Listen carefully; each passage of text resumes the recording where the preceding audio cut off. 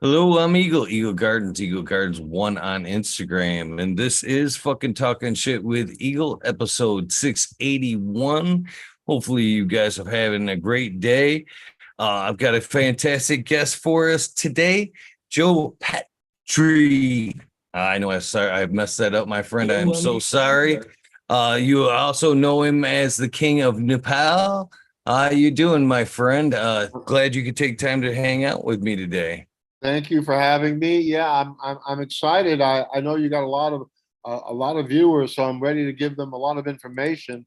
I'm the author of The King of Nepal, A Life Before the Drug Wars, and then I also authored this book, which is the 15-ounce pound: Big Pharma's Plan to Patent Pot. This has been the most important book that was ever written about this cannabis scene. But this book was suppressed by Dutch marketing fraud, so not many people know about it. But this outlines all the fraud in the industry and why certain things are the way they are. This book was used by the Thai government to pass their medical law, and basically, I gave the argument to the Thai government that why would why would Thailand even acknowledge any patent on cannabis? Cannabis has been part of the Mahabharata, part of Ayurvedic medicine for 6,000 years. It's been used for PTSD for thousands of years. It's been used for hundreds of diseases and sicknesses for hundreds of years. Why would they acknowledge the patent? And that's what happened. The Thai government didn't acknowledge the American and European patents on cannabis, and so they legalized marijuana medically there. Now everybody can grow it and smoke it. Of course, the stuff that they released was given to them by the Dutch government, and the THC count is very, very low, and the CBD count is higher. So basically, what they gave them were hemp seeds. But yeah, this is a very important book because it outlines all the fraud in the industry. Uh, Dutch marketing fraud paid hundreds of thousands of dollars to keep this book out, to stop this book from being acknowledged. When I came on the scene in, I guess it was 2004, I had a German publisher in Switzerland that published my book, Konig von Nepal. So when I went to, they invited me, they feted me, they took me to the Canna Business event in Germany, and I was feted there. I introduced all the publishers, all the local cannabis media and everything, and they gave me like 1.5 kilos of different kinds of hash just to give away and smoke as much as I could. I wasn't there long enough to smoke all that, but it was an eye-opening event for me because it was the first time I ever became public, and the acknowledgement that I received. I was asked a lot of questions, and basically, there are two things that happen. Well, first of all, cannabis being illegal has always been a Ponzi scheme. Prior to 1940 and the making of Mother Nature illegal, and they've been selling you chemical concocted copies ever since. That time, they made marijuana legal. It was the most important medicine in pharmacopoeia at the time. All the major companies like Pfizer, that was Parker Davis. They had a huge factory on the Detroit River. Libby, all those initial big companies that were involved in the cannabis medicines were made their initial fortune from cannabis.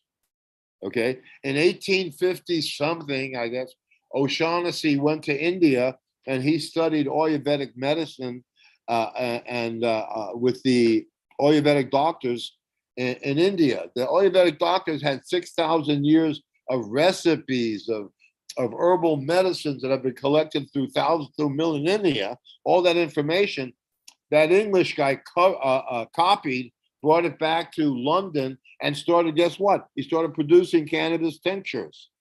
One of the oldest tinctures used was from Dr. H. James. I have the bottle somewhere. They use it for PTSD and for pain and for muscle relaxant to help people sleep during the Civil War. Right. So at first, all the medicine, the pharmaceutical industry was a natural industry. When you went to the pharmacy, the pharmacist had a hammer, what do they call it? Well, I'll think of it in a second.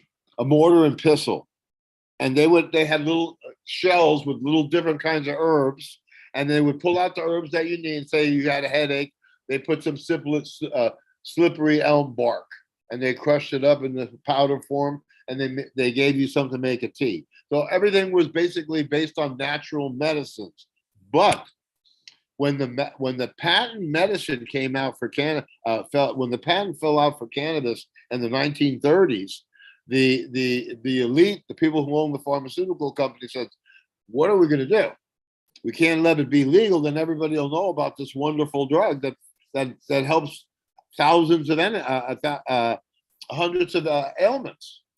So what they did was they made it illegal until the science caught up to it, and they can DNA sequence it, which they've done now. They've DNA sequenced it. They've separated the THC plus from the other cannabinoids, and they're actually been working with the other cannabinoids for the basis is of a lot of medicine that you see on TV today, but they don't come out with it that it's cannabis based. I don't think. And basically, they promoted a product that's practically pure THC. The product that they're promoting, like now, I call it stupid weed because it gets you on couch lock and it gets you too stoned to function. Then if you make all these other concoctions that they make out of cannabis nowadays, I mean, it blows the tops of people's heads off. It's way out of balance. You know what I mean? It's just way out of balance. So when the science caught up with it, then the legalization started coming about, and people started studying about cannabis and all the things that it does. You know, I mean, I'm working with a new thing now. It's called THCV, and basically, it's a cure for diabetes too. It can help you control your sugar intake, and it's a cure for obesity. And boy, do we need that in America. But so all that information has been kept from you.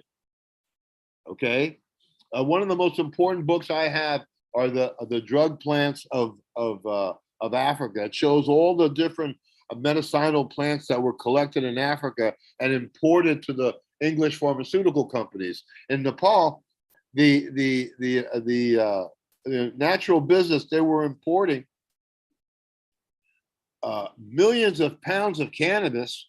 And prior to 1940, if you had a prescription, you could go to the pharmacy and buy a bulk weed for yourself, or bulk hash, or all different kinds of tinctures for different remedies.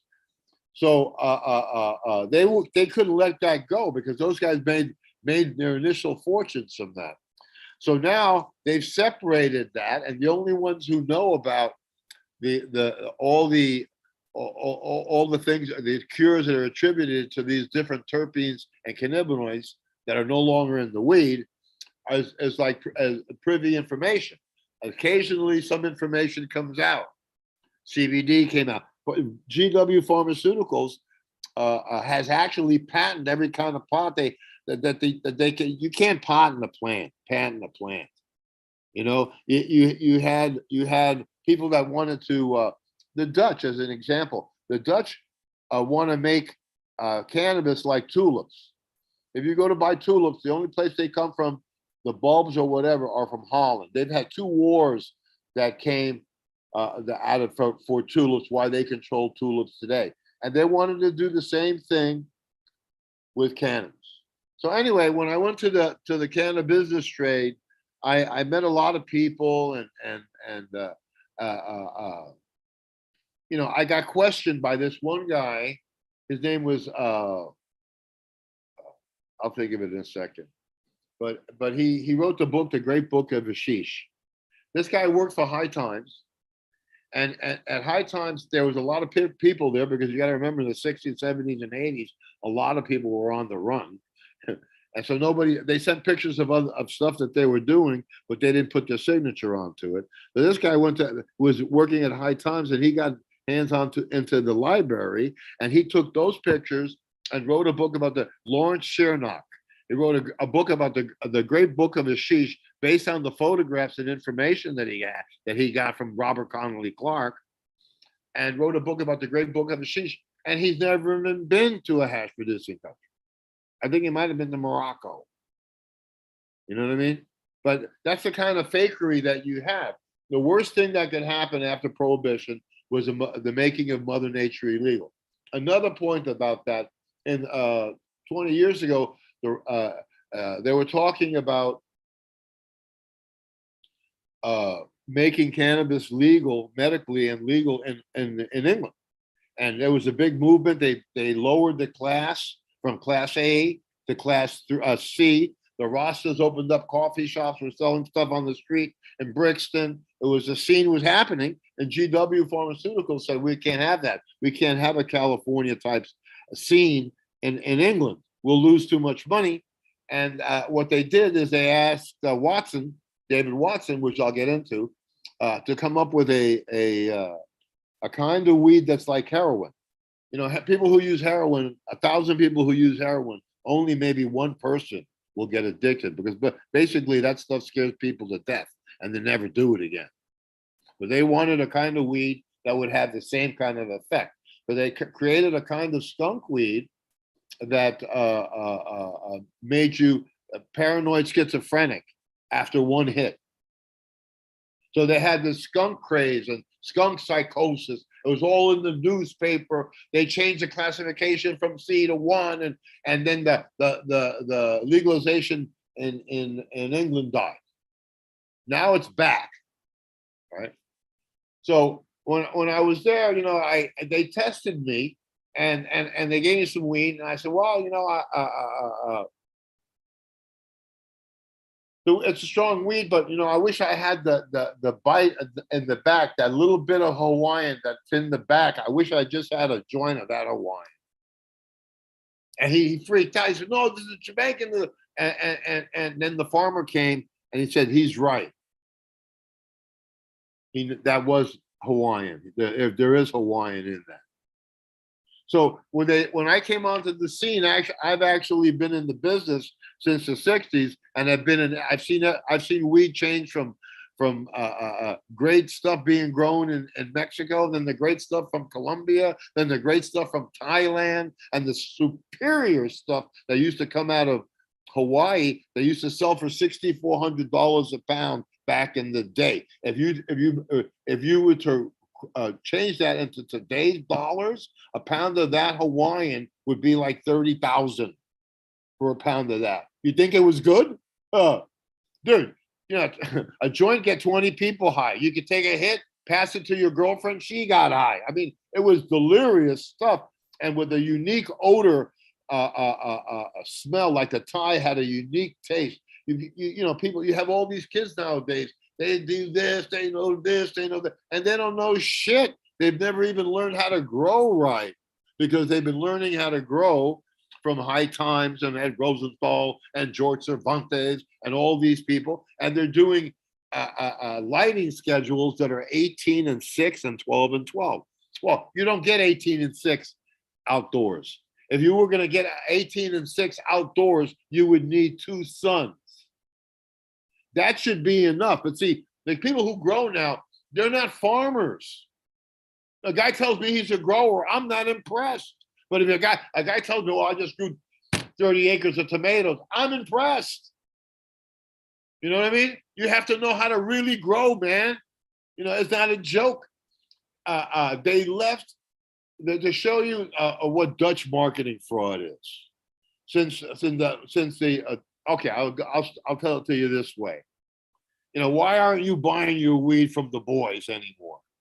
Because in the 80s, Ronald Reagan allowed the police to get high for the first time as a way of infiltrating marijuana groups and syndicates. When they did that, they came out with the RICO. They busted down. They shut down the good old boy marijuana network. And I hate to tell you guys, but our shit was much better. And it was sourced from source countries and pure, grown naturally, and real weed. I don't even consider the weed that they have nowadays as real. So we had like the great hashish, the great fucking Colombian, the great. I mean, we had some stuff that used to come up from Mexico that was as good as it could get. So you have all these people that are trying to make names for themselves, but the Dutch came in and basically they've been trying to control it from very beginning, and they want to make it into like tulips. So when I did that, when I went to the Canada trade in Germany, they started to fear me because I was really a dealer. I sold this shit from everywhere, smuggled from everywhere, been to every hash producing country, all this other kind of shit, so lived in Nepal, why they call me Nepal, but that's another king of Nepal. That's another story. We'll get to that at some other time. So the Dutch, what they did is they basically control the cannabis media and cannabis information. There's one book. It's called the Nelson's Greenhouse Operation and Management. It's Biology 101, right? Biology 101. They teach you everything that you need to grow in a greenhouse. But the funny thing, what they did is they left all that information out and incorporated the greenhouse technique indoors, but created their own light schedules based on they're making a lot of money and you not. Them make, when you were selling a pound of weed for $4,000 a pound, it didn't matter if it cost you $1,000 to grow. Right? Now it's reversed.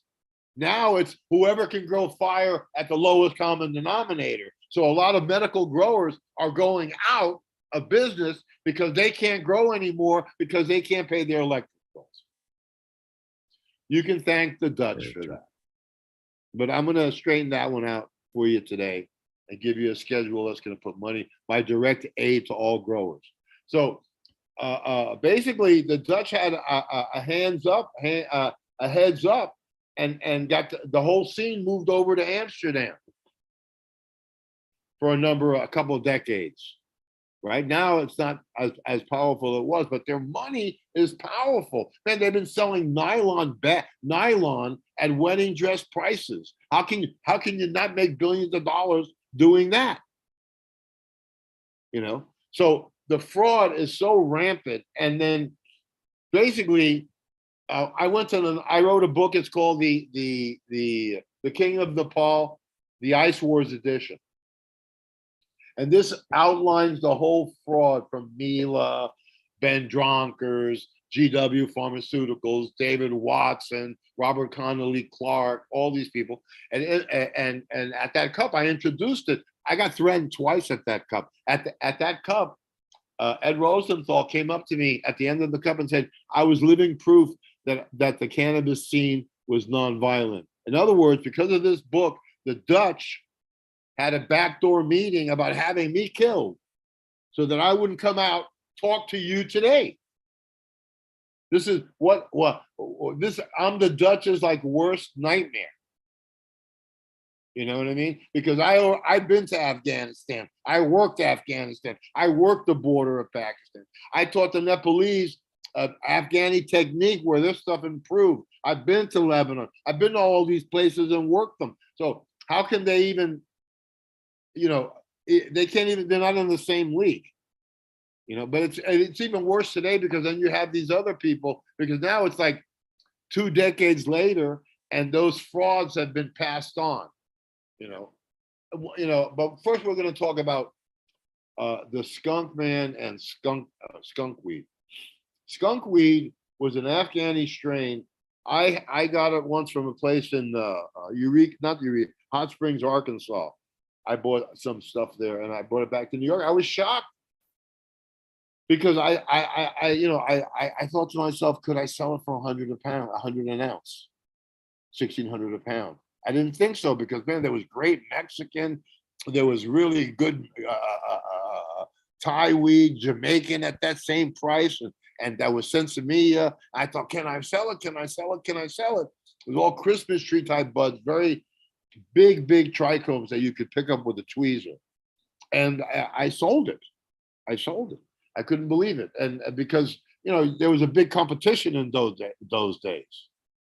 There was a lot of competition. I mean, in New York City, in California, you could go in there. There could be like 15 kinds of hash available. There could be 30, 40 different kinds of weed available in these big cities. Those days in New York was London was the same. They smoked a ton of weed a day. So the that was a big money making thing for Holland, man. Man, I seen them pull off so many scams. It's unbelievable. But in the 80s, this guy showed up. He got sheep dipped by High Times. Sheep dip is when they take you out of uniform, put you in a civilian uniform, and drop you in and put you in public as somebody else. You know what I mean? So they got sheep dip, and he announced that his name was now the Skunk Man, and he created this strain called Skunk Number One, which was part Colombian, part Mexican, and part Afghani, right? And so he said, "Oh, I got arrested for growing in California, but I managed to get out the door. I got out on bond, and I managed to save my seeds, and I flew to Amsterdam and brought my seeds to Amsterdam." But that was all his undercover shit. That guy's been undercover longer than Donnie Brasco. Okay, so he went to New York. He went to Amsterdam. Basically, he was just sitting there writing dossiers on people. I had one friend who was partners with Neville in the seed bank, and he got arrested because you had Steve Hager come out, and it's funny being called the CIA and the DEA by the CIA and the DEA, but that happens to some of us. Anyway, he got interviewed by Stephen Hager when he went to the castle, to Neville's Cannabis Castle, to interview Neville. He also met with the Skunk Man, Robert Connolly Clark, Rosenthal and stuff, and they came up with an idea about why can't we have a cannabis festival here like we do in California, and have a cup and all this other stuff. And so when Hagen came home, the light bulb went off on his head, and he created the Cannabis Cup. The Cannabis Cup in Amsterdam was an intelligence gathering event. That's all that it ever was. That's where anyway, it's enough to say. It was an intelligence gathering event. If you went there, your name went on a list. If you bought tickets there, your name went on a list. And by the way, those lists were for sale. Like you have a seed company, you have a mailing list, you sell mailing list to another company. Oh shit, that's been going on forever. And so anyway, at that cup, that guy, the Skunk Man, came up to me, and he's a huge guy, but I had an even bigger guy with me, this 6'8" Canadian, and he came up to me. He said, "You blew my cover, and what's to prevent me from coming across the counter and grabbing you?" And I had my 6'8" Canadian friend, and anybody comes over that counter, he's in trouble, right? So I got so much threatened. I exposed Soma for being the informant in the Coptic church bust in Florida. I'm sure he didn't want to hear that one, and all the shit that was going down. And anyway, Robert Connolly Clark, he used to write in High Times as R. That was his. He never gave his real name until he came out in the open in Amsterdam, and he wrote some books on hashish and all this that he wrote. And he wrote another book, Cannabis Botany.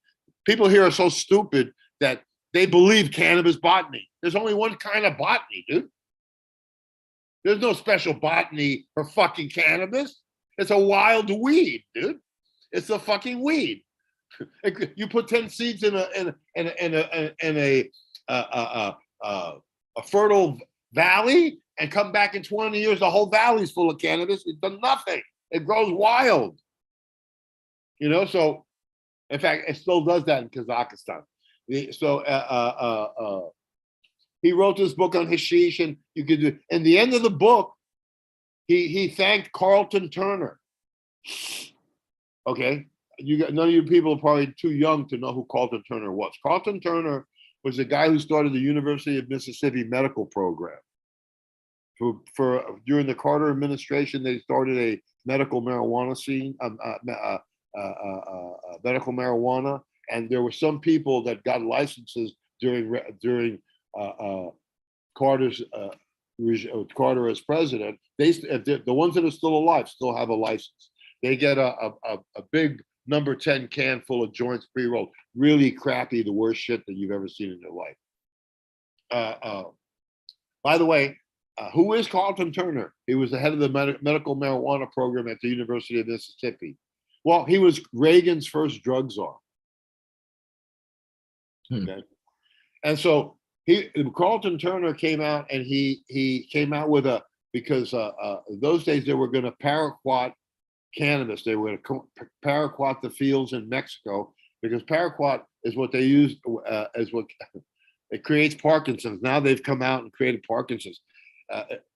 They used it in Vietnam as a defoliant, and they use it here to kill weeds. And now people who have used Roundup, 80% of them have cancers.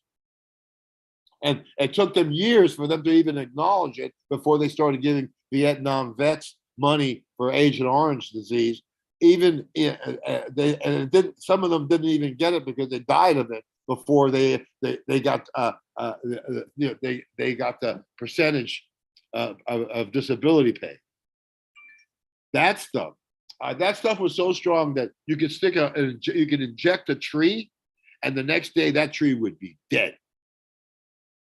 That's the same thing that they put in Roundup that they're giving you to kill your weeds. Now these are the people that were involved in the thing. So Robert Connolly Clark, he's a marijuana expert. Well, he was a scientist for a DEA scientist. In Grow Magazine, he came out 2 years ago and came out, well, let's just get by this. It's true that scientists worked along with law enforcement to qualify and quantify loads that were coming into America. No, those guys were DEA scientists. Robert Connolly Clark, right, highly respected in the field, helped write the UN World Drug Report. How the hell can you write the UN World Drug Report and not be a cop? You got to be connected to do. You know what I'm talking about, my man. You know what I'm talking about. So you had all these people underneath the things, and then you had people who were in on it and knew that these guys were police, that had sort of like a get out of jail free card, right? Neville got arrested because Steve Hager went and interviewed Neville, came back. They started camp. They started Operation Green Merchant, where they took the mailing list, all the information. They had cops with cameras watching everybody coming in and out of grow shops. Shit got crazy.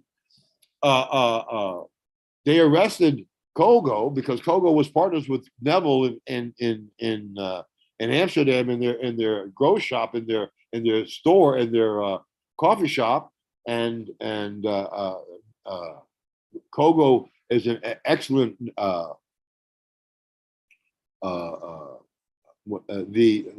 aquaponics. That was his thing. The original formula that he brought for his nutrients that he brought to Amsterdam was a 1-part formula that was created by NASA scientists to be able to use to grow vegetables in outer space using hydroponics and LED lights. So all the stuff that's new now, they were using in the 60s and 70s as learning how to grow in outer space.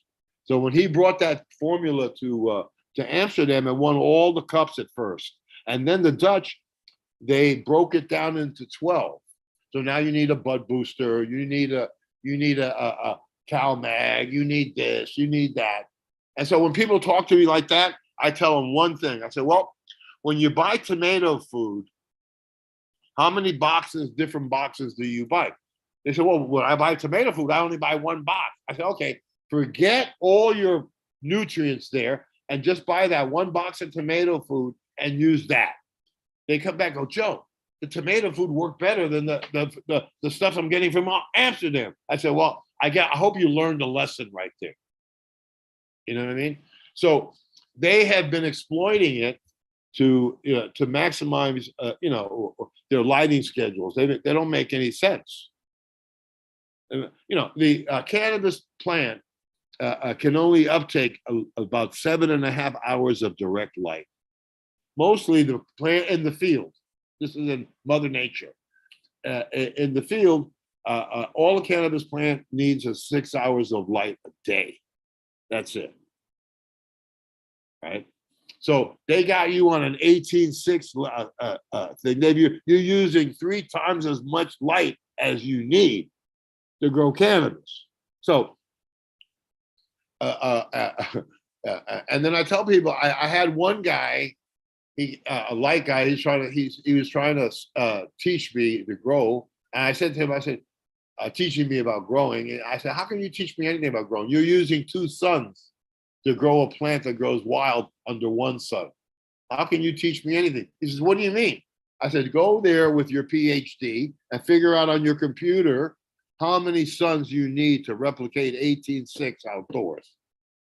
So he was out there, he was there, came back about an hour later running up to me, said, oh, no. You were almost right. You would need, 18.6 is the equivalent of 1.2 suns. And I looked at him, I said, where do you get 0.2 of a sun? You're either using 1 sun or 2 suns. You're using 2 suns. And I just walked away from him. The flower. I mean, my schedules are basically basic biology. It's when I created my paradigm, 12-in-1, which is my growing technique that's now mainstream. The control of cannabis information and cannabis media, it was so strong that it was hard for me to break loose. Once they called me to invited me to the castle in Neville's castle, which I want to talk about that more. They wanted me to sign a non-disclosure agreement. They told me that I would have my book in every language. My book is a greatly exciting book, and I only tell about 1/10 of the stories in that book. Much more exciting than other people's stories because mine was, the real deal. So I would get endorsement deals, I'd get special deals, special everything, and if I would only sign the non-disclosure agreement. And I'll tell you what I told the Dutch. I don't like Dutch chocolate. I'm into chicken mole. That's all I got to say. I didn't sell out the scene. So I wrote a book, a paper. It was High Times, Cannabis Cup, Operation Green Merchant, and Marco Renda in Toronto was throwing the first Toronto Expo, and when he did that expo, he went into the hole $380,000. He ran to the Dutch with my story and said, if you don't pay me, help me get out of debt. I'm gonna publish this article. And they paid they rented all of his booths. They did a complete Dutch thing in Toronto, and my book, my article was never published. I got to publish in the book, this book right here, the Ice Wars edition. So the Skunk magazine, I wrote an article in Skunk magazine. It was less light, more weight, right? And when that article was so well taken and was so important that the Dutch one came up to the Skunk magazine, the guy Don Virgos or whatever, and told him that if he ever published one of my articles again, they would cut off all Dutch advertisement from their magazine, which was 60% of their business, right? In the less light, more weight, I taught 12-in-1. See, I couldn't break through the misinformation that the Dutch were putting out in their control of cannabis information and media. I couldn't get through it. I had to create a paradigm. And the paradigm that I created was 12-in-1. Because the light schedules for veg are 12 hours on, 5.5 off, 1 hour on in the middle of the dark period, 5.5 dark. So you got 12 on, 5.5 dark, 1 hour on, 5.5 dark. That's the same way they grow chrysanthemums in the floral industry. It's why the chrysanthemums grow in bushes. The 1 hour on in the middle of the light break does not allow the PFR phytochrome level to diminish enough for it to induce flowering. So what you've done is trick the plant into having a 2 nights rest. So it grows bigger and faster. Immediately, your room is not as hot. So your room is cooler. Are you there? Are you there? What happened? Yeah, I'm here. I lost audio on my computer, so I had to switch to the phone real quick. Sorry about that. All right. No, we're gonna do the 12-in-1. 12-in-1. This is photoperiodic control, which was left out of the grow books. Why? Photoperiodic control is the most important aspect of growing because it enables you to control the photoperiods so that you can grow year round and create your own year round climate indoors, right? So, are you there? Yes, sir. Okay. So, the schedule goes like this: 12 hours on, 5.5 off, 1 hour on, 5.5 off. The 1 hour on in the middle of the light break does not allow the phytochrome, the PFR level, to diminish enough for it to induce flowering. So the plants stay in veg. And you've tricked the plant into having 2 nights rest. So you get bigger growth faster. And instead of growing to the light, I'll ask somebody today, a greatest grower that ever lived, why does your plant stretch? And they'll come up with 1,000 different things, whatever. And I'll tell them this: your plant stretches because you created a light junkie on 18.6. The minute that you flip it to 12-in-12, it stretches for a light fix. They get that. So I had to change the way I dealt with people to explain to them what they were doing and how to do it properly. So when I did the 12-in-1, I took it down to its lowest level. I did 5.5 half hour on, half hour off over 12 hours, 5.5 off, 1 hour on, 5.5 off. Lo and behold, now I'm using only 7 hours of light, and the plants are staying in veg, and they're growing bigger and faster. And they have more bud sites because instead of going to the light, they're growing outward.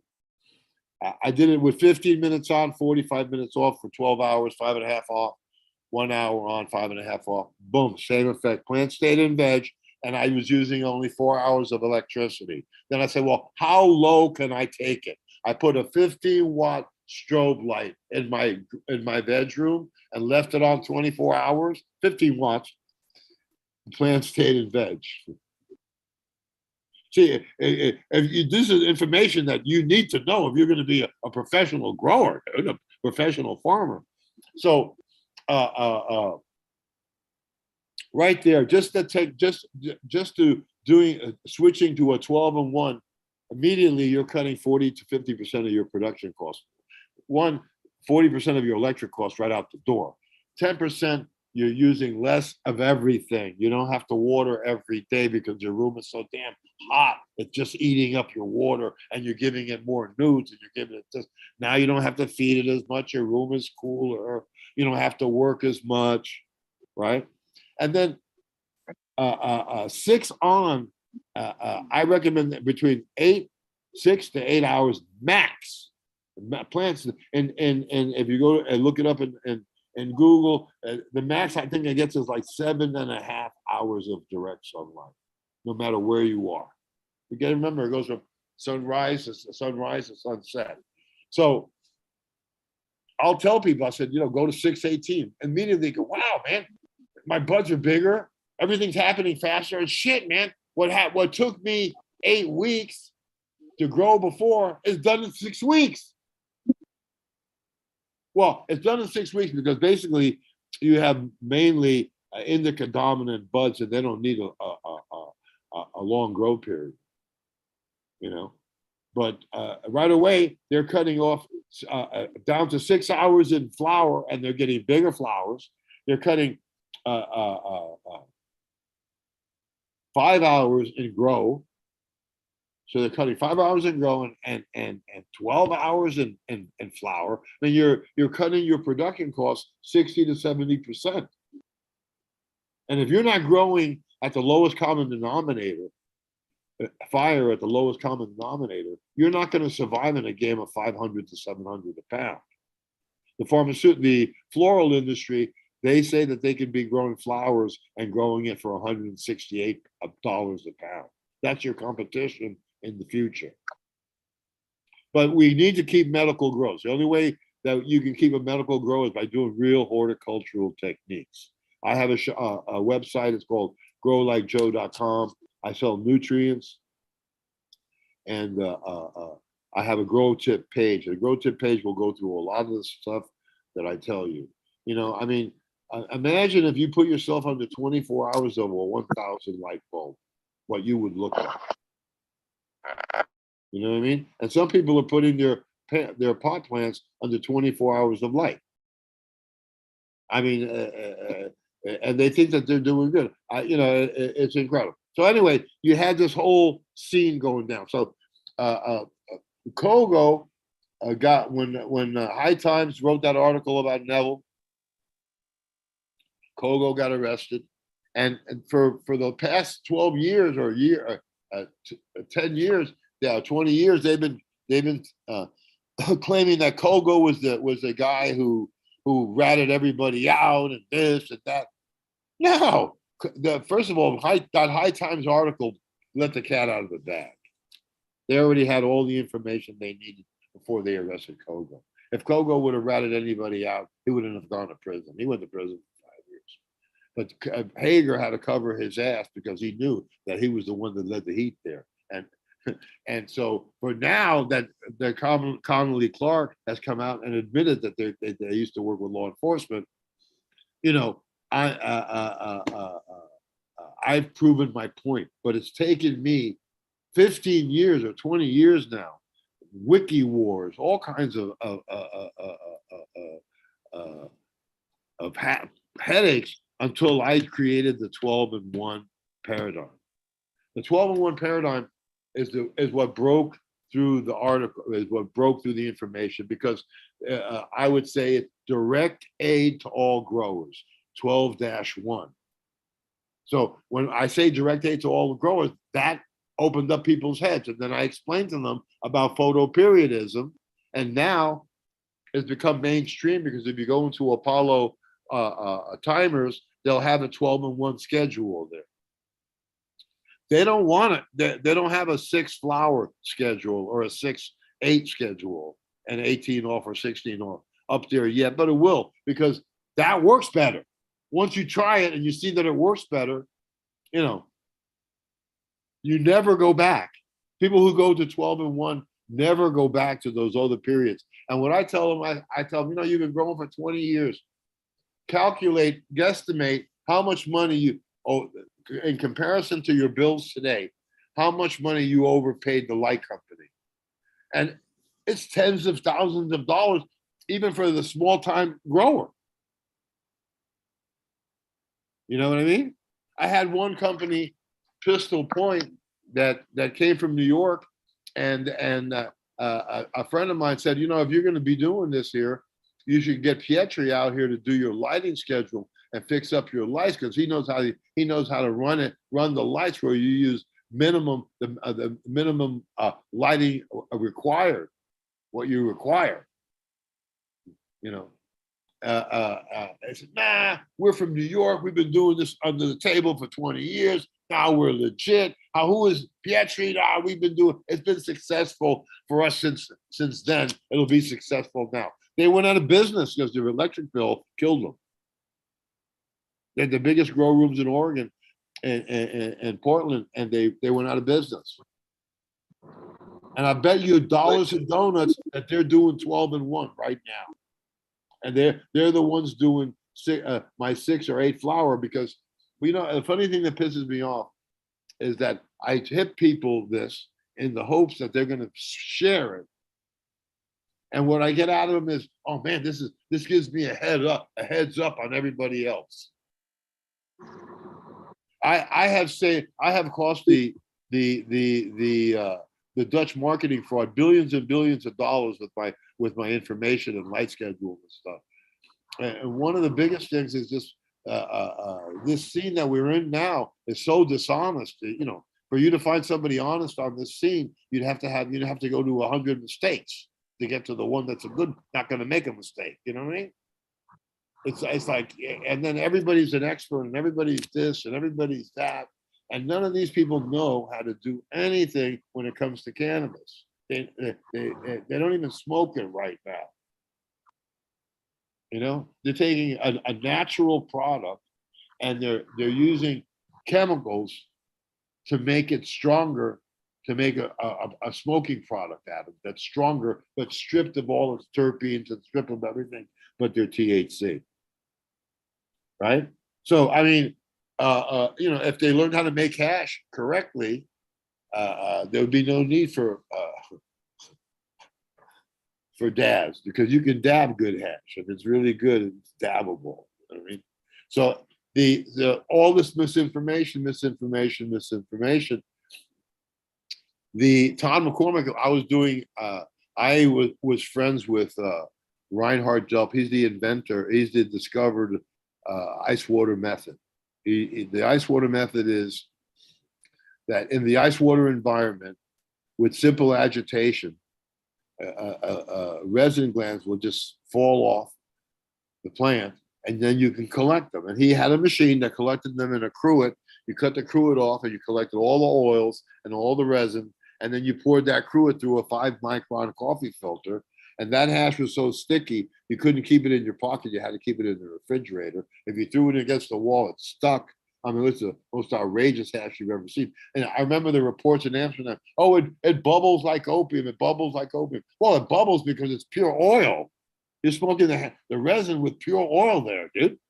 You're not losing any of the oil. I actually have photos of the process with the water floating on top of the oil slick, on top of the resin gland. That oil slick in that photo, you lose using any bag system. Reinhardt signed the contract with Mila to produce that machine. She took his ideas, his washing machine idea, all his ideas, and cut him loose, and came out with her isolator bags, which was a 2-bag system.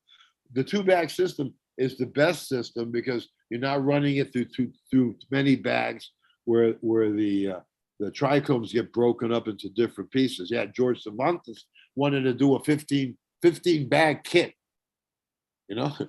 So they tell you, you get different layers of hash with each bag. No, you don't. You get different layers of broken up trichomes in varying degrees, contaminated with plant matter. What you get is green. When you look at your trichome, do you see green? No, you see clear, cloudy, and amber. Why do you see green? You see green, you've overprocessed your shit. Now they'll say they came up with this a dry ice. That's total overproduction. It's overkill. Overkill. Hard to handle and overkill. So from the 2-bag system, then the bubble man came and he came up with a new system, a 3-bag system. Then he came out with a 5-bag system. Then he came out with a 7-bag system. Then he came out with a 9-bag system. It was so ridiculous. I've been making hash since '63, dude. It was so ridiculous. I wrote something. I shut down Cervantes, and he didn't come out with this kid. And I wrote a paper. It was bubble bags, the biggest cannabis consumer fraud in cannabis history. And you can only see that article in my book or in thcfarmers.com. There's a good friend of mine. He publishes that story because he knows the whole story. So I wrote that article, and I figured I'm going to be killing these bags forever. But no, right now, if you put in Google that article, you may have to go through 20 pages before you get to that article. You'll have all these pages about bubble man, bubble head, bubble this, bubble that. I mean, all basically on false information. So I thought to myself, because I created rosin. Now, how can I have created rosin? Because my good hash connection from Afghanistan was a member of the Kuchi tribe, and they used to take resin glands and sew it into dried goat skins and put it in the hottest part of the desert, and come back in a year and collect them. When they came back a year and collect them, it had decarbonized, and you could roll it out like with a rolling pin, and it was translucent. That was the first kind of, I don't know what they call it now, but shatter, natural shatter. You know what I mean? And so these kids, they thought, well, how can we replicate Pietrie's this with in our garage, right? Well, what they came up with is a heated press. Right? Okay. So now they have rosin. But the thing is that you don't need rosin, because if you did dry sieving, like they do in Afghanistan or they do in Lebanon or Pakistan and now in Nepal that we taught them, the resin glands come out so clean that all you have to do is put a little. What we used to do back in the day in Afghanistan is we used to collect the rosin and put it in plastic bags and put it in some hot water, get them hot, and then we put them into frames and we press it out with a rolling pin, because then it was gummy. And that was they called that technique bat press, and it was first used by Peter I in the 50s, and then it got incorporated in the 60s. And now that was how people could make their suitcases, their false bottoms. They rolled out their hash into plaques, into the shape of the suitcase, and then put fiberglass over it and did that. So if you weren't part of that scene, if you didn't know about that, you weren't part of that scene, right? If you didn't know that the here.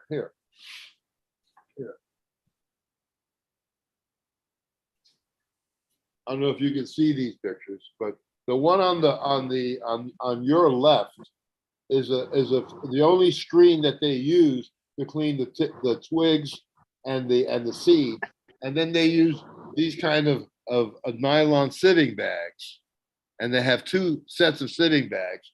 What they use to make first of all clean out the plant matter, and then the last sieving takes out just all the rosin, all the resin glands.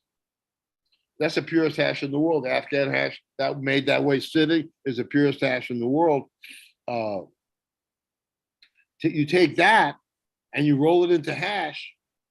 You can dab it. There's no need for rosin. Your hash is already better than your rosin, right? So the people who make rosin equipment don't want you to learn the sieving technique for true.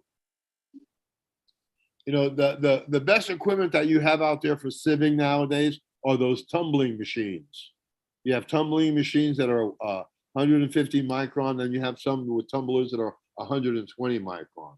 And they're big machines. And what I do is I tumble the material through the 150 micron, I collect it, and then I run it through the 120 micron and make it even finer. Both of those levels can be made into hash. One is an A grade, one is a B grade. When you're running those tumblers, you have to time it because there's a certain point where the tumbler starts to process plant matter and your resin starts to come out green. You stop it at that point, and then you run it through the next sieving system, and that green comes out.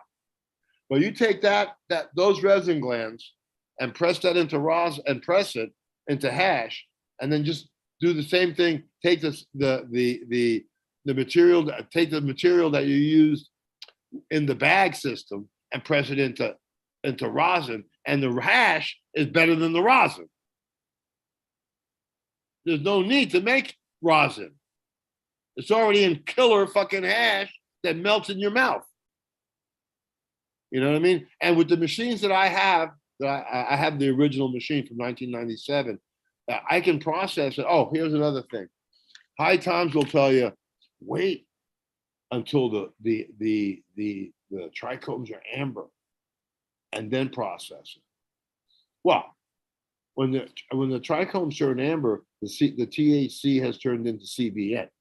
So now what you have is, instead of getting high, you get couch locked, you get stupefied. Okay.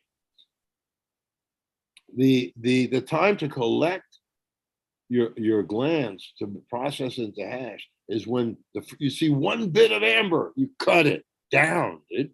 You want to cut that stuff down when all the trichomes are full and cloudy.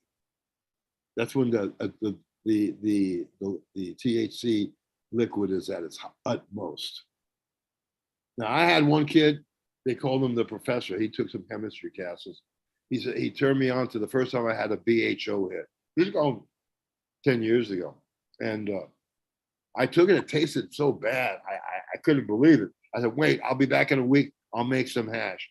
And you can dab it too. I brought it back and he took a hit of that. And he said this thing to me. He said, that's the highest I've ever been on THC. You just cannot get the quality high and the quality medicine you can get when you're using a full spectrum medicine. What these kids are producing are not full spectrum. They're THC mainly. You know, when they go into these stores and they want the highest THC, I want 30%, I want 30%. Dude, I got stuff 17, 19%. One hit wonder, dude. One hit, you're out the door. You've got so much energy. You feel no pain. You can feel your legs again if you have MS. You know, I give it to for neurological diseases. I have it that'll give you the munchie effect, and I have one that'll give you the appetite suppressant effect. But it kills your pain. And man, you have these old folk. They're like they've done the wash. They're washing the car. They're going shopping, and then in the middle of all of this, they said, "Whoa, man, wasn't I smoking some marijuana?" They go back to the marijuana, and they've taken one hit. You know, see, I've worked with medical strains my whole life, and I always think of this as a medicine. So all that information is being kept from you. You're just learning about THCV now, but it was discovered in 71. So it's been the scientists have been working with it for 30 years, 40 years before we even got a knowledge about it. So I look at the TV sometimes. I see all these these cures for these medicine. I'm wondering to myself, are these things all cannabis based?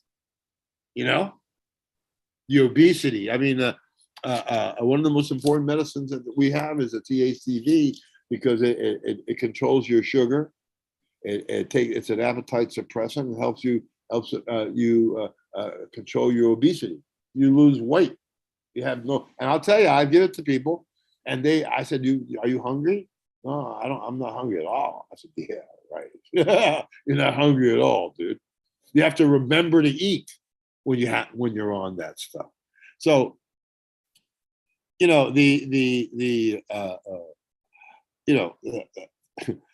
so rosin people, they don't want you making sieving, making pure sieve product. If they make a pure sieve product, then there's no need for the rosin machine, right? Okay, Frenchy cannoli. Frenchy cannoli is as fake as a $3 bill.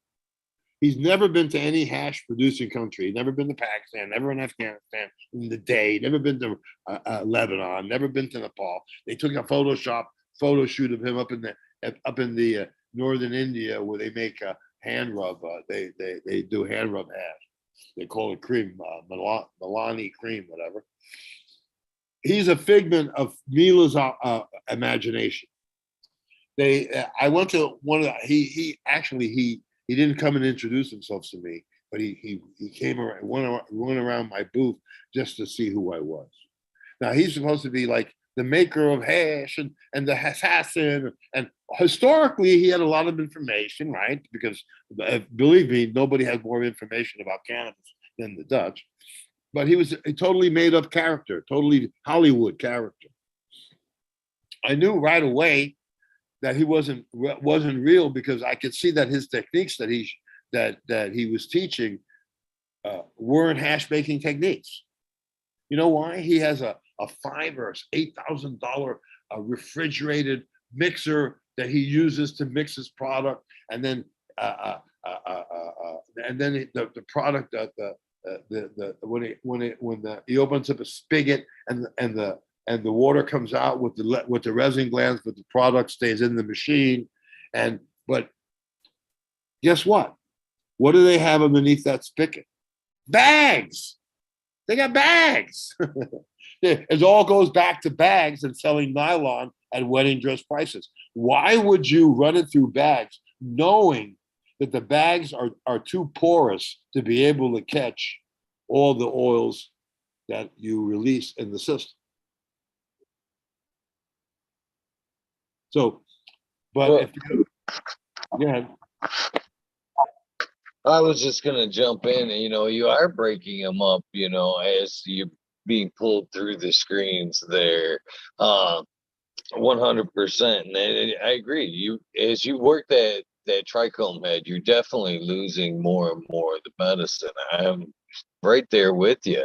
And if you don't believe in the water method, then obviously you can't believe in the bag system either. But right. I definitely agree with the sifting aspect of it too, and the rosin. I'm very adamant of saying that you're just losing more and more as the medicine you go. Why Yeah. would you want to do that? I mean, especially when, for one, I'm a big advocate of a beautiful hash myself. I'm right there with you. Leave it right there. That is the medicine. But to take it and press it into rosin, you're changing it, you're losing it. It's half the medicine. And I agree with the dry sift aspect of it too. Uh, you're skipping the bullshit. Even though Yeah. I make water, it's kind of the way I've been taught. You know what I mean? We all live and learn, but The, it's the, still the, produced. the reason that you own the reason that you know bags is because that's what they promote. They don't promote your knowledge. They don't teach you to really make hashish. If you really make hashish and you sieve it and you have all straight head, or you sieve out all the trichomes. Well, first of all, let me explain to you what the water method is. The water method is that with simple agitation, the trichomes slide off the leaf, right? The It's very what you want to do is capture the trichomes as undamaged as possible. Mhm. That's the trick. That's why you make the best hash, because you're capturing it and you haven't damaged it. When you run it through the bags, you damage the trichomes. So and then they tell you, oh, wait until the trichomes are amber. Well, when you do that, yeah, you'll get a bigger chunk, but it'll be mostly CBN. You'll be stoned on your couch. Good luck. How about the? Have you used a lawnmower lately? I mean, you get so stupefied on that stuff that it's basically useless. Try to you try to hire somebody who does, they come in the morning, they're bright and alert, everything is good. They go for lunch, they do a few dabs, they come back from lunch, they're fucking useless. It stupefies you. How do you hide? You know what I'm talking about? Yeah. Do you think some of the difference in between, again, we're thinking about this as a medicine. I'm on the same page with you. This is a medicine. That's my standpoint, 100%. And when you It's talk been about medicine for the flowers, 6,000 years. do you think it's because, well, obviously we're breeding more and more to the THC side. I don't think that's the medicine. That's the No. recreational side of things. Do you think on the lower side of the THC content, there's just more fats and lipids, shit that actually keeps the THC in your system? I think it is, as the THC content goes up, are we losing more fats and lipids and stuff like that? Things that actually keep the THC in your system? Yeah. I never have used bags. I've only used coffee filters. So I always win when people when you have a contest, for hash making. I always win when as soon as I see that they're using bags, then I know I'm getting a trophy. I know I'm going to win. I did one contest where the lady, uh, uh, she was known as a big hash lady. She's never been to a hash producing country in the world. She learned how to make hash with bags. You can't even, you're not even on the same train with me. You know what I mean? And so I won first and second. I would have won third if my sample would have been in on time. And when I this chick, when she was walking off the stage to take her third place, and I got second, and I got first. Every time she walked by, when she walked by me and I beat her out, she actually bumped into me like a man, like she was tough. Unbelievable. I've had some experiences with people, unbelievable. They, I'm surrounded by people that don't know what they're doing, that think that they do. So Frenchy Cannoli went around to every company here, and here in Oregon, here in Oklahoma, they have companies here that make exclusively hashish, and they never made hashish in their life. They didn't learn from Frenchy Cannoli. They're using fresh frozen washing machines, this machine, but they always go back to bags. Bags is like the worst thing that you could use for making hash. It's just the worst thing that you can use. Once you start using better, like the only problem why bags have a more commercial, that because you can process more with bags, right? Can you imagine using those 50-gallon bags and trying to, you need a pulley system to be able to pull the bag out and let the water drain out. You know what I mean? And we're in Lebanon, they had a tumbler, right, with nice nylon mesh around it, and they would put 50 kilos, 100 kilos at a time, and they'd be tumbling it. You know what I mean? Then they would get that, and they'd sieve it again and make the Zara Zara. But it did separate the trichomes from the plant matter, and then they redid it again with the sieve. I mean, there's just no need for dabs. There's no need for that. See, the Dutch wanted to create a system, create an industry based on systems that they invented, systems that they invented so that they'd make more money, methods that they came up with so that they make more money. Only one who makes money on 18.6 is the power company, the people who sell you light bulbs, your fixtures, your CO2 people, your air conditioning, all this. Those are the people that are making money clean. But now that the price of pot went down to like 700, 800 wholesale, 300, 200 retail. I mean, wholesale. I mean, the prices of weed are really down. Most of these people who grew before, cannot grow now at a profit and make money. As you can tell yourself. Can you hear I me? tell you, I couldn't hear you. First of all, right before we get too far, Chad would like to know do you have a preference on coffee filter? Which type of filter to use? I use a 5-micron coffee filter. It's a number 4 coffee filter. See, I teach a technique where you have a 5-gallon bucket, and you put the 5-gallon bucket inside a big ice chamber.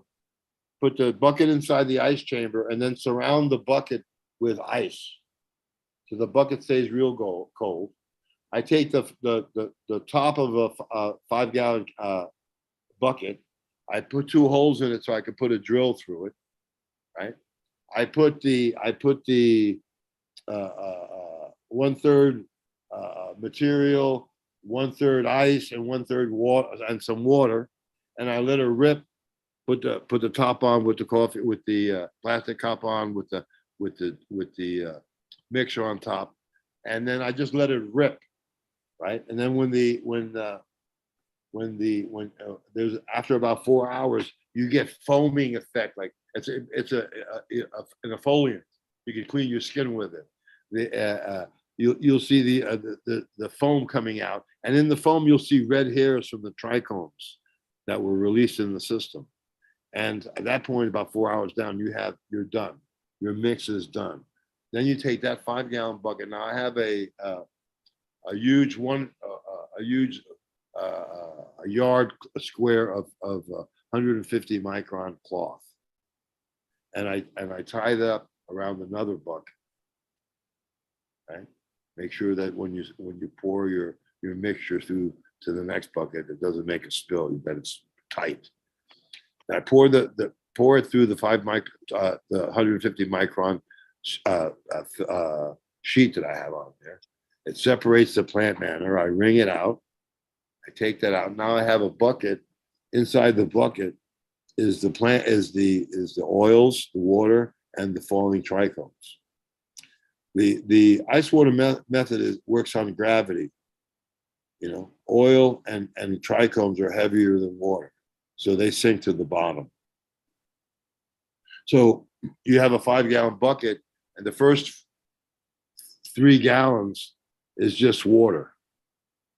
So you just start to pour that water off. Get a turkey baster. You pouring that water off. Then at the bottom, when you start going to pop, you start seeing the oil. Oh, when you see oil, then you're going to be sucking up the oil. That's when you stop. Right.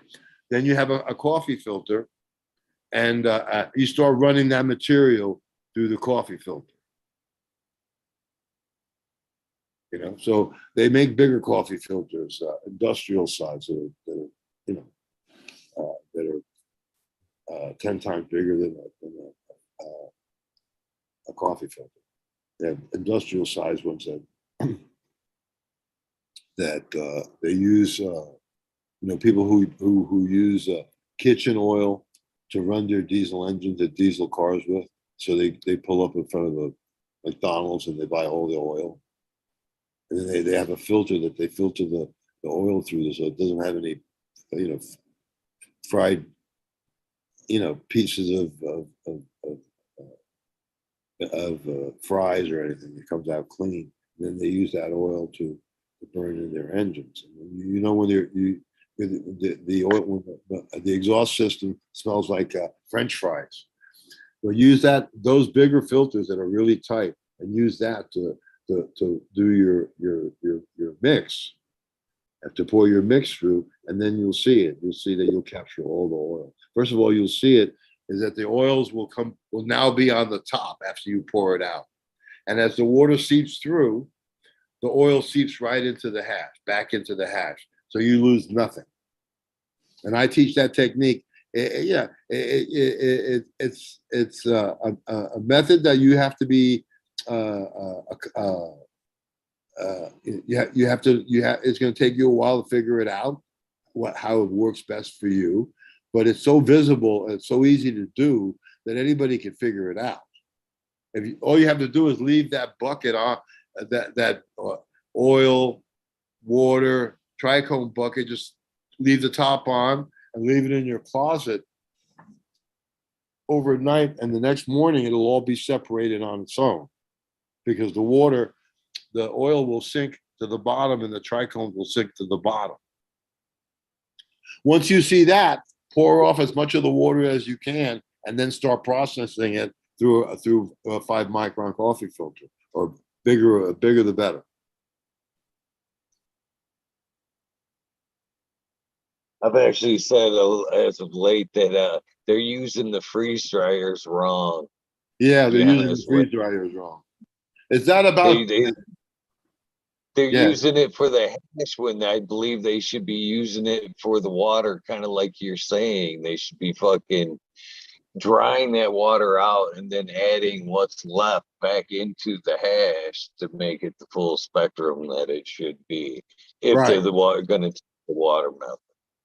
Right, because when you're using buckets and using those bags, when you finish a run, take your hand and touch the inside of the bucket. The inside of the bucket is sticky. That's where your medicine is. You left it in the bucket. I used to tell people, I said, when I saw them doing the bucket, I would say to them, you know what? The stuff that you're leaving in the bucket will probably get you higher than the stuff that you got out here. You know what I mean? It's just ridiculous how much money, how much they lose using those bags. Only if and nobody has someone around like me that could show them the difference. You know what I mean? But see, with bags, you get an immediate effect, and it gets you high, but it's not that whack. It's missing something. 30 minutes later, you need to get high again. Have you ever smoked this stuff nowadays that only to get you high for about 30 minutes? I mean, I got some stuff. I got stuff that'll keep you high all day, and you can have lunch too. You still feel it. I mean, so the basically this scene was created by fraud, lies, deceptions, and control of cannabis media and cannabis information. And so they sold fresh frozen. They got a fresh frozen machine. They got another machine. And they spend $40,000 or something for machines to process, and then they use the bags to collect it. It's like really stupid. It's sort of really dumb. But Frenchy Cannoli came here. He went to all these states. He sold equipment to all these states. He probably made a lot of money selling that shit, but all that shit's already obsolete, because there are people here in the States that are making real sieved hash. They even have a machine now that's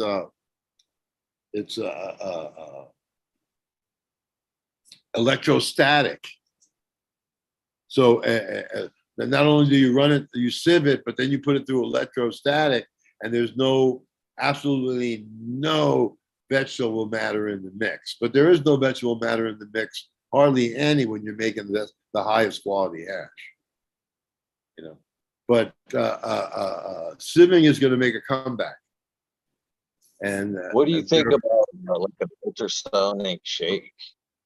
what? You know, what would you what are your thoughts on, like, say, as far as like sifting goes, like say an ultrasonic shake?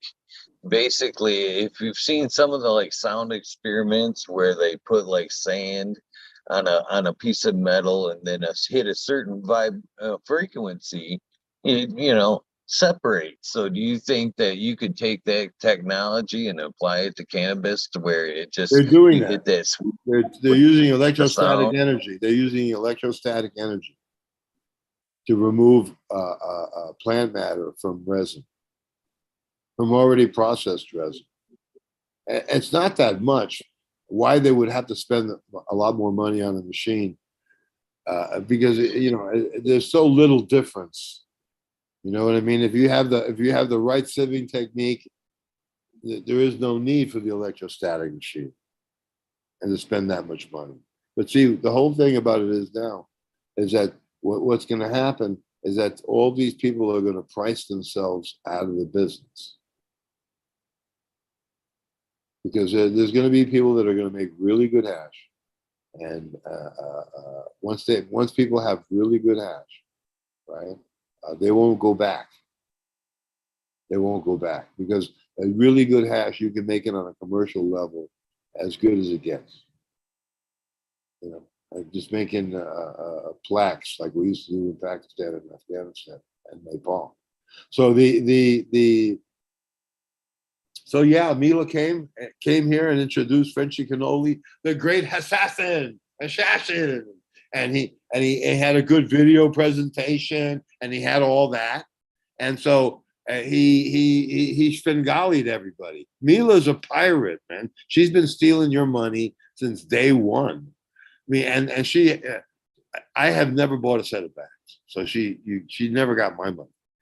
But she because I know the people who invented the ice water method. And another thing about the guy who invented the ice water method also promoted a light deprivation, and came out with light deprivation equipment that people in Europe could put on their balconies and have a small grow. And he had a solar powered greenhouse that he's making in Mendocino, and and so when he was wanting to call his machine and his method, he came up with the name Light Depth.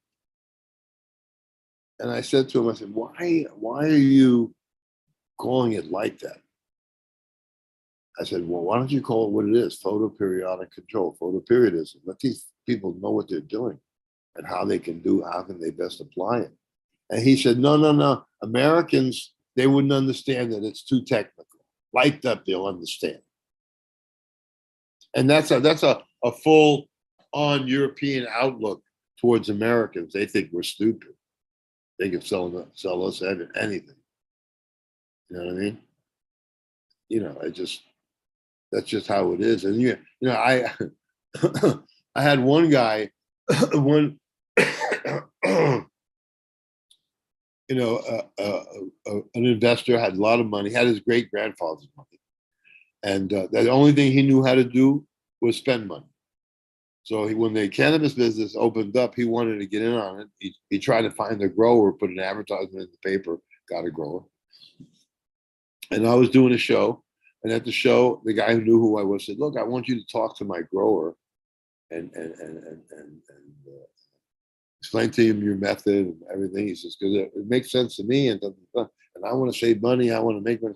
So they brought this kid. He'd never grown anything other than in a closet or a garage, and he was putting his plants under 24 hours of light. The first thing I do is I ask people, "What is your light schedule?" You tell me what light schedule you're on, and I can already judge what quality grower you are. So I looked at the investor and I asked the kid, well, what are your growth schedules? He said, well, I go 24 hours on and 12, and then in flower, I do 12 and 12. I looked over to the investor. I said, if this is your grower, you're in trouble, dude. This will never last. It's going to cost you too much. Your electric bills are going to be too much. Everything is going to be too much. And it all came true. It all came true. So I mean, can you imagine? They sold people on putting their lights on 24 hours. Imagine if you were under a light for 24 hours. I mean, come on. I mean, people are not farmers. You need farmers. You know what I mean? People who know what the summer solstice means and stuff. You know, I mean, you need people who really know horticulture. So, but with this airing and my teaching at 12 and 1, a lot of people are going to save a lot of money and have better flower and have better plants. I started Yeah. your 12 and 1 ever since I heard you speak on the Skunk Fam podcast there. I immediately ran with that shit. If I could start saving money and do that, I did. Yeah. And I've been running it ever since. And I'm sold. I'm honestly sold. I've already been asked myself because I'm in like a transitional phase where I'm tearing the garden down and going to be resetting up. And I've already said, soon when I set back up, I'm running the 12 and 1 again. I'm completely running with it. Thank you. The flower for schedule, waking up a lot.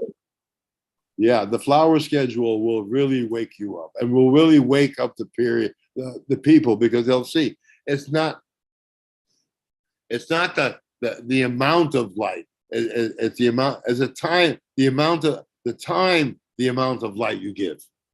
If it only needs 6, like I said, there comes a point with cannabis when their tanks are full for photosynthesis, and it goes into photoperiodic protection and shuts off the CO2 intake.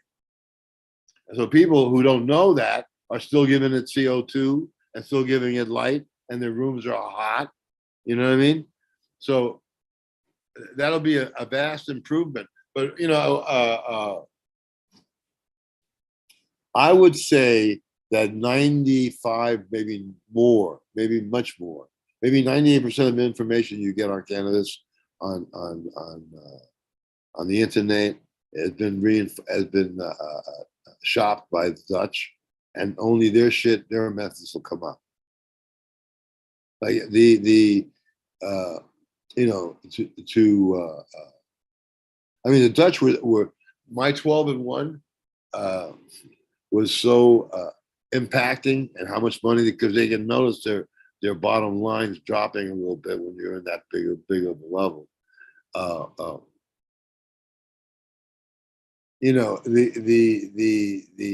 Basically the Dutch have made billions and billions of dollars off of us Americans because we didn't know what we were doing. Todd McCormick, I was at the LA Expo, and one of the people from Holland, from the greenhouse, paid McCormick not to have me at that expo. Even though I had a booth rented and everything, I got thrown out because the Dutch don't want to hear my shit. They want to hear their shit. They want you going their way. They want you going their thing. You know what I mean?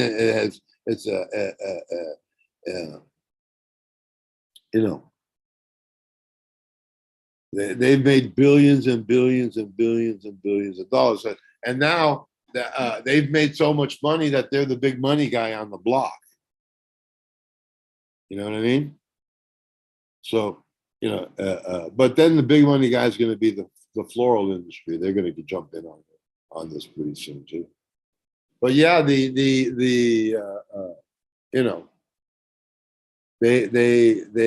have made so much money. I mean, just how many machine, fresh frozen, washing machine, all that stuff they sold to every cannabis company that specializes in making hashish in the US. There must be hundreds of companies now that make hashish, all using bags, all using those machines, all using all of that, all based on bad information.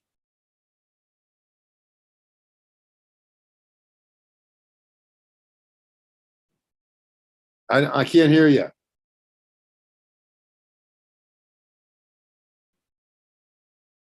I can't. Can you hear me? I can hear you. Okay. And All right. you're making points. I mean, we're losing every step of the way using Every step of the way. bag. And they're Every gaining. bag, they're rolling through an abrasive surface. You're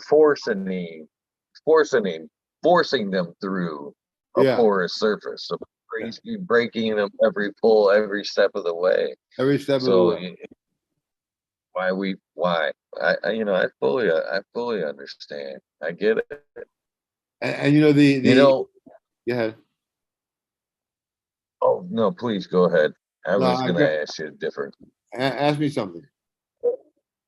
Well, I want to start this. Well, usually I start this up and it's cool. I ask backwards now, but I really want to ask you this. Otherwise, it's not a complete show. So basically, when I start this off, I usually start off with there. When did you discover cannabis? When was your first time you used cannabis, if you don't mind sharing? Was 1963 at a Murray the K rock and roll show at the Brooklyn Fox in downtown Brooklyn. I was standing in those days they had Murray the K, Alan Freed, and they'd have like 50 acts, and every act would do two of their top 10 hits. So you went to a show and you saw 50 different acts, right? And so I got online for that show, and a friend of mine said, "You want to smoke some weed?" And I didn't know what he was talking about. He went and got a corn cob pipe, and he scored some weed from some Puerto Rican guys who had some really good blonde weed. They called Chiba Chiba, and so we smoked that. I got fucked up. I couldn't even, I got blinded. I was really, really good. Once I had it, I never looked back. Then, then I had to, you become a dealer right away once you start liking marijuana and you turn your friends on them, because then you become their supplier, and and that's how it all starts. You know what I mean? I took it to the extreme. Not everybody does, but I took it to the extreme. But yeah, for much of my life, all I ever wanted to be was a hash dealer. I loved hash. I used to, in New York, I used to have collections of every kind of hash I was selling. And I'd have like 30 or 40 different pieces of different hash, 5 different kinds of Lebanese, 6 different kinds of Pakistani, a couple different kinds of Afghani, many different kinds of Nepal. You know what I mean? So I'd have all this kind of hash. And New York was like a way station. New York had everything. Yeah, had one of the biggest collections. It was just like walking into a dispensary today, except that they had much better stuff back then. And a lot of stuff that you used to see, you don't see anymore. Because of the drug war, because people like Robert Connolly Clark and all these people who were helping, in the drug war. Like in Pakistan, they come out and fly into a field, and they would take genetic samples there, send them back to Horta Farm or whoever is getting the samples, those people, scientists, and then they burn the fields. Like in Nepal, they have one of the oldest places for cannabis in the world. The cops there are playing drug war. And so, and when I was in Nepal, and back in the day, it was legal there. You could go into a government shop. I used to get rent a helicopter and fly to Rara Lake in the Himal, and I would buy the production of spaghetti fingers, and then I would fly them back into Kathmandu, and I would pay. Then I'd walk into the customs shed. They'd weigh it, and then I would pay 35 rupees a kilo. It was $3.50 for a kilo, tax to the king, and then by the time it was totally open. There was, in '73, after the king died, his son Barendra was a Harvard graduate. The first thing he did was make cannabis illegal because he wanted to clean up the image of Nepal, right? Well, the first thing they did when they made marijuana illegal, and you couldn't go into a government shop and buy it like a normal person, right? Was that for the first time in Kathmandu, the kids on the street started selling weed. So they took it from a civilized position and to a non-civilized position, and it really, you know,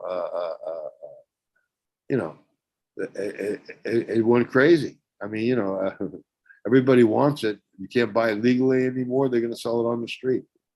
If you're going to go to jail if you're an adult, okay, we'll have the kids sell it. You know what I mean? So now in Nepal, they're fighting the drug war. They're not as see in Asia they have what they call snark, which is a narcotic conference, and all the agencies from the Philippines, from Bangkok, from Thailand, from Pakistan, they're all trained by law enforcement. So in Nepal, they're still kicking down doors, confiscating people's property and all that, and they don't they're yet to understand that what they're doing, they're basically the arm of the pharmaceutical industry,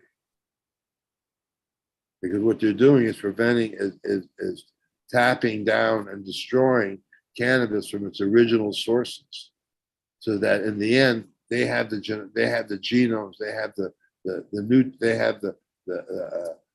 cannabinoids, they have it all figured out and under their lock and key. And if you want to buy Nepal, you're going to get it from them. So what they're doing is going around and collecting all the genetics. In the end, they're going to claim it as theirs. And another thing is that they created skunk number 1 was created by the University of Mississippi, and it was used as the basis for basically just about every strain that's out there, except stuff that I've done and people that have done on their own. And so I have my stuff DNA sequenced, and I spoke to Nishan, and who heads that Philo's Bioscience, and I argued with Philo. I said, man, why would you start with that guy, that skunk number 1? First of all, that ain't skunk number 1. That ain't skunk. 2, that's been an Afghani strain. That's a landrace strain from who knows how far back. He said, well, this is the only strain that we can begin with that we know is stable. Right. So then a few months later, or a few years later, one of his workers took a sample of ship ballast. It was the ballast of a ship in 1879. In those days, the ballast in ships was pure cannabis. The trade of cannabis between the U.S. and England and wherever, it was huge. From Asia, it was huge. They were shipping millions of pounds, millions and million tons for the pharmaceutical industry. That was natural. So they DNA sequenced the ship ballast, 1879 ship ballast. And we all know that the skunk man wasn't born in 1879.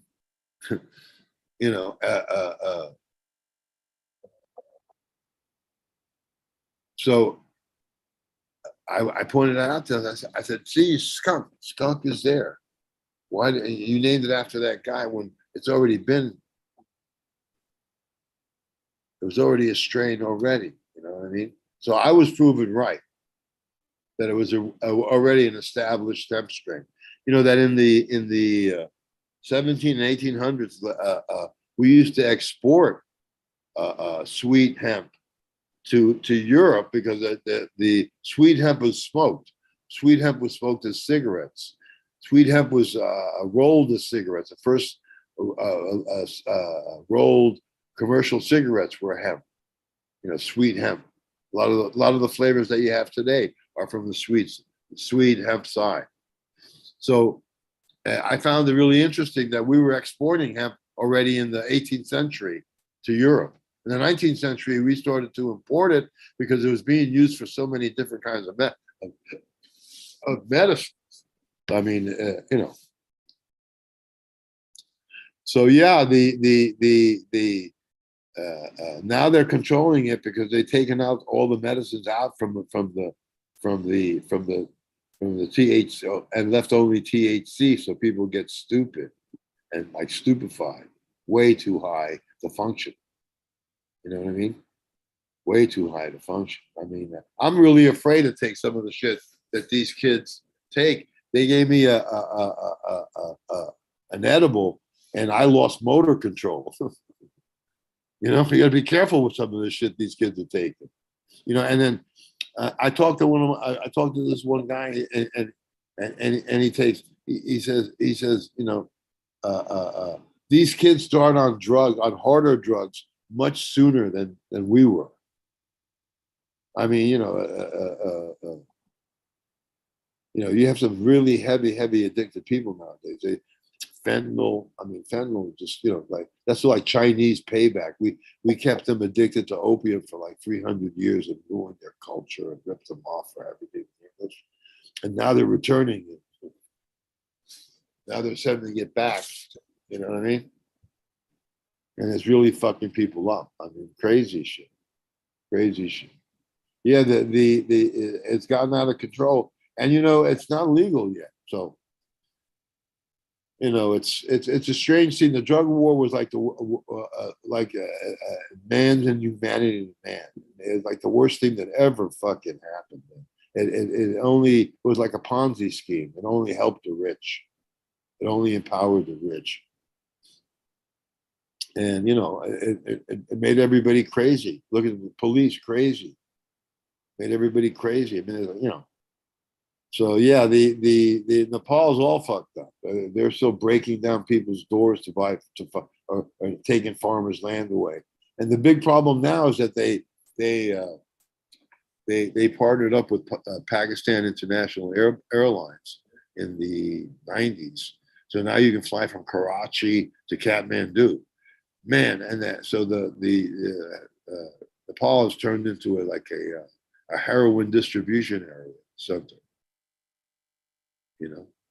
Where it wasn't like that anything like that ever before. So it's a strange. The Thais got very, very wise to it and realized they were being scammed. It's in the Mahabharata. It's public domain. The Chinese have been using cannabis for many, many different things. But PTSD, 6,000 years. Pain, 6,000 years. Energy, 6,000 years. You know what I mean? I mean, it's antibiotic. It's it's one of the greatest medicines ever discovered by man. They're just beginning to know. But, they're just beginning to know. I mean, with THCV, it's like a wonder drug. It's a cure for diabetes too. So yeah, yeah. Myself in chat wants to get to know Joe a little bit more. I want to get to know a little bit more about you, my friend. And I want to thank you first and foremost for not only what you've done in cannabis early on, but what you still continue to do about helping people, learn more about the life schedule and save money and be more wise about the cannabis grow. But with that being said, what led you to your first grow? Like, I went to Nepal. My first grow was in 1970 in Nepal. And I had brought some Acapulco gold seeds with me to Kathmandu. And I tried to grow them, but the monsoon season would kill them.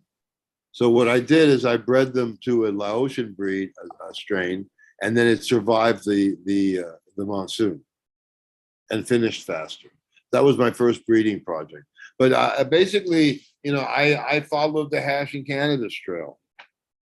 I was in Nepal, I was in Pakistan, I was on the Afghan-Paki border, I was in Afghanistan, I've been in Iran, I've been to, everywhere where it was produced. I was like, that was my life for a long, long time.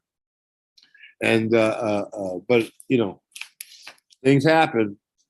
But yeah, I tried to change my life, and when I tried to change my life, I realized that I'm basically a general in Lord Shiva's army, and I was put here to promote him and to promote weed. When in Laos, they said that I had married a Lao illegally, and that I promoted the use of cannabis, which both were true. But I didn't marry a Lao illegally. I married a Lao legally. But the government wanted me out of Laos so bad that they paid. Even though there was no extradition and stuff there, they paid the Lao government to get me out of that country, bring me back to the States, where they didn't really have a case. They had to dismiss the case, but they basically cleaned me. Uh, uh, uh, and 3 months after they brought me back, I got sent back from Nepal. They opened up the American embassy after 17 and a half years. So I always wonder how much money they paid for me to get me out of Laos. They didn't want me setting up there. I was going to go a lot of weeks. I was, but, I was scaring myself there. you know, uh, and so when I was in Laos, there was no constitution there. So there's no lawyers there. You know what I mean? And basically, in Laos, it was a beautiful thing because the bourgeois became the peasants, and the peasants became the bourgeois. So the king and his royal family and all the minions that worked in the government, they went out and send them north to work in the paddy fields, right? And the guerrilla fighters came into Laos, into Vientiane, and they took over the government. Like the minister of defense was a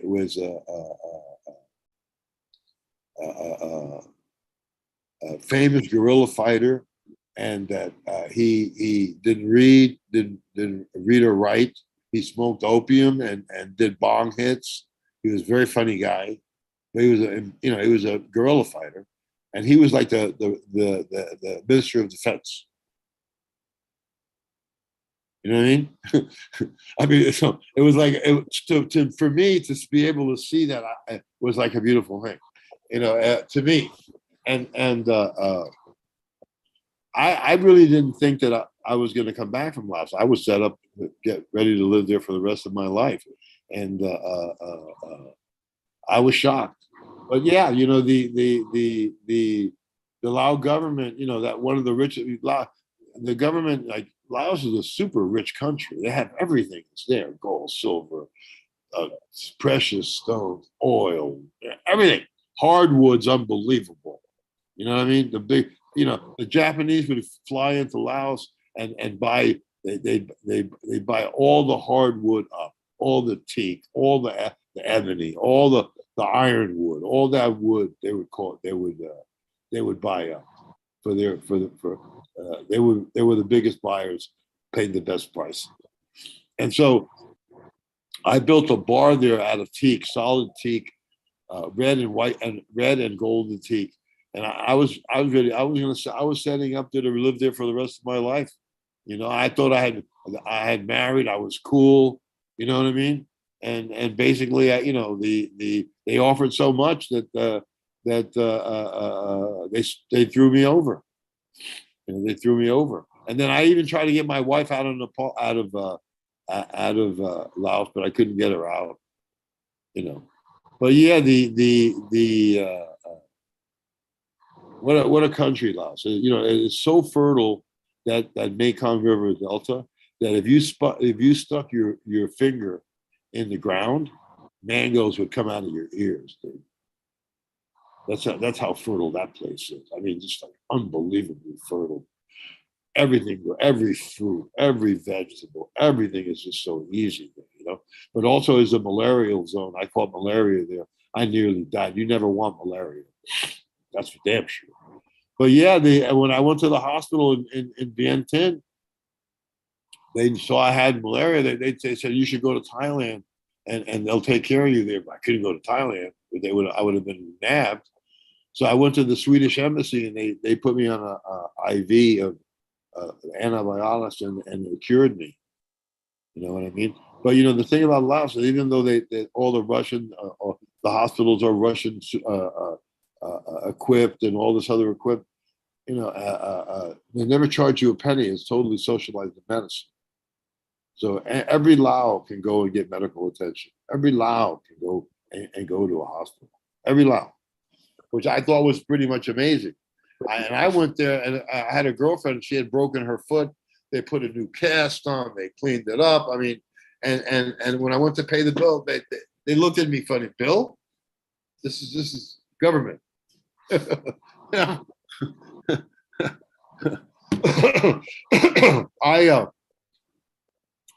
I I'll tell you a funny Laotian story. I had my best friend there was the chief of police of Vientiane, Lieutenant Colonel Kamjong, and so I got to meet the two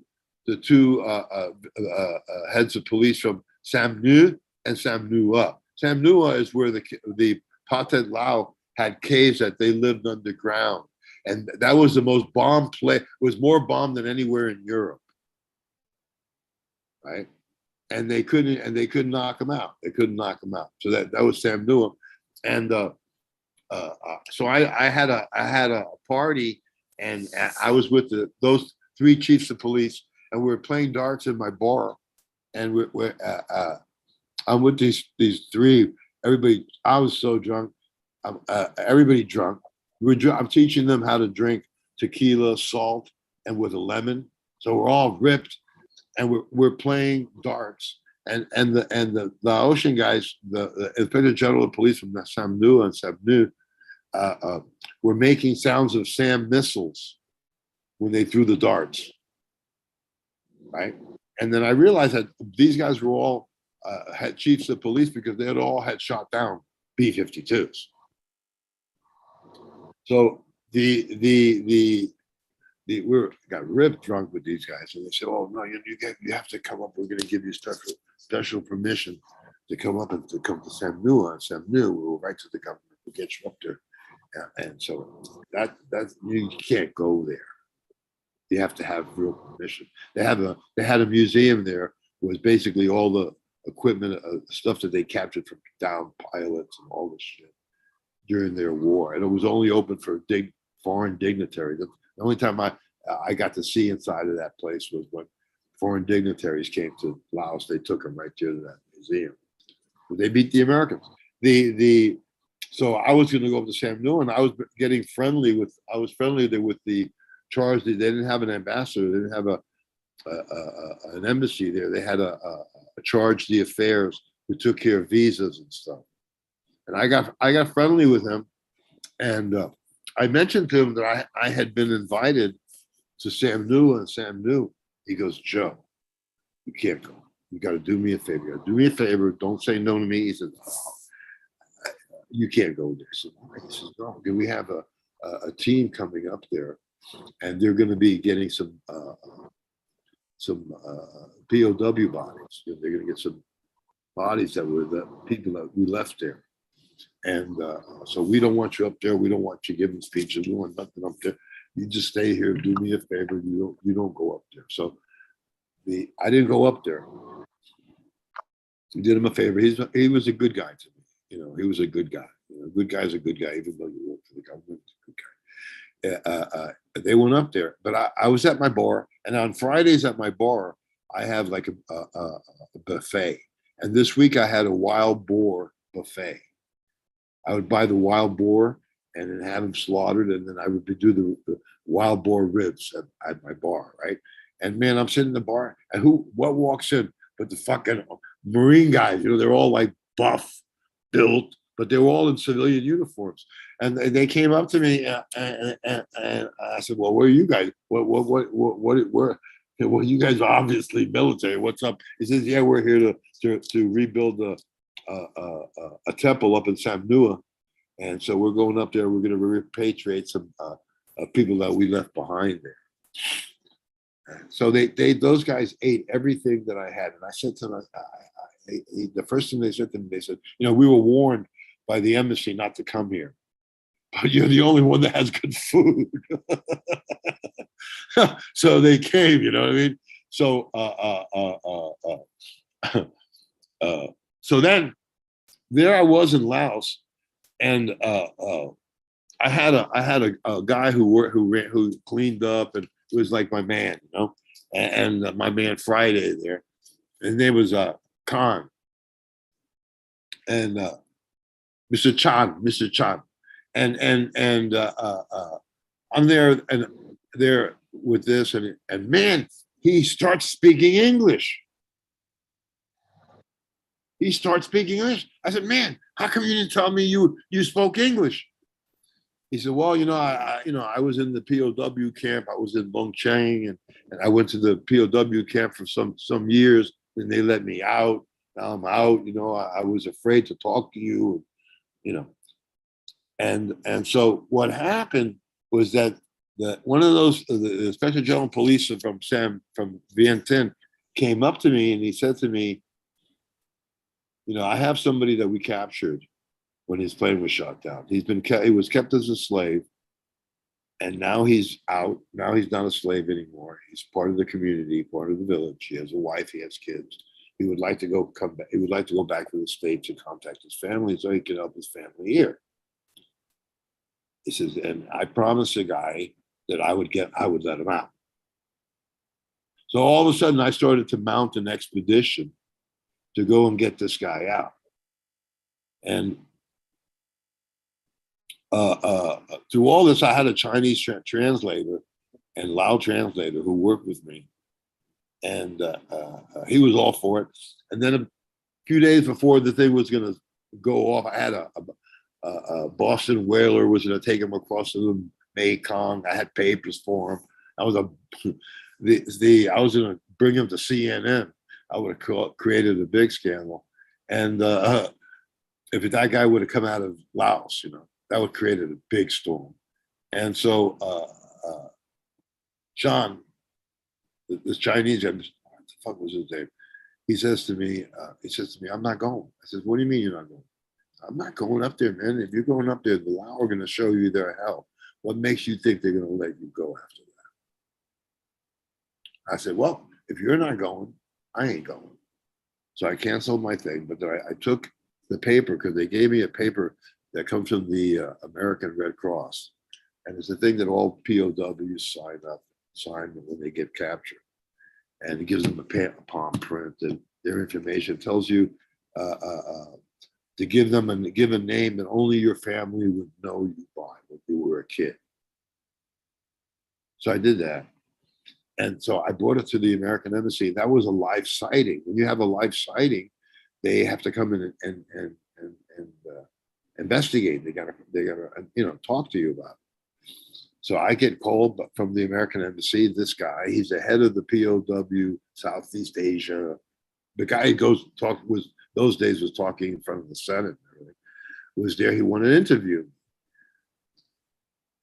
I said, "Yeah, I'll interview. I'll go." I said, "Where do you want to meet?" He took me to the only noodle shop in Vientiane that doesn't offer weed in their food.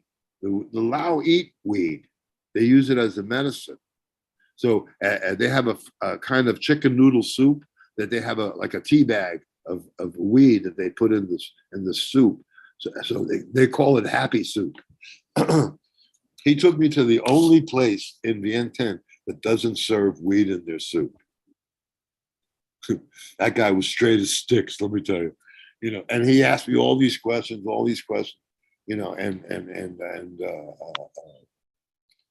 and he said, because this is a live sighting, we have to interview you. He said, but the palm print is too small to be in America. I said, yeah, it's probably the village chief's palm print. You know, I said, I told him everything that I knew, and that was that. And I didn't think anything of it. When I got back, that episode happened with Chom. He started talking perfect fucking English, and he'd spoken, he'd worked with the CIA army fighting the communists, man. That's why he went to jail, and so he started talking to me. He said, man, I was in charge of where we did all the burying. I was the burying guy, and I buried plenty of Americans there. And if you need, I can bring you bones. So, I'm not in the bone business, dude. That was just scary shit, man. All of a sudden, this guy's speaking perfect English, and it was, I jumped into something that I had no clue what I was getting into. You know what I mean? But we left when Reagan.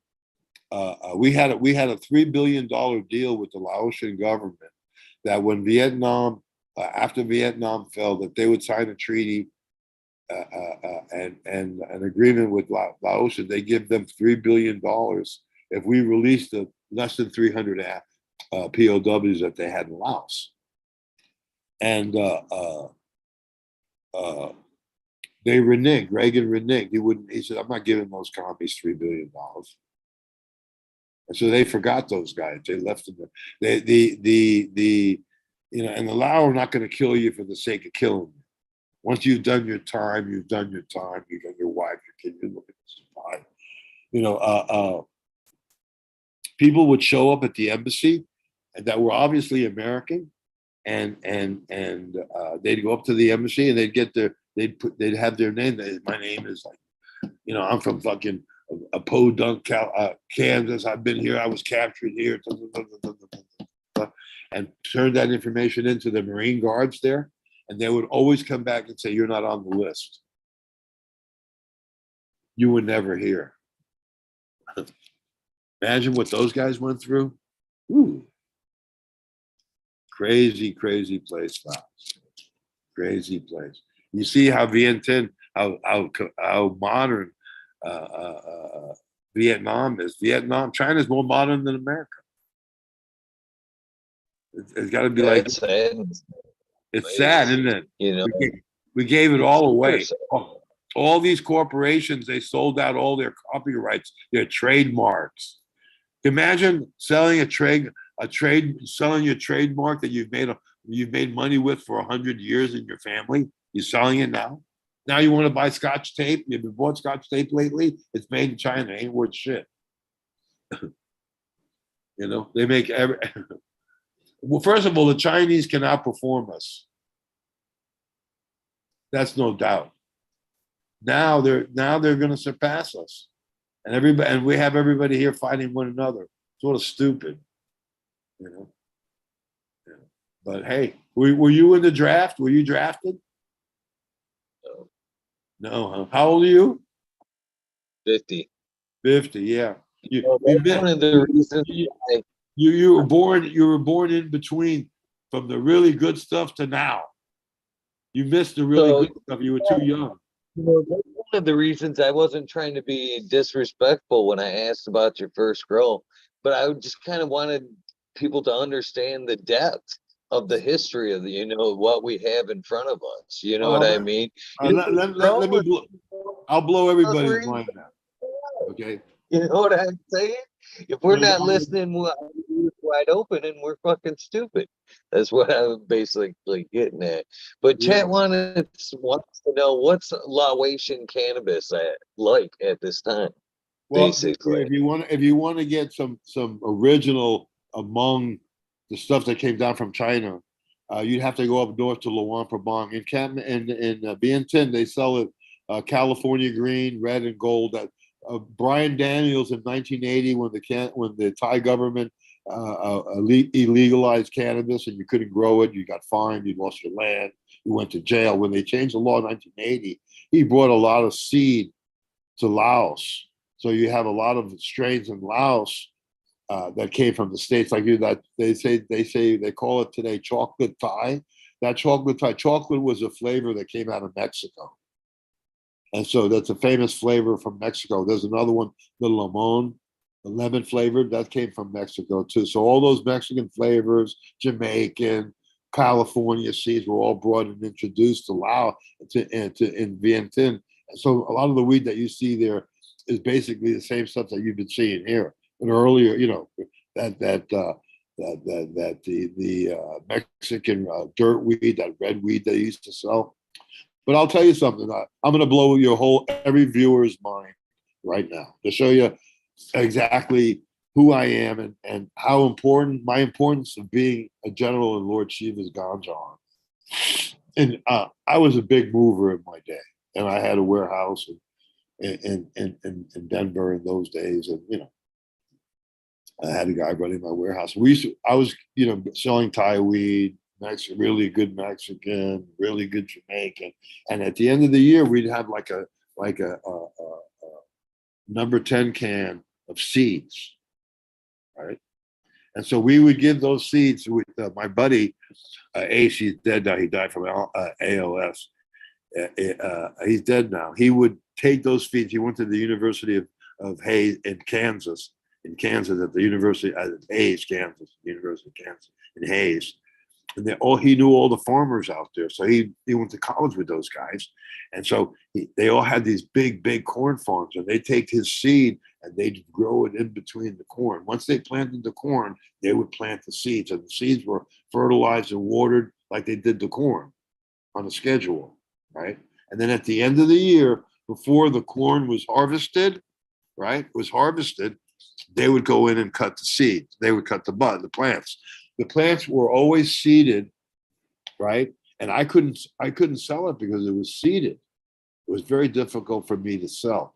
But I ended up selling 22 pounds or 28 pounds for 2,200, 28 pounds for 2,200 to these growers in California. All those seeds, they had these really gaseous flavors. One was smelled like turpentine. Another one smelled like it was weed that had been stored in a gasoline tank or something, right? There was cat piss. There was dog shit. There was all these kind of crazy smells and flavors. I couldn't sell them, but I sold them to growers in Northern Cal. This is going back 3 decades, over 3. It was 80s. Okay, more than 3 decades ago. So I ran the show at those days, you know what I mean? And so I lived in Crested Butte, Colorado. And this guy, he comes out, he says, I'm the Chemdawg, I'm the Chemdawg. And I'm the one that created Chem. But what he said was that he bought bag seed. He got the Chem from bag seed that he bought in Crested Butte, Colorado, which was my town. Everybody was selling my shit. And plus we were selling a lot of that stuff that the kids were calling kind bud into the Grateful Dead. So I knew right away where that weed came from. So I was at a show at the Indo Expo in Denver, and he came up. He was going to give a speech about I'm the great Chemdawg, and he was going to give a speech, and he heard there was some guy there giving Chemdawg seeds away. When he came to my booth like in a roaring, like trying to speak like he was to be upset, but then he saw me. He saw that I'm Shiva. I'm a general in Lord Shiva's ganja army, and you got my weed back then. What are you talking about? What the fuck do you know? My attitude was, and he couldn't say shit to me. You know what I mean? He couldn't say shit to me. But all those strains that people are using today, sour diesel, all those strains, the other one, Chemdawg, all these ones that smell really like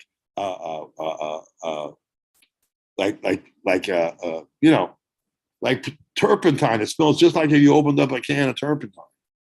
That stuff came from that grow, and that grow was sold in the Deadhead community for years to come, because that was the only place they could get seeds from. They got those seeds And boom, that's where it all came from. And he couldn't say shit to me. He couldn't say shit to me, man. I can pinpoint that stuff out left or right. I even still friendly with the guy I sold the seeds to 40 years ago. He's on my Facebook page. So all these kids that think that they're doing this, they're doing this, they're doing this, they haven't done shit. And none of the weed is as good as it was before. One, two, none of them have ever smoked a Thai. Oh, this is Thai. No, it ain't fucking Thai. If you had Thai, you'd know it was Thai. It had a particular flavor and taste and smell that no other weed had. Right? And it's just like I said, we were, the really good Hawaiian, outdoor Hawaiian in those days was going for $6,400 a pound in New York. And it was unbelievable. I haven't smoked anything like that since. All the really good flavors you don't smoke since. Dude, if Pakistan, Afghanistan, Lebanon could import their hash here and sell it here legally, they couldn't give dabs away. People wouldn't do it because the highs are so much cleaner, so much better. The tastes are so much better. The aroma is so much better. Everything is so much better that it would just take over the market. And I think that the people in the industry know that too. They don't want that shit coming back out. But I'll tell you one thing: really made hash, made the old way, the real way, is going to be back on the market soon. It's already on the market in California. There's already 4 people that are doing exclusive sieving hash. And then you go into you put hash sieving and you put the technique into Google, and they give you all the wrong information because they don't want you sieving your hash. They want you using those bubble bags. So all the information that you read is that the sieving is not as good and as the bubble is strong. No, it's not.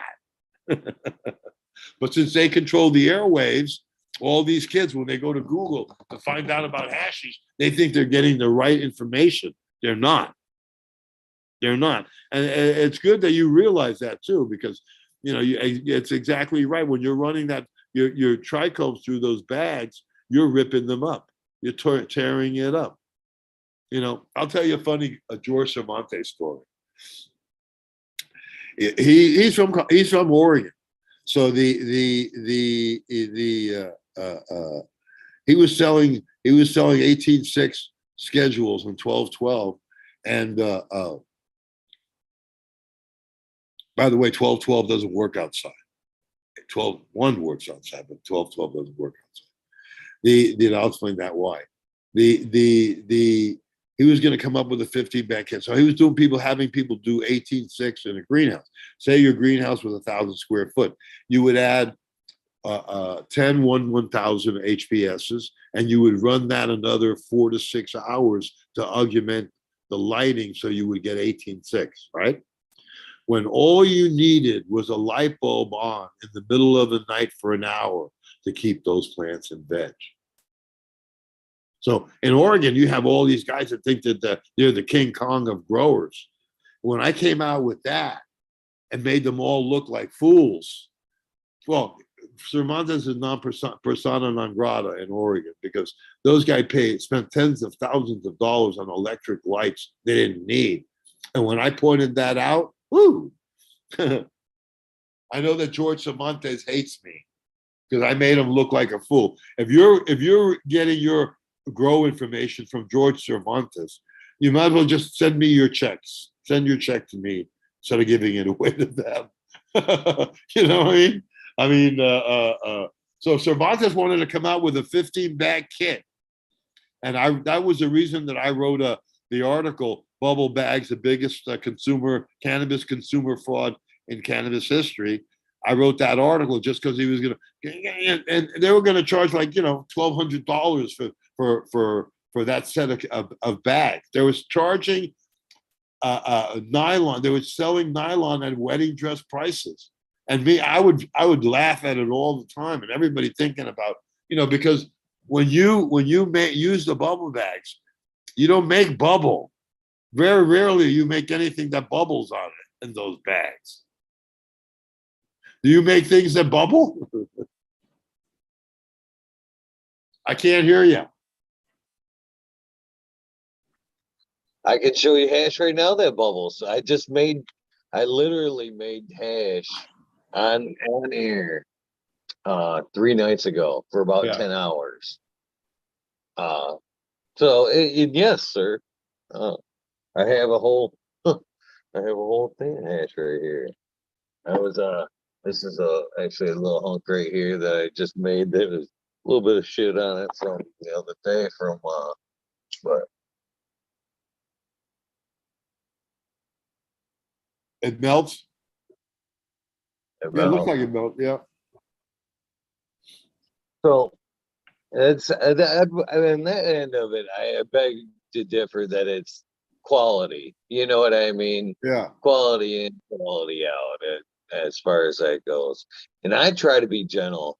You know, as far as like Jorge Cervantes goes, I remember the first time, and I did see his bubble video and watched with the blender there. And I thought, all you materials in the bottom of that bucket, how is your blender even touching that? You're just whipping around the ice cubes. But that's another another Well, thing right there. it's just a centrifugal force. You when you put Well, your machine, your mixers on, you want to put it at the lowest setting. not a 5 gallon bucket though. You know what I mean? It's At the not. lowest setting. And basically, what kind of material were you using to make that?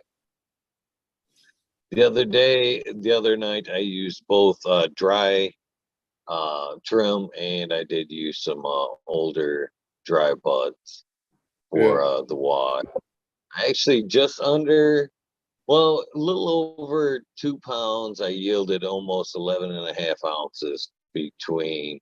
And I usually used more bags than I usually use. You know, sadly, I try to limit the number of bags, to be honest with you, because as you say, I understand you're busting the process up. And even as well, here's Let me something ask you that a I question. teach. When you throw that against the wall, does it stick? It's pretty sticky. I mean, I'm not gonna say that. I mean, it's pretty greasy. I mean, if I were to pull this apart, you see, it's pretty pull. It's pretty elastic. I'll say, you Yeah. know. But I try to be as gentle as I can with when I make my hash, and this is what I do a little bit different too.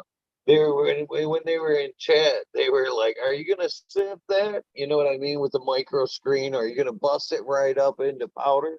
And my reply was, "No, I'm gonna leave it right in that patty." And unfortunately, I did put it in a dryer. This is a nice hunk too, and it's got a little elasticity to it. Pretty nice looking hash, I like to think. I don't know how, but I like to dry it. I'm not gonna beat this up all into chunks and lose my terps and all that. I mean, if I wanted to process into something nice, I most definitely could process into something nice. Well, you But you I could hold it prefer, in your hand and just roll it into a ball, right? oh yeah, this is everything I just had. Yeah. Push it. Yeah.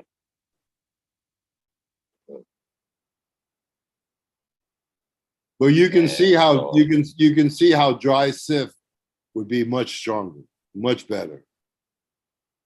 yes, I definitely appreciate the method.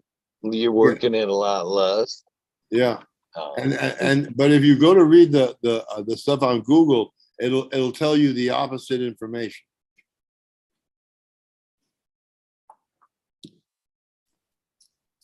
it's I was actually speaking of this yesterday.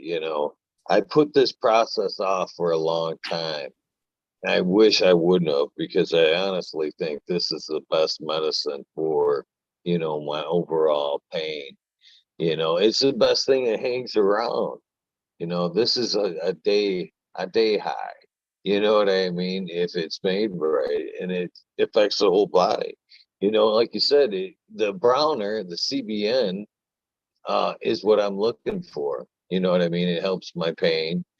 I guess intent, I guess, is a little bit into that as far as the color of the trichome there, I think, in my opinion, sir. Oh, But it enough about my, I want to the, talk, I want the to hash that change you make my, that you make using the well, I'll show you. I'll just tell you what I do. Okay, I wait until I dry the plant, and then when the leaves are rubbery on the fourth day, when the leaves become rubbery, that's when I process. And then when I process it, it normally comes out whitish, but it definitely changes color when it hits the air. But it is more light colored and so sticky that you have to freeze it to handle it. You can't put it in your pocket. You can't do what you just did with it and hold it in your hand. Because if you held it in your hand, it would it would melt in your hand. If you put it in your pocket, in your hand, it would melt. If you put it on your countertop, it would melt into your countertop, and you would have to scrape it off. That I that's agree. that's the hash that I'm looking for. And it's such a difference. And the I you're in Michigan, huh? Yes, sir. Yeah. Are you gonna? Do you ever do any shows there? You ever go to the CannaCon or anything? Oh, yeah. Yes, sir. I There's, try to hit as many as possible. there's going to be a show in 2 weeks, right? I believe so. Yeah, yeah. This is the first time the CannaCon is going to do a show in Detroit, or no? It's the second time, right? Yes. I used to do shows at the Rooster Tail. Do you know the Rooster Tail in Detroit? I do not. That used to be the medical venue. They used to do medical shows there. I won the my Durban Poison won the cup there. I liked the medical scene when it was there, man. It was really nice people. Now that the corporate scene in there, that isn't the same anymore, is it? No, no. There, in my opinion, there's a line there that we have the cannabis industry and the people that actually grow cannabis because they love it, they consume it because it's a medicine, and then there's the industry, the folks that don't consume. You know what I mean? Just are in it for the monetary value of it, and there's Right. a huge line. I like to see. Yeah, my light. You can just see my light kick down there. That's my one in the background behind the bag in the tent there. My 1 hour just started. Nice. And the yeah, I used to do the Detroit shows all the time. I've been there 4 or 5 times at shows. I did the one at the medical show 3 times, and then I think I did a CannaCon there too. I was at the a show in Massachusetts and in Boston, and Danny Danko was there. You know who he is? Yeah. Okay. So when I wrote this book, the 15-ounce pound, in the book my pseudonym for him was Danny Don't Know. So when I wrote the book, I called his character Danny Don't Know because he's talking about shit that happened, when he was like a teen, when he was like in the 10th grade, and when he was 10 years old. What the fuck do you know now? Now you're gonna give your opinion about something that happened 10 years ago, 20 years ago. You don't even know anybody who was involved. And so I call him Danny Don't Know. So I saw him at that, and he was with this guy Adam Dunn. You know who that is? Yes, sir. Yeah, and he's a Dutch marketing fraud. So they had some kind of entourage thing, and I went over there and I said hello to him, and he got all upset. He's oh, this guy's a this from South America and all this stuff. And I said, Danny, you got me confused, man. I'm a hash dealer from Nepal, dude. I've been dealing hash. That's why they call me the king of Nepal. But he kept it up. And finally, I took enough. I went over there. I smacked him. I punched him. I didn't punch him out, but I punched him real hard. And so I got thrown out of the Canacon. I was thrown out of the Canacon for the next day, which I was having a great weekend. I should have kept my mouth shut, but I didn't. You can push my button, but not for much. So anyway, about a week later, I called the team from Canacon called me up, and they said, Joe, we've reviewed the tape of the whole situation with you and Danny Danko. If it would have been me, if it would have been one of us, we would have punched. You're in. Of course, I lost the day's work. That I was having a great show, But see, you have this attitude with these guys. They all want to make a name for themselves. I don't know how many people, as an example, this is a guy from Michigan. He's a good customer, but he's basically watches my every move, right? Follows me intensely, and so he calls me up. Oh, Mr. Joe, King of Nepal, I've read all your books. I've read all your articles. I totally agree, man. I love your shit. He says, I'm even going to name a seed bank in your honor. And I said, well, thanks for the praise. I said, but why would I need you to start a seed bank in my honor? Right? You know what he said to me?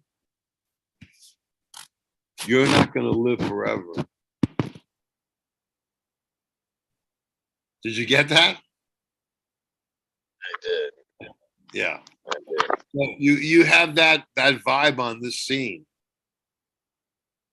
You know what I mean? You have that vibe on this scene. And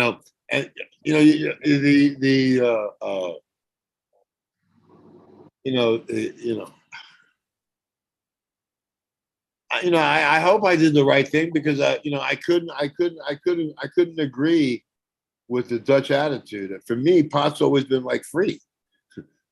You know what I mean? I mean, it's a weed, dude. I mean, and that they basically made it illegal because they didn't have the DNA. It didn't have a DNA sequence. Now that they have a DNA sequence, they separated all the information. And let me just tell you, that guy Skunk Man and the guys who ran Hoarder Farm, Skunk Man and Robert Connolly Clark, they're like 30 years ahead of everybody else. So because they the government has all that information, so they were like 30 years ahead of everybody else. Incredible, incredible. And so it's I don't know. How do you feel about the Dutch wanting to make cannabis like tulips? Controlling it all, not too hip. I think we should all have a hand in it. I'm a big advocate for everybody growing. I'm right there with you. Yeah. To around the world trying to get people to grow. A lot of seeds. I'm trying anyway, my friend. Yeah, in Kazakhstan they have the biggest natural growing cannabis, like like the size of Rhode Island or something, of growth there that's just growing wild. The people in Kazakhstan, they go out into the fields and cut it down when it's ready, and then they stash it, and then they don't process it until after, because during the harvest season, that's when the law enforcement is there, and they're watching everybody who's taking anything, because it's still illegal there, even though a huge part of the country is growing wild. It's illegal there. It's like stupid. You would think that they'd make that into medicine and export it into medicine. Make tinctures, make all kinds of stuff. It's just growing wild. It's just growing wild. Another thing, the people don't know how good Mexican used to be. Mexican weed used to be the bomb, dude. And every state in Mexico had its own type. Purple from Veracruz, and this one and that one, and Michoacan and Culiacan, and this one, that one. I mean, there's all kinds of shit coming in out of Mexico, and really some of it very, very, very good. Getting top dollar. But there was so much weed coming from source countries. You learn more too, geographically. It was like a history lesson. Oh, this is from the Congo. Where's that? I actually brought Angola red back to Angola. Because you couldn't find it in the field, so I put some of that back in the field. Sometimes you've got to do that. Put it back where it came from. Sometimes you need to put it back where it came from. That's where it was meant to be.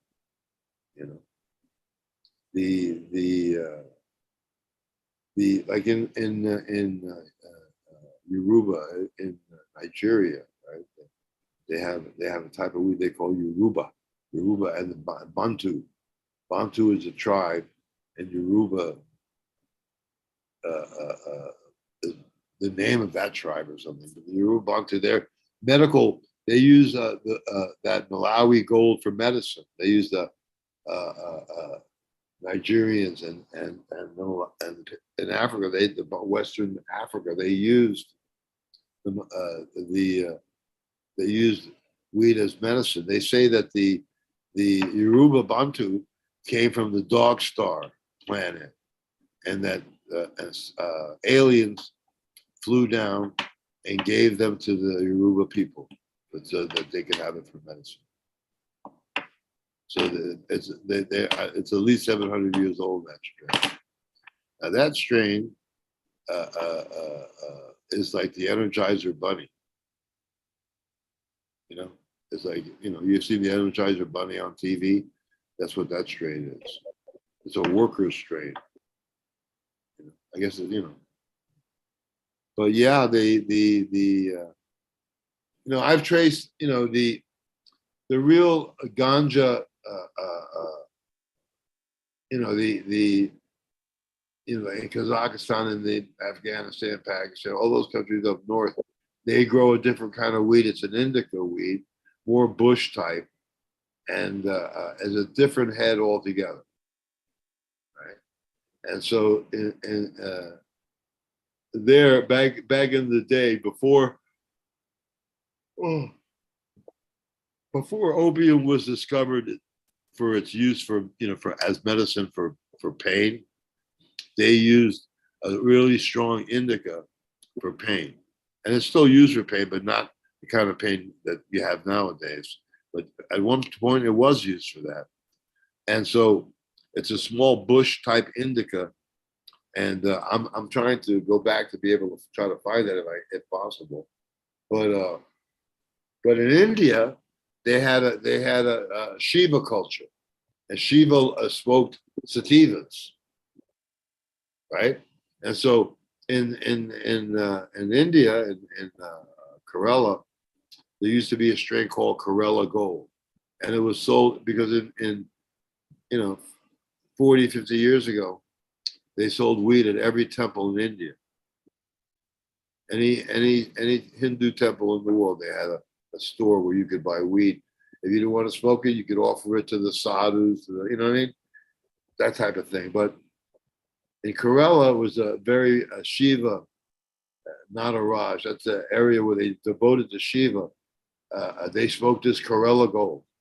And now the Kerala Gold, it stopped being, if you can believe it, the communists came in, took over the government of Kerala, but they outlawed weed. They outlawed weed. So that weed was basically sold at every temple in India, but it got sent, and the seeds were in Tamil Nadu where I got them. But if you go to Orissa, they have Orissa Gold. Wherever you go in India, that weed, those genetics are there, and those genetics go back thousands of years.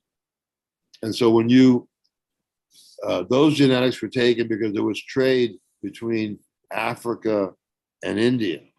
And Africa and India, they had I forget what dhows that they came back and forth. And so that those seeds from India were there, were sent there. So when you see seeds that from the Congo and from some parts of Africa, and you see the seeds and the plants grown in Colombia, or you see them grown in Panama, right? They have the same structure. They have the same buds. If you see those plants, if they grow them like Colombian gold and Colombian red and Panama red. Now you take those seeds and you grow them in the Hawaiian ecosystem. They go crazy out there. Strongest weed in the world comes from Hawaii, and you know what? The seeds are very similar. The seeds sort of look the same, and the bud structures and the plants look the same. My theory of that is that those seeds came from India to Africa, from Africa to South America, from South America to Hawaii. So, but basically, it's that same strain that came from India. That Kerala Gold, became, Angola Red became Colombian Red, became, Kona Gold, you know what I mean? But it's that same lineage. It's that same lineage. You can't, when you see them, when you see them, you don't see that much anymore, the Christmas tree type buds, flowers, plants. Everybody's growing small plants. It's strange. But yeah, so that's that's how weed got around is through the slave trade. But the sweet hemp was a product that was grown and smoked commercially during the 16th, 17th, 18th, 19th century. They're smoking it again. And I went to this one guy. He has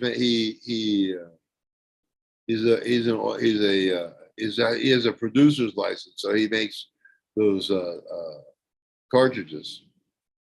And so he'll have some sativa, strong sativa. He doesn't know what name it is, but he'll have that oil, and he'll take terpenes from Durban poison and put it into that THC oil, and then call it Durban poison. So there are people that are actually selling terpenes now of different flavors and different flavonoids to people who have stripped the flavor and the flavonoids off the plant, and then in the end want to put them back so that their product is more marketable. Does that make sense to you? No, That makes not at no all. sense. That makes no sense at all. That makes no sense at all. But yeah, it makes no sense spending $50,000 on refrigeration equipment and then only to have to run it through bags. You would think they would come up with a system that was mechanical, and we did come up with a system that was mechanical, and we were going to make it in an industrial size extractor. And when we finally got it together to go to China with it, Trump became the president, and he cut China off. And the price, he just cut China off, and so my deal with China fell through, and that was never made. But they would have had to retool their factory to make the equipment that I needed. But it would have been worth it because all the equipment that's sold today through Frenchy Cannoli would have that equipment would have made all that equipment obsolete because it does have a 5-micron filterization. So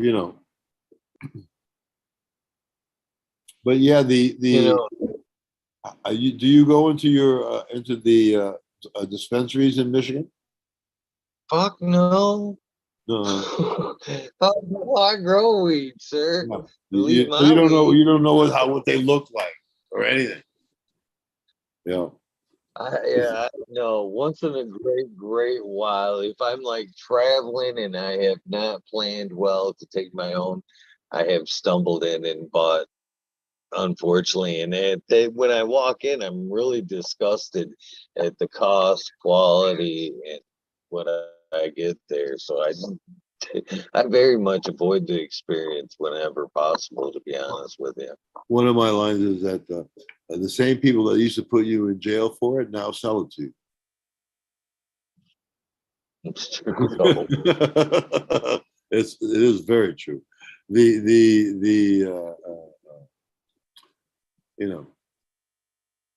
it's crazy. The scene is like crazy. They're going to be cutting that. They're making a trade for that basketball player that got caught and doing it with a cartridge in Russia. They want to trade her for a big spy that sells guns for the gun guy of Russia. They want to make an exchange. Man, they should fucking let everybody out of jail for pot already. Give me a fucking break. That's such a racist law. It's unbelievable. It's unbelievable that they could get away with it. It just shows that that that this is a slave society. This is it's not slaves like have balls and chains. You have mortgages, car payments, and instead of having balls and chains and being slavery, you have socioeconomic slavery, where they control everything. I mean, the last thing you'll do is cash a check, write a check. I mean, it's sort of wacko times that we're living in. Sort of wacko times what we're living in. And then you'd have to think, like, man, if this shit ever hit the fan, who's going to fight the wars for us? These stoner kids, these guys that are stoned out on, I mean, and then some of these kids, they need discipline. So the Marines are looking for a few good men. I mean, there's no respect nowadays. Have you seen that? I mean, you get hit with that a lot, or what? There's definitely a huge loss of respect. Yeah. For quite some time. It's very disheartening. As far as cannabis goes, it's like the younger generation. I do have a little bit of concern about some of the uses with cannabis and recreational use in a lot of ways. If cannabis was ever a gateway drug, it's going to be now. With these dabs, these high THC dabs. I mean, where do you go, honestly, if you're looking to get high from cannabis and that's your entry point, where do you go from there? You know what I mean? Yeah, definitely. It's a bad example. Definitely. But the thing about it is, I wrote an article, butane causes cancer. And,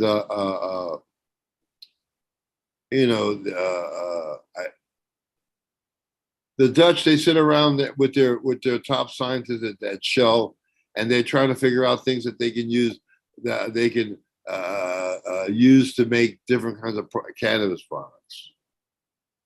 You know what I mean? Like BHO is made with butane. Blah, blah, blah. But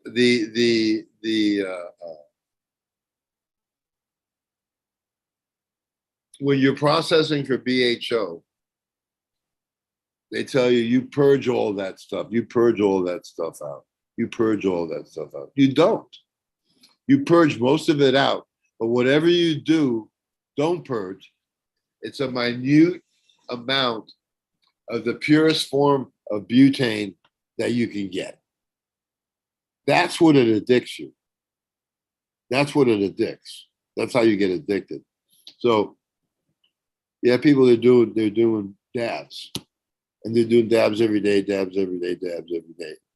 And you know, after a while, these people have been doing dabs every day for like years now. You know, if when they stop, they feel it. They come down. You know, they even have such a thing as a butane withdrawal, right? So it always gets me that they took a completely natural product that is as strong as it gets.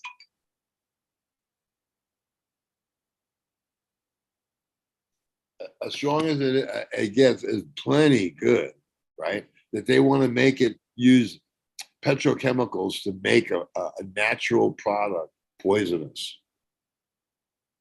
They're taking natural products and making it poisonous, and that's what these kids that where you're talking about. These kids are all being introduced to butane, BHO, all the worst things. They're really good natural cannabis that you had that made your eyes Chinese, and you laughed and laughed and laughed. Then you all went to have Chinese food. You're still high, spoke some more, you're all fucked up. And you had fun and you had an event. Your times together like in those days were events, you know. And people forget that in the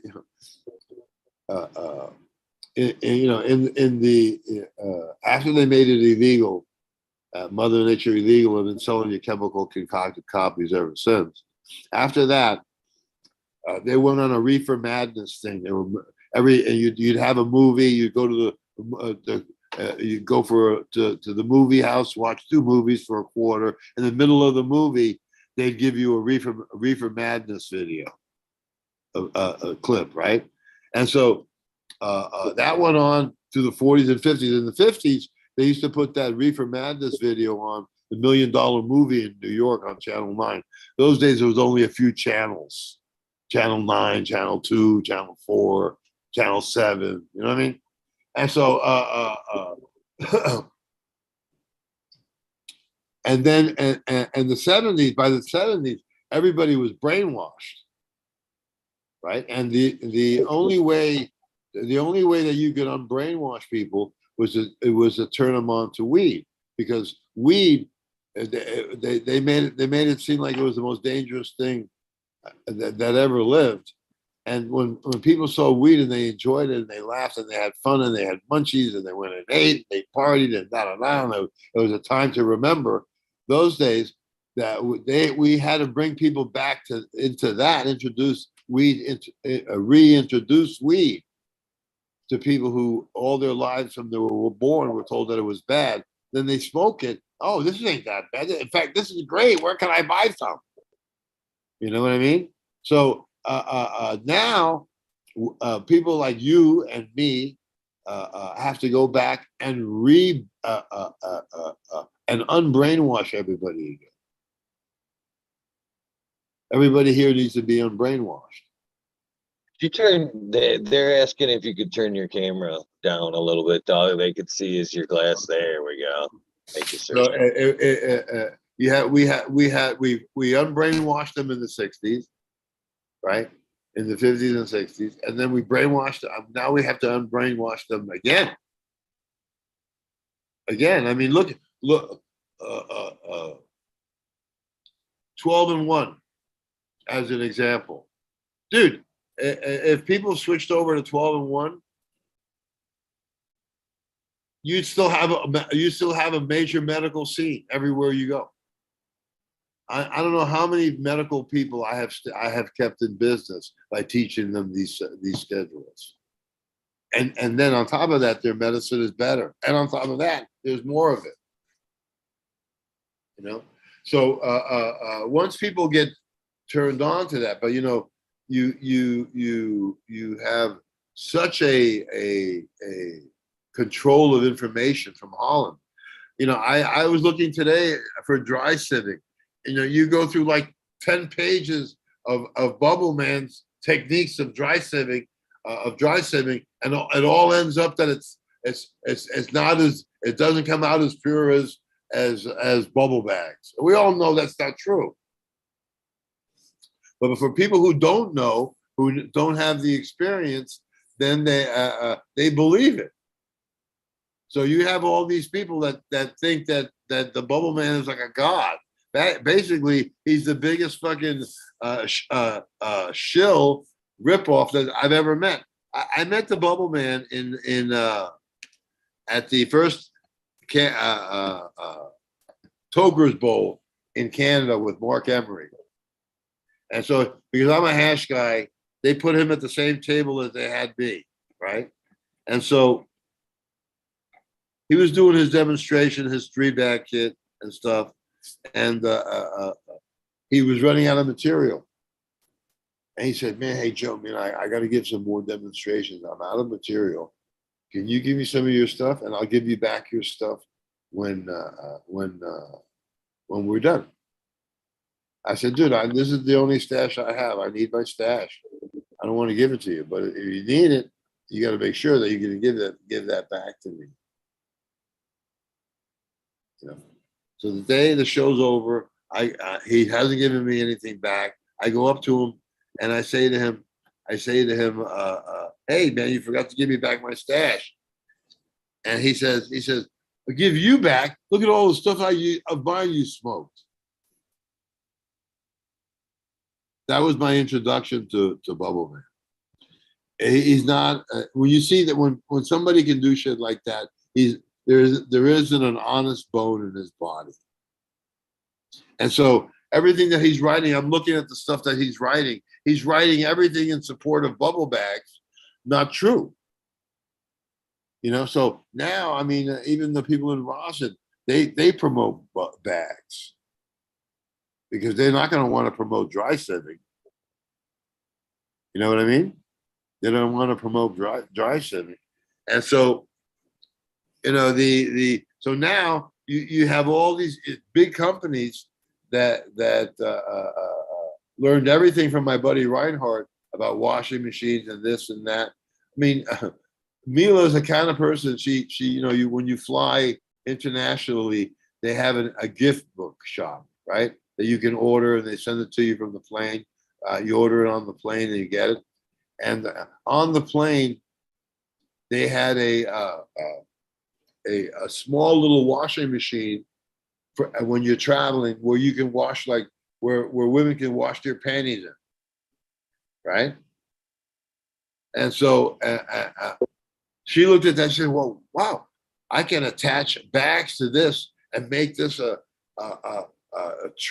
travel wash hash bag trip." Right? And that's what she did. That's what she did. I mean, and that's the kind of mentality that she has. So basically, they produced a huge washing machine, the freeze dry machine, the other machines. I wonder how much a setup for that, the bottom line for that setup costs. You have any idea? For the machine? Yeah, the machines that you need. Yeah, if you're gonna, oh man, if you actually buy either or, I think for the 5-gallon machine, you're checking in for right around $180, $200 with the sticker on it. Which machine are you talking about? That either bubble or the isolator, I think you're checking in around $200. You Yeah. can get that same machine without the sticker on eBay or Amazon or whatever for around $67. Almost the exact same machine without the stick. The industrial machine that they make for the industry that has to be made out of kitchen grade aluminum. That's like No, seven. no, the plastic ones that they Yeah, sell. yeah. Those are like 6-8 grand. Those machines. I wish, Yeah. Yeah, they're selling those back. They're selling those machines cheaper than they did before. They used to sell them for a lot more money. They used to sell the bags for a lot more money too. What was the most you've ever paid for bags? again, I'm a cheap I'm a cheap guy, sir. I won't buy their bags. I won't buy we had that discussion live on air the other day because I had to replace some full mesh bags because I use the full mesh bags. Um, and this somebody was suggesting a company by the name of Bolt. I looked up Bolt bags, and a set of their bags, shit, one of their bags I think was like $200. Yeah, yeah. I'm like, man, I could buy 3 whole sets for one. You know what I mean? And not have to clean them up. I could throw them away when I'm done. Not have to necessarily even worry about the mess of Yeah, them those at bolt all. bags are like heavy duty.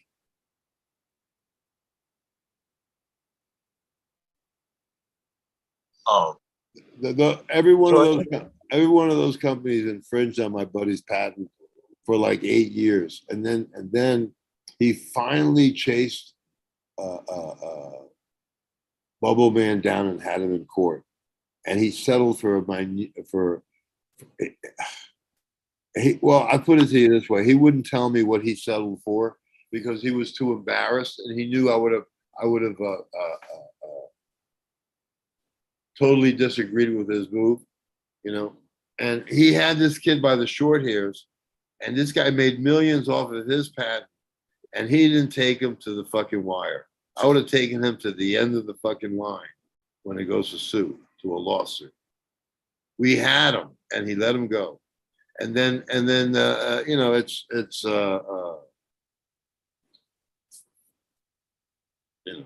when you use bags, right? yes, sir. You've used bags. Oh no, I'm talking to my other friend. Yeah. What about it? What kind of product did you get out of it? Subpar compared to yours? I'm watching you guys live right now. Oh, okay. So yeah,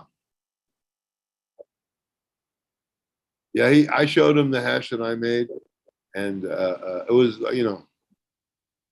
one hit. That's all you need. You don't need very much.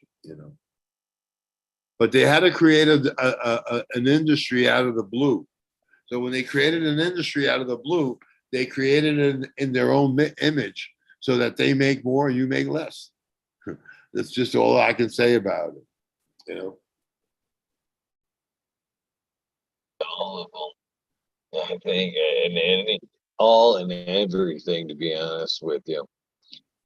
I And have an OG line. It's called Joe's OG Kush.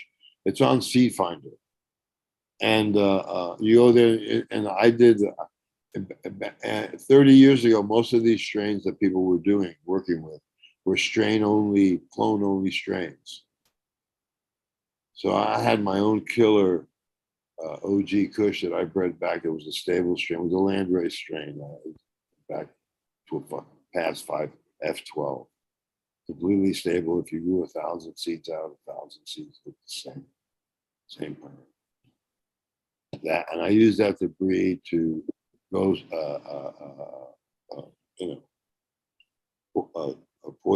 ghosts to so many Skywalker, Tahoe. A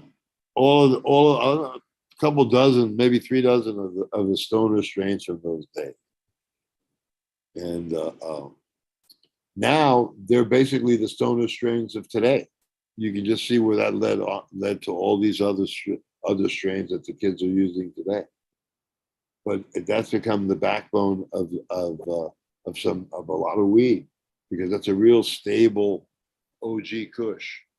That I had a San Fernando Valley female, and that was a clone only strain. She was perfect, and so I bred it to a Lemon Joy, and then I bred the seeds forward, and then the forward, and then I took those seeds, and then I bred it back to the original OG Kush. So then I got seeds again.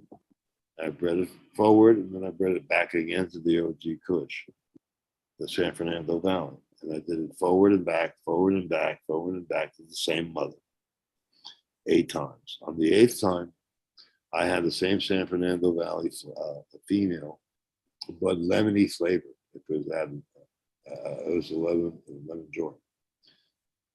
That is the backbone of my breeding, because I use that only for breeding. It's a very stable strain. It has a great bud structure, and I use it for all my Africans and for all my Indians and my South American stuff. I've got a new line of seeds that I'm doing now, and they contain THCV, which is a cure for diabetes 2, appetite suppressant, helps you control your blood sugar. It's an antibiotic, antidepressant. It's super pain relief, PTSD. And it's a fabulous terpene, a fabulous cannabinoid.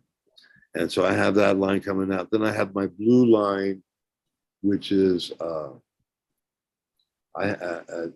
to confuse you with blueberry. This has nothing to do with blueberry. This is the original Corella Gold. It's the original strain that I got from Tamil Nadu. I had a DNA sequence. It's completely a landrace strain. But the thing about this strain is that it triple stacks trichomes, and the resin that it produces is purple. So that father I bred to all my stuff. So I have a blue red Congo. I've got I got a blue Afghani, blue Boricua, a really killer Afghani with my blue. I got blue poison, and then I've got a lot of pre-1972 genetics. Aztec gold, Mayan gold. I got a bunch of stuff. Mayan Express. I have a bunch of this pre-1972 genetics that I bred using into my blue line. So I have this new line. There's like 25 strains in there, and it's all old world. Either F1, or when you crack the seeds, you'll have like maybe 3, maybe 4 variants on the pre-1972. But there's no like the kids say it's wrong. Pheno hunt, some of these kids have stuff that's been bred so much that when you do a pheno hunt, you may have like 400 or 500 different strains, variances, a bunch. Like the guy who did the Mac, he says he blew out like thousands and thousands of seeds to get the Mac. And that's the one strain that he calls the Mac. Now he sells the strains as the Mac because he breeds into that Mac, but that's not the Mac. If he had to rebreed that Mac, he'd have to have the original female, original male. So everything that you get from him are not stable, and a slew of genetics that you'd have to sort through before you found the variation that you wanted. And that's the same thing with people who say, "Oh, it's not stable." When they say that it's not stable, then that's a plant that you shouldn't grow. You want to grow plants that are stable. You know what I mean? F1, I ask a kid will tell me, he said, "Well, I grew my gelato to my Girl Scout cookies, and I have Girl Scout gelato, and it's F1." And I said, "Well, I don't care what you call it, but that's not F1. What you have is a polyhybrid. You cannot get an F1 from a hybrid plant. You can only get an F1 from a landrace strain. Two independent landrace strains create F1. F1 is a first generation. It's you have a what you call a hybrid vigor. You get a hybrid vigor only when you have two land races, separate land races bred together. Then you have a hybrid vigor. Then you get F1, right? Now, so let's say you get F1. Like I have a Burmese, I have a beautiful Maui indica that we grew in Maui way back then, 50 years ago. And I didn't have a male for it, so we used a female we use a male Burmese male to breed into it so that we could make seed. When I bred it into the Burmese male, I created F1, right? So I got a super freak out of there, no doubt. But when I took those seeds and I bred them within themselves, right? I bred the F1 to F1, right? And to make F2. When you make F2, they separate. So now the next time you put the plants out, you'll have two distinct variations. One a short squat kind of sativa, kind of indica, and the other one is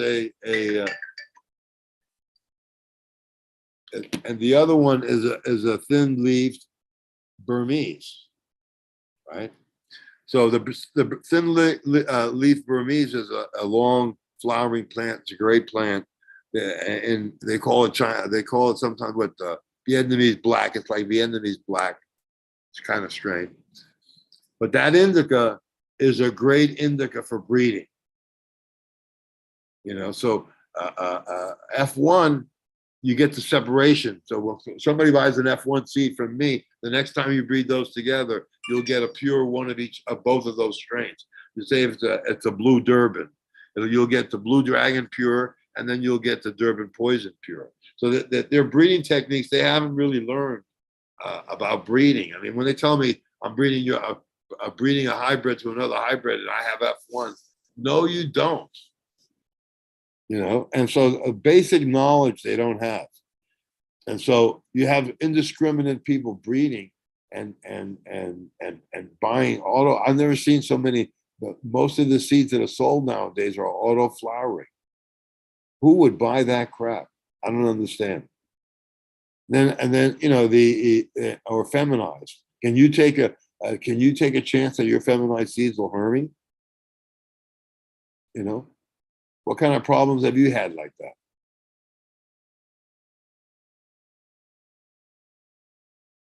I can't hear you. Wrong mic. Sorry about that. I've definitely had some problems with genetics. Early on, the lower part of the plant, throwing bananas earlier on, newt sensitivity for one, a lot of different problems with seeds. I've actually got one in there right now that just auto on me. It's funny. I laughed that you said that, but there's one in the tent right now. I haven't seen it in a while. It's got a brother or a sister's right next to it. And you got one right there next to it. Big old fat buds on top. Are they auto flowers? No, it wasn't supposed to be. Oh, Wasn't supposed to be. No. people think they're doing you a favor. One guy in Oregon talked to my grower friend who grows like 15-pound plants, and he showed him the dwarf plant. He said, and the guy said, why would I sell this? I got 10-pound, 15-pound plants. He said, well, you can grow these in between your big plants. And that guy, he didn't get high. He just wanted to sell product. He went for it. Those seeds he hermied his like 15,000-pound plants, 15,000 plants. I mean, you know, these kids don't know what they're talking about. You know. So you know,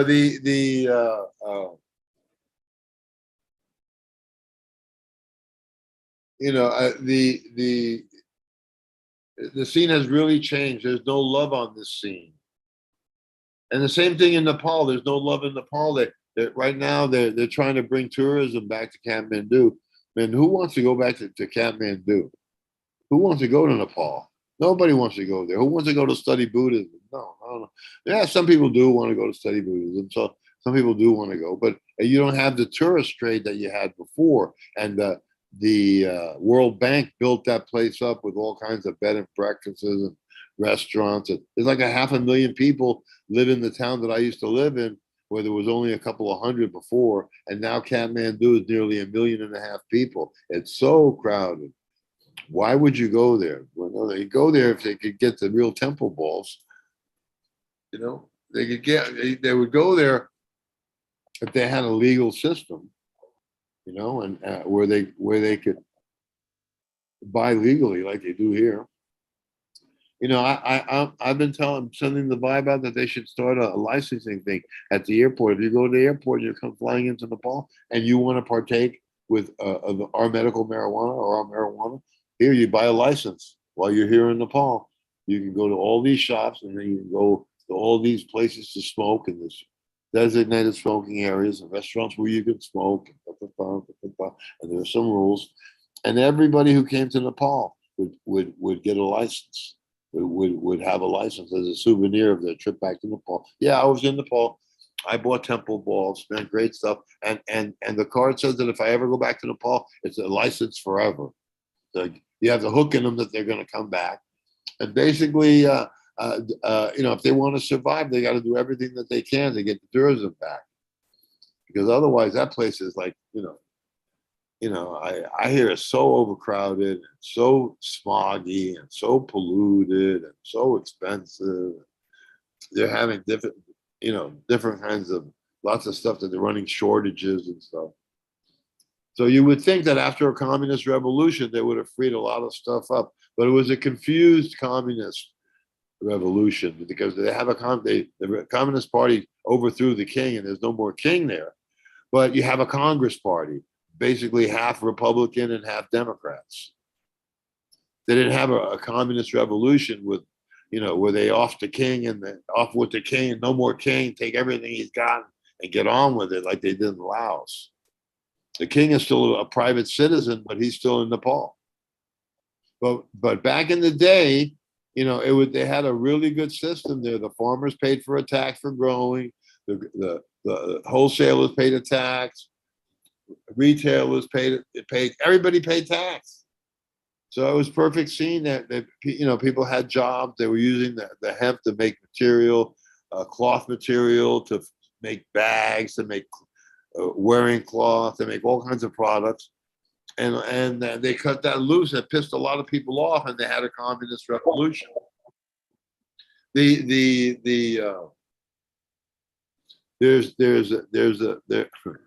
in 1983, the foreign minister called me and invited me over for lunch, and so I went there, and there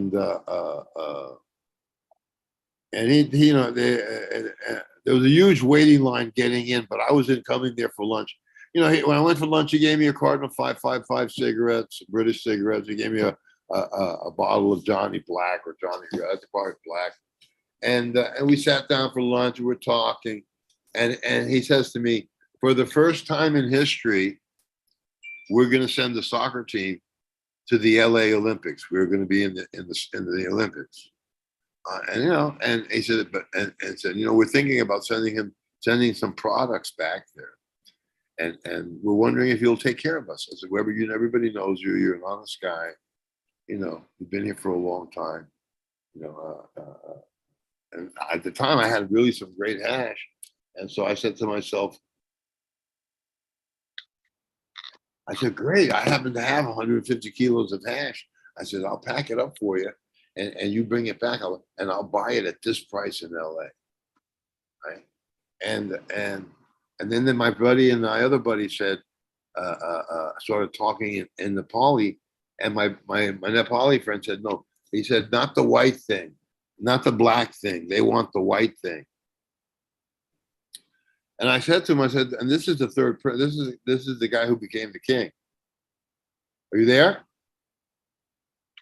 Yes, sir. Okay, I don't know what I did, but I don't have the thing on. Okay. So anyway, Yes, I can't see anymore. What happened? you can swipe it to the one side. You should be Oh, able okay. to see me. Well, one direction or another. No, No. I'm still here. Okay. So anyway, I said, well, 1 minute. I said, I'm not in that business. And I said to them, I said, but forget about that. Do the hash. I can give you a good. And they said, no, we're going to do the white. I said, well, I can't do that for you. Who would I sell it to? Who do I know? Who do I trust?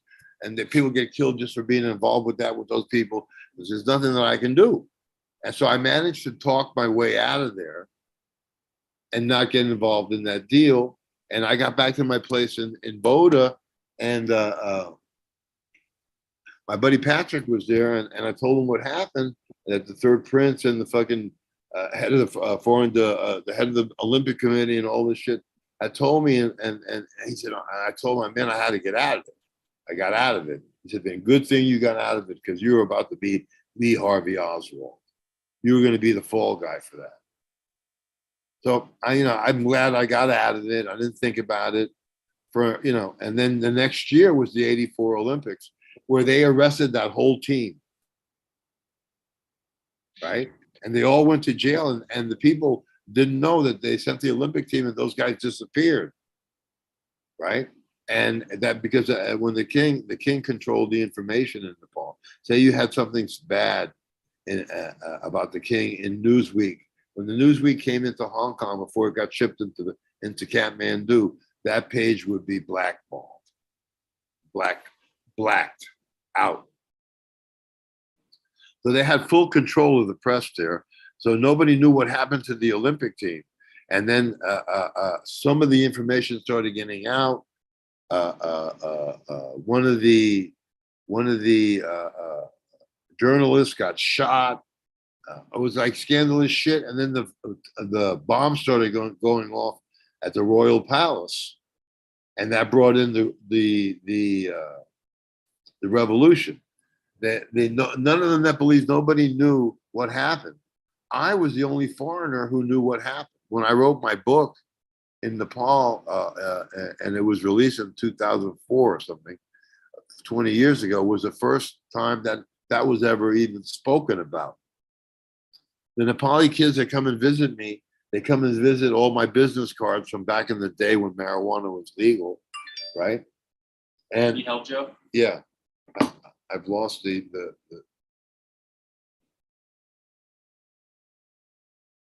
yeah, there you go.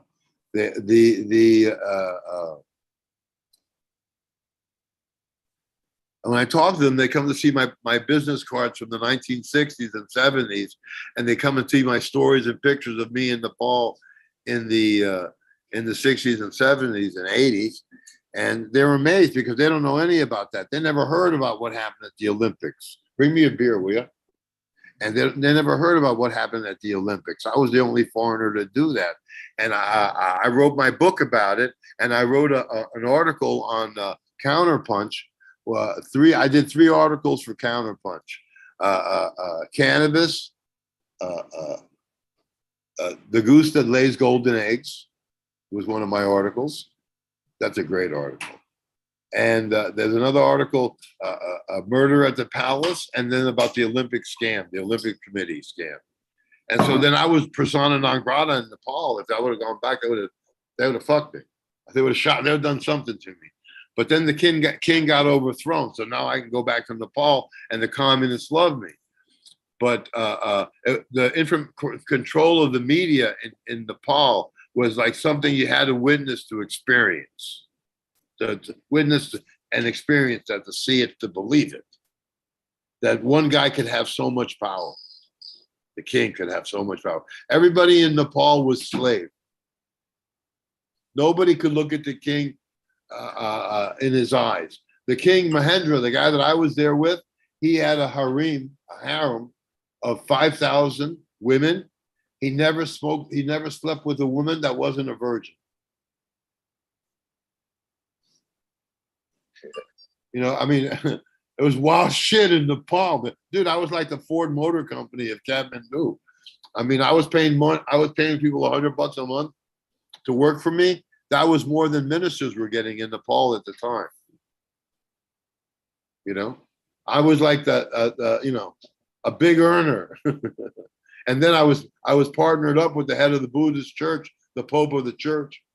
I used to paint the eyes of the Buddha so nobody would see what I was doing.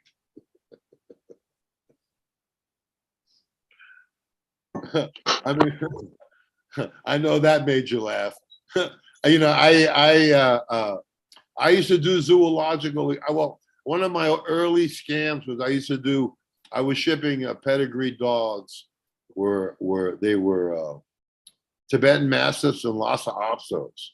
And I was trying to send them to every major city in America. It was good because even if they brought a drug dog to sniff the crates, they couldn't smell it because the dogs would be interested in the other dogs in the crate.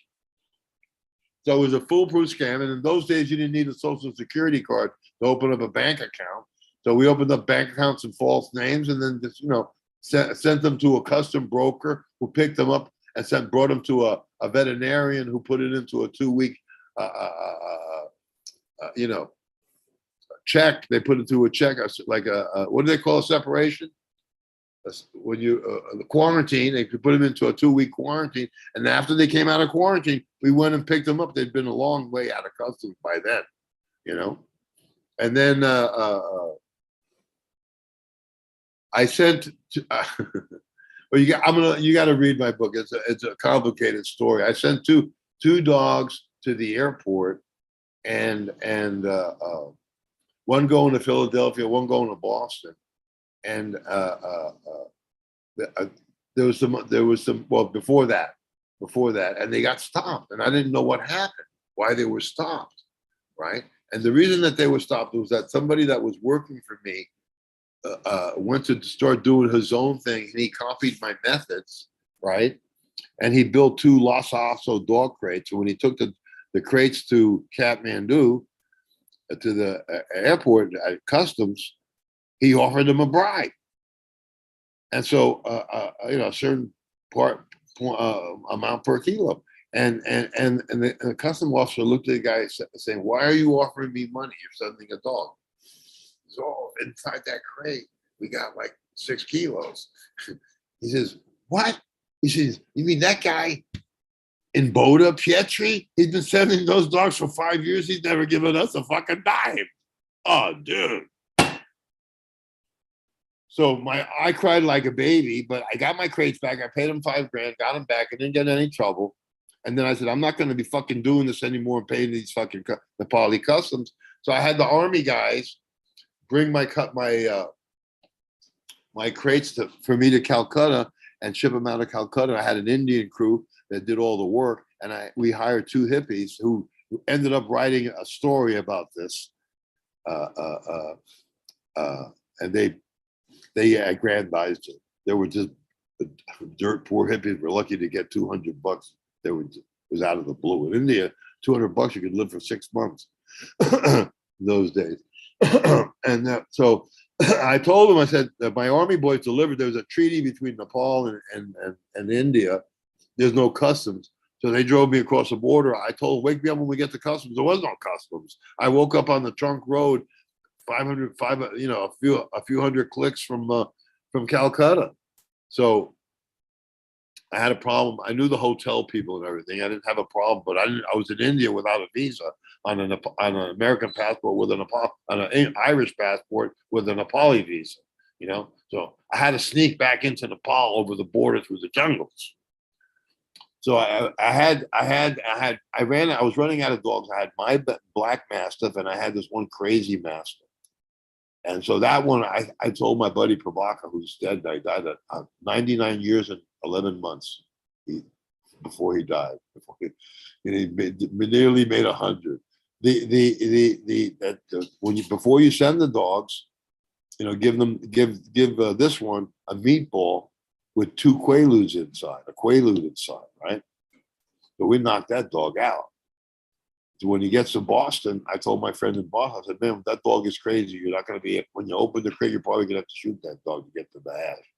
He's going to be fucking mad dog. But the other one you could keep as a pet. So anyway, my team went there. They did the thing. I sat in my hotel while everybody did their work. And then I took a train to Delhi. And from Delhi, I took a train to the border of Nepal, where I walked across the border.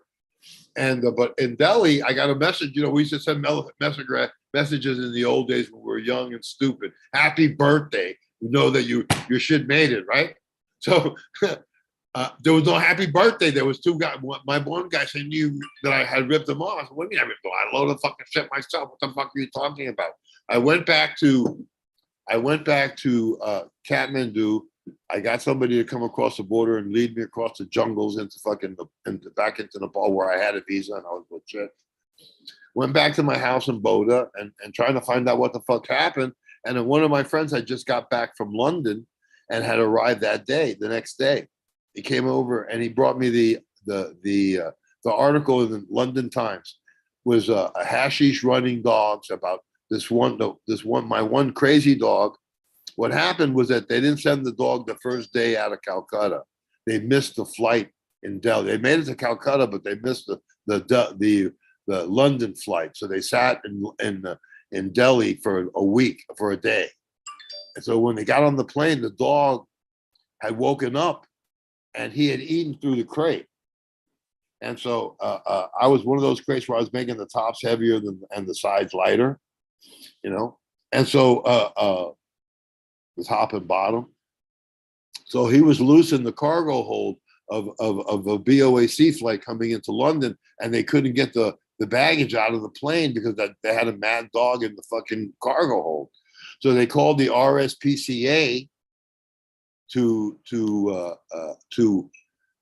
tranquilize the dogs. The RSPCA came, they tranquilized the dog, put him in another crate. My crate, they took, right? And they burned it. When they burned it, they smelt it. And that was the end of the most beautiful scam I ever had. Nobody ever got in any trouble. And the next day, the one from Philadelphia showed up. They got them both. And so then I was like crying like a baby, because I was like, I could have played that game forever, So then went back and figuring out what could we do now, And so we started doing the only good thing about it is that they couldn't trace the dogs back to Nepal. They could only trace them back to India. So they didn't know about Nepal yet. And so we got back, my friend introduced me to the director of the Nepalese Zoological Society, and I introduced myself as whoever I said I was, as a director of the Bronx Zoological Department. I was like 22 years old. I mean, I had my business card that said what I was. And I brought him over to my house and had him over for his name was Kazi. He was a nice guy, man. He ran the zoo. So he came to my house, and I had my wife there, and my wife led be big boy here. My wife there, and she's making a big fancy dinner, fried chicken, southern fried chicken, and all this shit. And she makes a rum cake, a chocolate rum cake made with 151 lemon heart proof, a Jamaican lemon heart rum.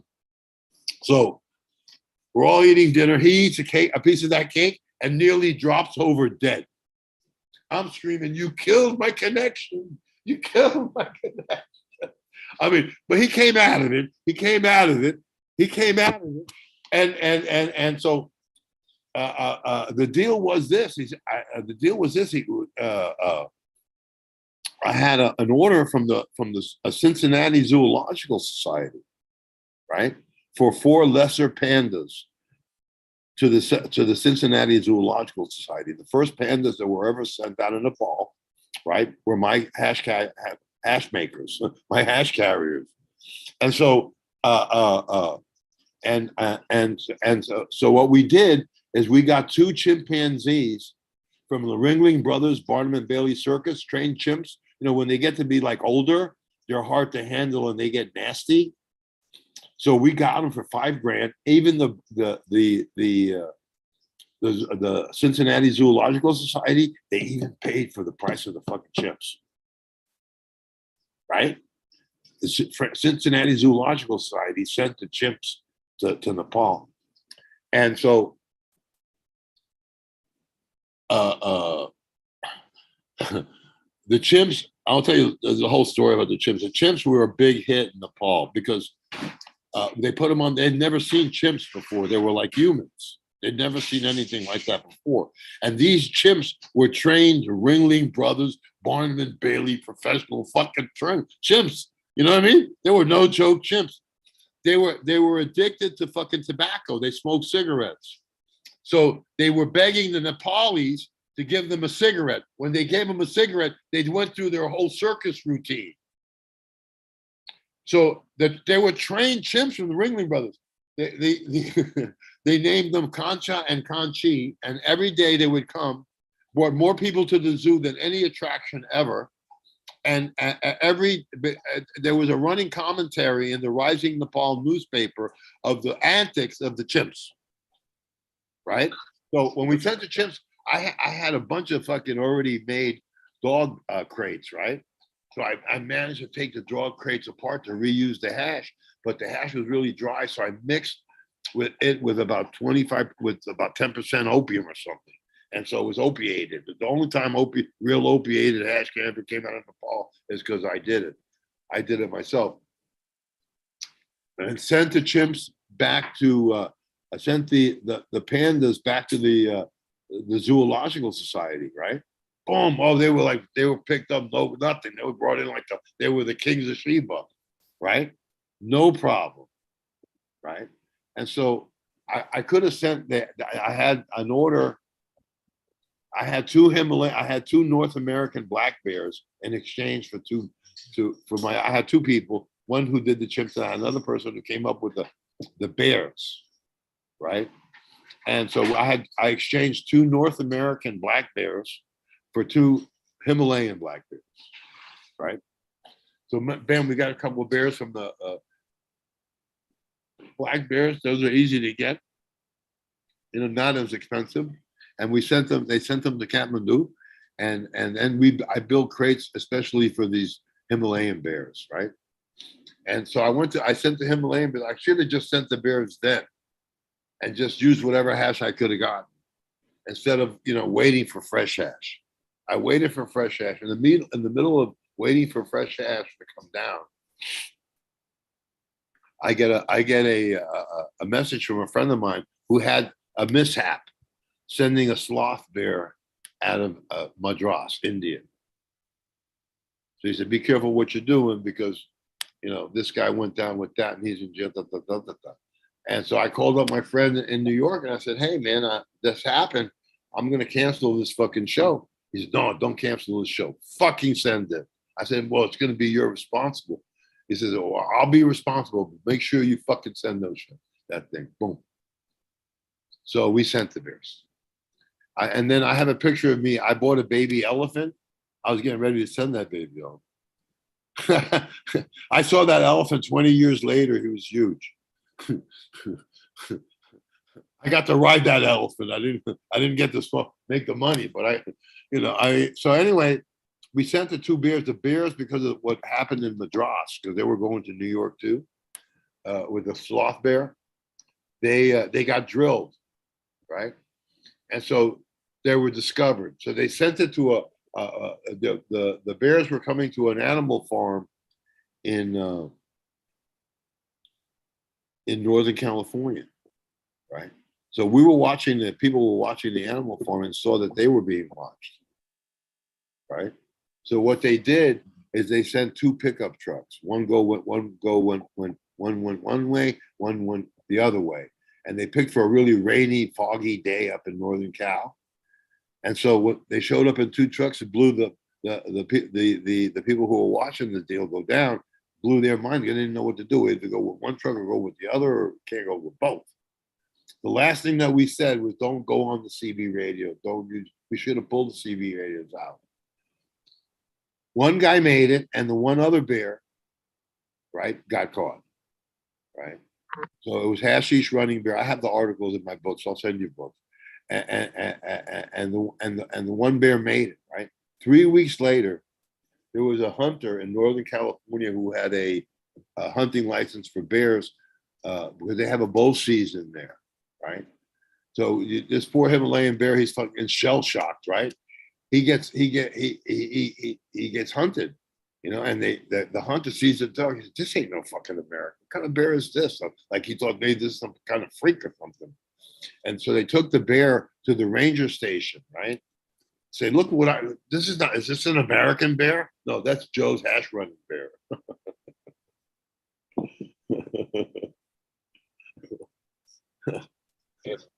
So sending animals like that. That's awesome, man. The chip sound, that's a pretty fucking amazing. How were they? I'm surprised you guys didn't get them smoking some joints just to see how the difference in the. Would they smoke weed? The chimps and Ooh. the chimps. The chimps, I never gave them. I never went to see the chimps. Oh. I might have seen them. But they were a big hit in Kathmandu. Everybody remembers those chimps. I got a thank you letter from the king himself. You know, I got a thank you from the kingdom. You know what I mean?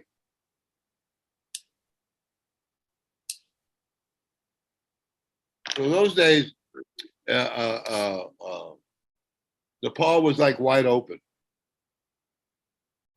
You know, back in the day, we used to get some hash from Lebanon. It was either gold seal, gold hash, or red hash. The red hash came in small 125 gram bags, cloth bags. So 6 of those would make a kilo.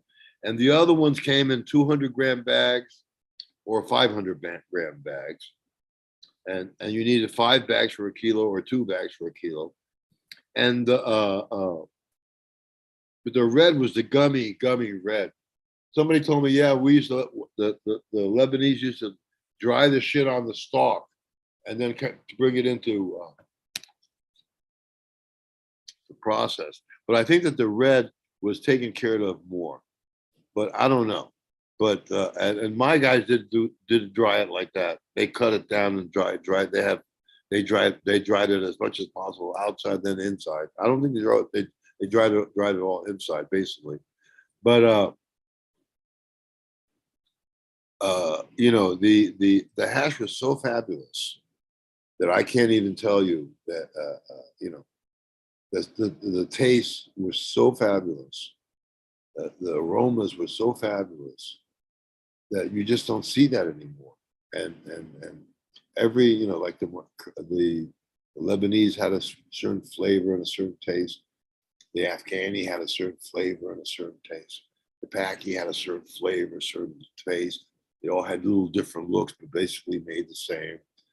The Nepalis, they were really doing hand rub. But what happened in Nepal was that unless you went up to the mountains and bought the hash from the farmer, the hash was taken down to Bir Gunj or Nepal Gunj. In the 19th century,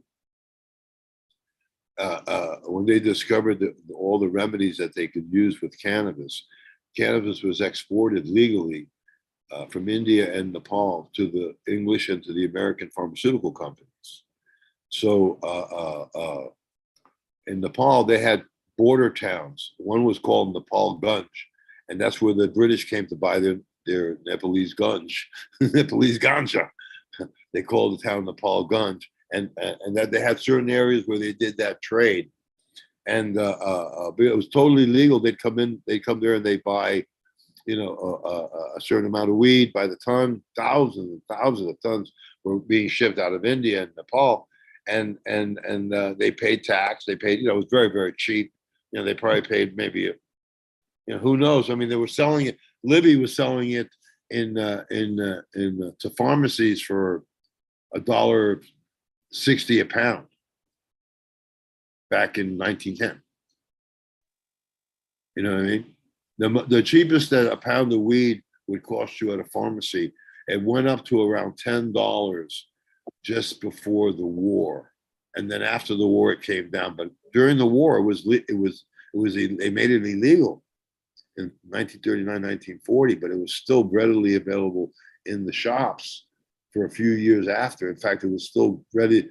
In fact, in England, tinctures were being made up until the 1970s. You could buy cannabis tinctures in the medicine in the chemist if you could had a prescription. People don't even realize that in the 50s, 60s, and 70s that the English had a heroin program. If you could register with the state and they gave you your heroin. If you were registered with the state, you got free heroin. People don't realize that England had that program in the 50s and 60s and 70s. They only stopped it in the 70s due to the UN Charter. The UN Charter, when you join the UN, you have to sign the UN Charter, and you have to sign an agreement that you're not going to ever deal in those drugs, those certain kind of things, cannabis, opium, cocaine. If you see when you get off the internet, go look at the drug plants of Africa. Just go look at that book, and you see all the different herbs that they used to get for all different kinds of things that came from Africa and came from South America. The fucking natural business was huge. Probably just as big as it is today on that level, on a different level. You know what I mean? But yeah, Nepal, the same thing with the Pakistanis. They exported a lot of weed, a lot of stuff. The Pakistanis, they had and so did the Afghanis. They had two different kinds of hash.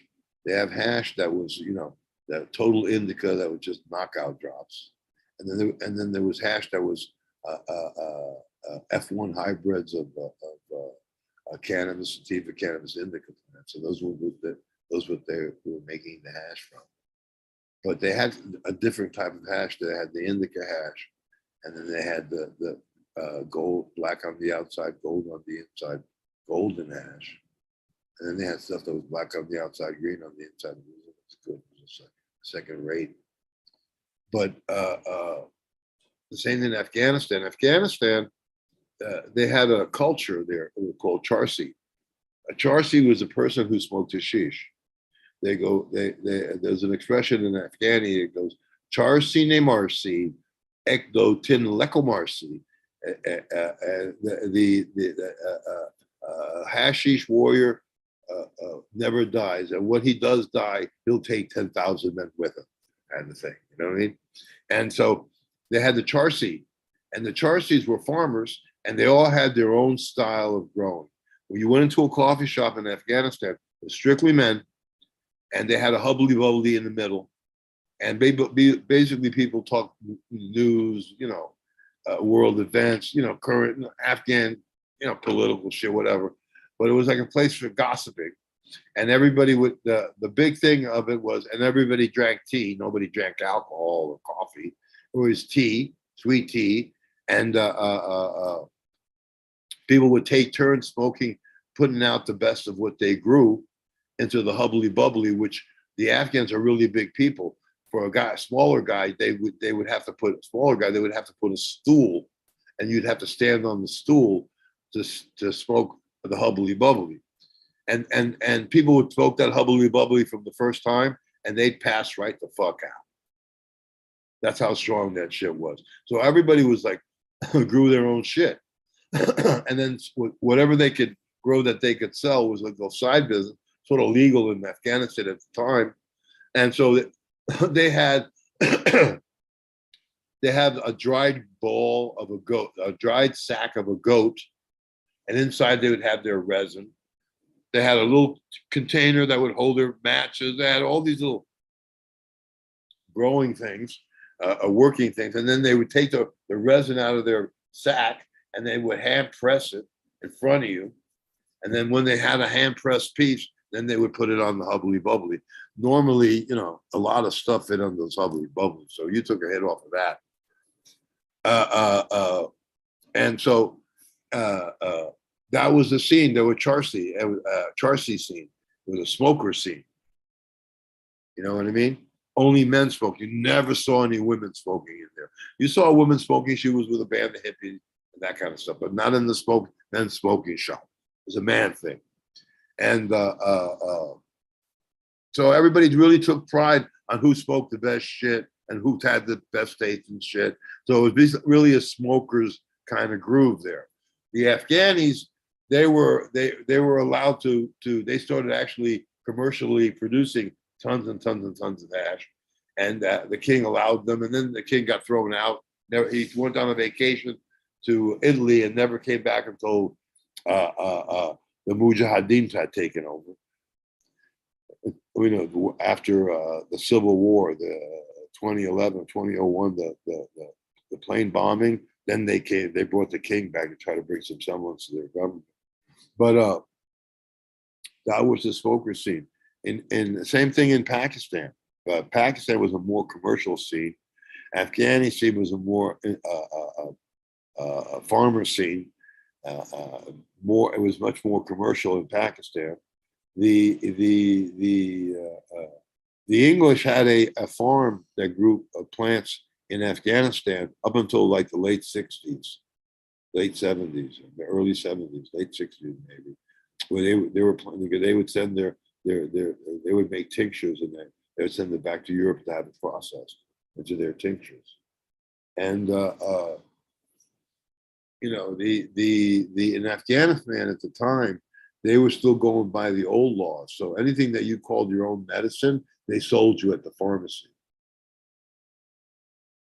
So whatever you wanted, they got sold at the pharmacy in Kabul.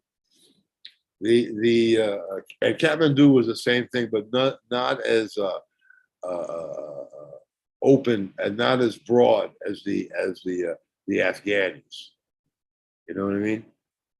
But you could buy just about anything any kind of pill you wanted at Kathmandu. I had a girlfriend of mine, and she met another girlfriend of mine, and she immediately took my girlfriend to the pharmacy and showed her what you could buy legally there, right? And when she came back, you know, she couldn't even fucking walk. I said, "What the fuck?" I said, "Where'd you take her?" So I just took her over to the pharmacy, showed her what she could get. So I went over and I said, "Oh, what's in your purse?" I opened up her purse. She had every kind of everything that you could buy at Kathmandu. And that's a lot. They used to sell Quaaludes there as mandrakes, you know.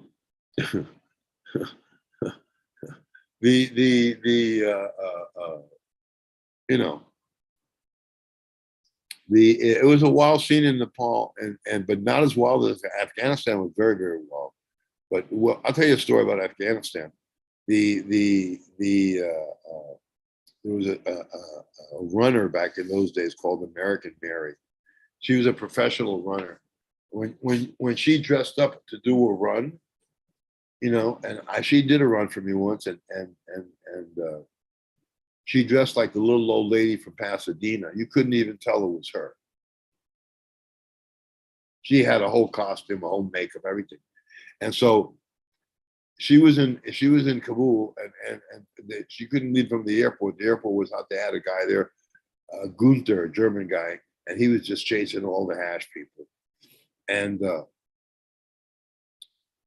so they decided to send her from Karachi and send her overland to land the Kodal on the border of Afghanistan and Pakistan, then take a bus down to Karachi. And so when they got to the border, right? Who was waiting there but Gunther? And Gunther was there. And he said, pull those suitcases down. I want to check them. And he had the Afghani guy take his bayonet and stick it into the fiberglass suitcase. When it stuck it into the fiberglass suitcase, the fiberglass mold covered the hash. When the knife went through, it came out clean. So he said, put it in there again. And Mary got up and said, no, you ain't putting anything in my suitcase again. You put it in my suitcase, you got nothing. If you want to put anything else in my suitcase, I want you and me and those suitcases. We go to the American Embassy, and I want to see you do it there. You did it once, that's all you're going to do it again. That's what she argued with him, right? And he put the suitcases back on board, and she made it through. When she got to Karachi, she had them patched up, and she made it all the way. But she had balls to stand up. She knew exactly how to act. You know what I mean? So I mean, my friend had the Coochie tribe. He would deliver in Rajasthan, Jodhpur. When they went down for every year, the Coochies would travel overland. There were tribal people that traveled between Afghanistan, Iran, Afghanistan to India and back once a year. And so that's what we would pick up from them, you know. And I met a guy years later. His name was Robert Kamen, and he did he wrote the screenplay or something for Karate Kid. He was involved with Karate Kid, big producer. He made very famous stuff. And his other brother's a music guy, and so I had some really killer, Afghani pressed Nepalese back then, 40 years ago, 50 years ago. It was just fucking unbelievable stuff. You know, I was selling it in those days. 10 grams was $500, $50 a gram. That's how good that shit was. And he was writing a screenplay about somebody who was shipping animals from Nepal, right? He was writing a screenplay about my whole life story, and so we became friends.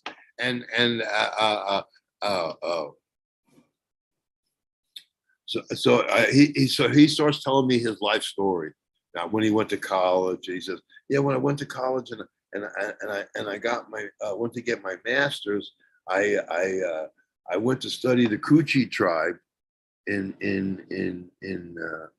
Afghanistan, and I traveled with them from Afghanistan to India and back, right? And he got a grant. Somebody paid his grant and paid him to do that." So years later, after he made the big success of Karate Kid and all that other stuff, he had that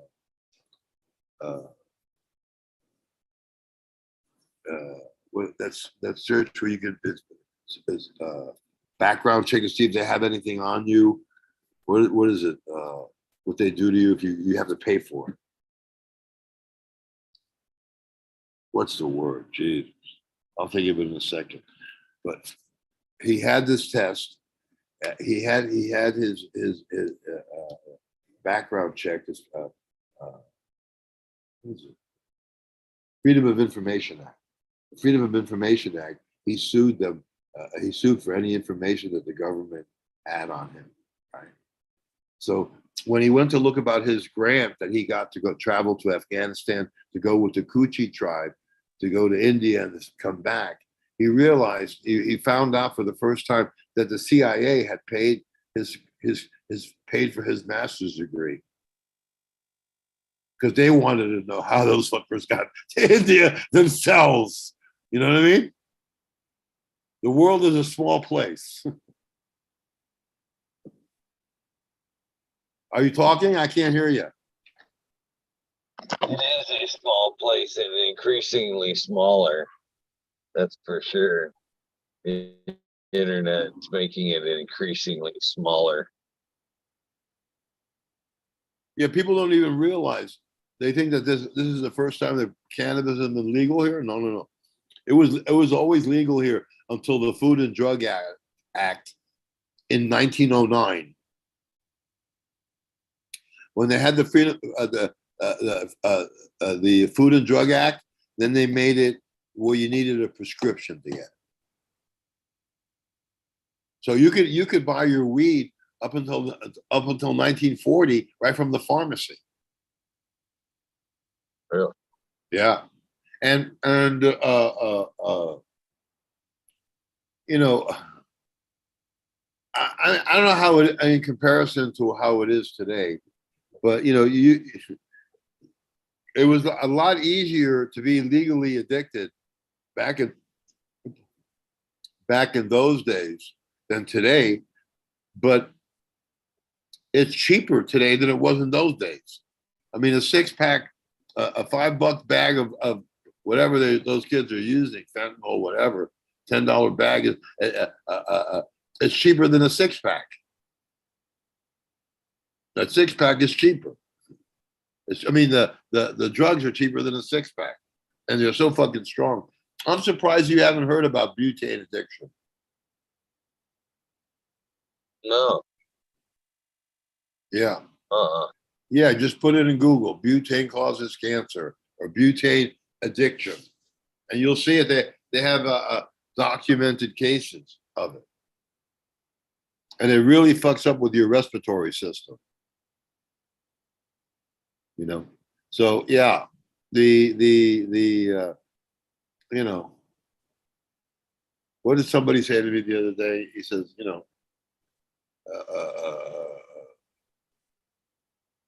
how somebody takes Adderall with his Rice Krispies. You know what I mean? There's a whole other type of addiction nowadays. Yeah, it is too. The pharmaceutical companies run everything. They've got unlimited resources. They have monopoly. They do, and actually, I think they're the biggest ones behind the push behind recreational cannabis right now. To be honest with you, kind of a sleight of hand. I think as the medical impact of cannabis has started to cross our country, that they've seen the ill effects of losing business from the pharmaceutical poisons they push to people trying to cure themselves with cannabis. And they don't want that. You know what I mean? Yeah. They can't afford that. They're not going to let that shit happen. So why not push the recreational side of things with the other losers that are in the game right now, alcohol and tobacco, who are losing money hand over fist and trying to get in the game as well. If they get into the recreational market, push to that, then they're making money in that game as well, and they're saving face in the pharmaceutical aspect, because now cannabis isn't gaining the limelight that it was. Actually, I think it's actually being more harmful because, yeah, I've seen here in Michigan as we've went rec, the number of medical cards has went way, way, way back. What happens with that? Lack of funding for medical research in cannabis, which is kind of funny because, as you've already pointed out, a lot of this research has already been known. Is that a scam all in itself? I'm starting to wonder. Oh, they already know. They already know everything they need to know about cannabis. So I don't know. Well, then one of the other things I think, you've kind of led on to a little bit, I think, in the beginning is I really believe some of the most beneficial side of cannabis is the cultivation. Being in there with your plant and everything is very therapeutical. And they don't want that shit either. You know what I mean? So Oh when yeah. recreation and home grow is going to be the first thing to go. Once they get that across the board, you won't be growing your own medicine at home. In my opinion, Yeah. that'll be the first thing next. What are your thoughts on that? Well, the thing about it is that you know, at this point, the genie's out of the bottle, and you know, what's really bad is that the countries in Asia haven't picked up on it and loosened up. You know what I mean? And haven't realized that it's a Ponzi scheme. That you basically, by making it, keeping it illegal, you're playing, you're doing what the pharmaceutical companies want you to do. You know what I mean? I mean, the Nepalese law enforcement in Nepal that are shutting down grows and putting people in jail and burning crops and stuff. They're working for the pharmaceutical companies against the cultural rights of Nepal. You know, there could be one thing in Nepalese ganja that's not in somebody else's ganja that could be a very important cannabinoid. There's over 100 cannabinoids, and they only tell you a few of them. There's a, you know what I mean? They tell you how many do you know? You know, you can count them on your left and right hand, 10, 12, right? But there's 100. Are they still trying to figure it out, or are they not willing to tell you what they found? You know? So basically, if it wasn't for the medical scene, we wouldn't know what we know today. The medical scene, making it, that guy, Dennis Perone, the guy who with Proposition 215, they should build a statue to that guy. He was a very, very much more important than anybody that I've met so far. But that when he did that Proposition 215, that opened the door. And you know, normal in those days was against legalization of medical marijuana. They said that medical marijuana would lead to complete legalization. Well, I thought normal was for legalization. No, normal is for normalization, not legalization. It's a big difference. It's a big difference. I had that guy, Steve, Keith Stroop, who was the head of Normal for a long time. I don't know if he's still, he must be retired by now. Say that he was the one that found Reefer Madness movies at the Library of Commerce to try to make himself be self-important. And you know, those were shown on the $1 Million Movie in New York in the 50s. What the fuck are you talking about, buddy? You know what I mean? The one time I met him, and I overheard him say, "Does that guy know how to grow? Does he know how to grow?" They're afraid of me. They're afraid that I'm going to teach you something that's going to keep you growing your own medicine. I mean, I did that 12 and 1, you know, 6 hour, 8, most 7.5 hour flower period. That cost that team money. You know, I cost the Dutch industry billions and billions of dollars. Every time I open my mouth, I cost them billions and billions of dollars. You know what I mean? I haven't made a penny. I mean, I'm not saying I'm a broke ass nigga, but you know, I ain't rich. You know, I'm always struggling. I've been the Dutch scene have suppressed me so badly that you know, I should have had my book, you know, in every language already. I could have, you know what I mean? I'm a famous guy on this scene, and I've never really been able to exploit it because they suppressed me. They suppressed me. The only thing that saved me and was the 12 and 1. And the way I feel about it, I said, well, look, I'm giving everybody 12 and 1. I'm giving everybody their flower schedules. I said, I'm going to turn them on to the hippest nutrients in the world. I'm going to do that. At least I helped everybody. I maybe didn't make a lot of money. Maybe I didn't make any money, but it's okay. I helped everybody. I gave everybody the correct information. And basically, that's basically all that I've ever wanted to do. You know what I mean? Because everybody should be able to grow their own medicine. Everybody should be able to save their seeds. People don't do that anymore. Even your cantaloupe seeds. How do you know? You may be someplace where those cantaloupe seeds will do good. You know what I mean? Save seeds. You know, don't you know somebody in the tropics? Send them some whatever. You know. I mean, so I feel good about that. I feel good about. I'm struggling. You know, I struggle. You know, it's been hard for me to overcome a lot of the problems that I've had to overcome. You know, but I'm surviving. I'm alive. I'm well. You know, I have my own place, and but I'm always struggling. You know, and I see these young kids come in the game, and they're making millions. I see this guy from people who did Girl Scout cookies, right? They Right. did. They sold their company for $100 million, how many dollars? 100 million, over 100 million. And their formula is based on my Durban poison. Girl Scout cookies has my Durban poison in. The DNA genetics just ripped off one of my strains. I have a black Colombian OG that I call it red hot chili pepper. It smells like peppers. Now they have a strain, they've copied me, and they call it lemon pepper.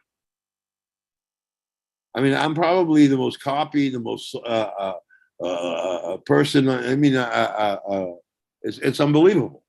It's unbelievable. I did the canna trade in Switzerland. And I got introduced to these two girls, one mother and daughter. And I was with Reinhardt's son, so we were like father and son. And she came on. She said when I first met her, I said to her, you know what?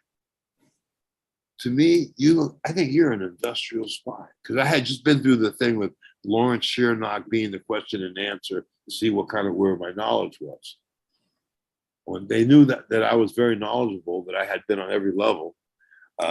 They stuck these two spies on me, industrial spies. And so she invited us to Basel, and we went to Basel. We hung out with them, and we ate, we drank. Nobody partied with anybody. It was business. Not that I wouldn't have, but they didn't. The vibe wasn't there. But we all went to thinking we're getting something. But how can you? You're a man. All men think like that. And so then we go. The next show that we're going to do from Basel, we're going to do the one in Madrid, the one in Madrid. What is it called? The one in Spain, but the big one in Spain, right? So I would be fed in there. The what? Spanibus. Spanish. So I did Spanibus, and I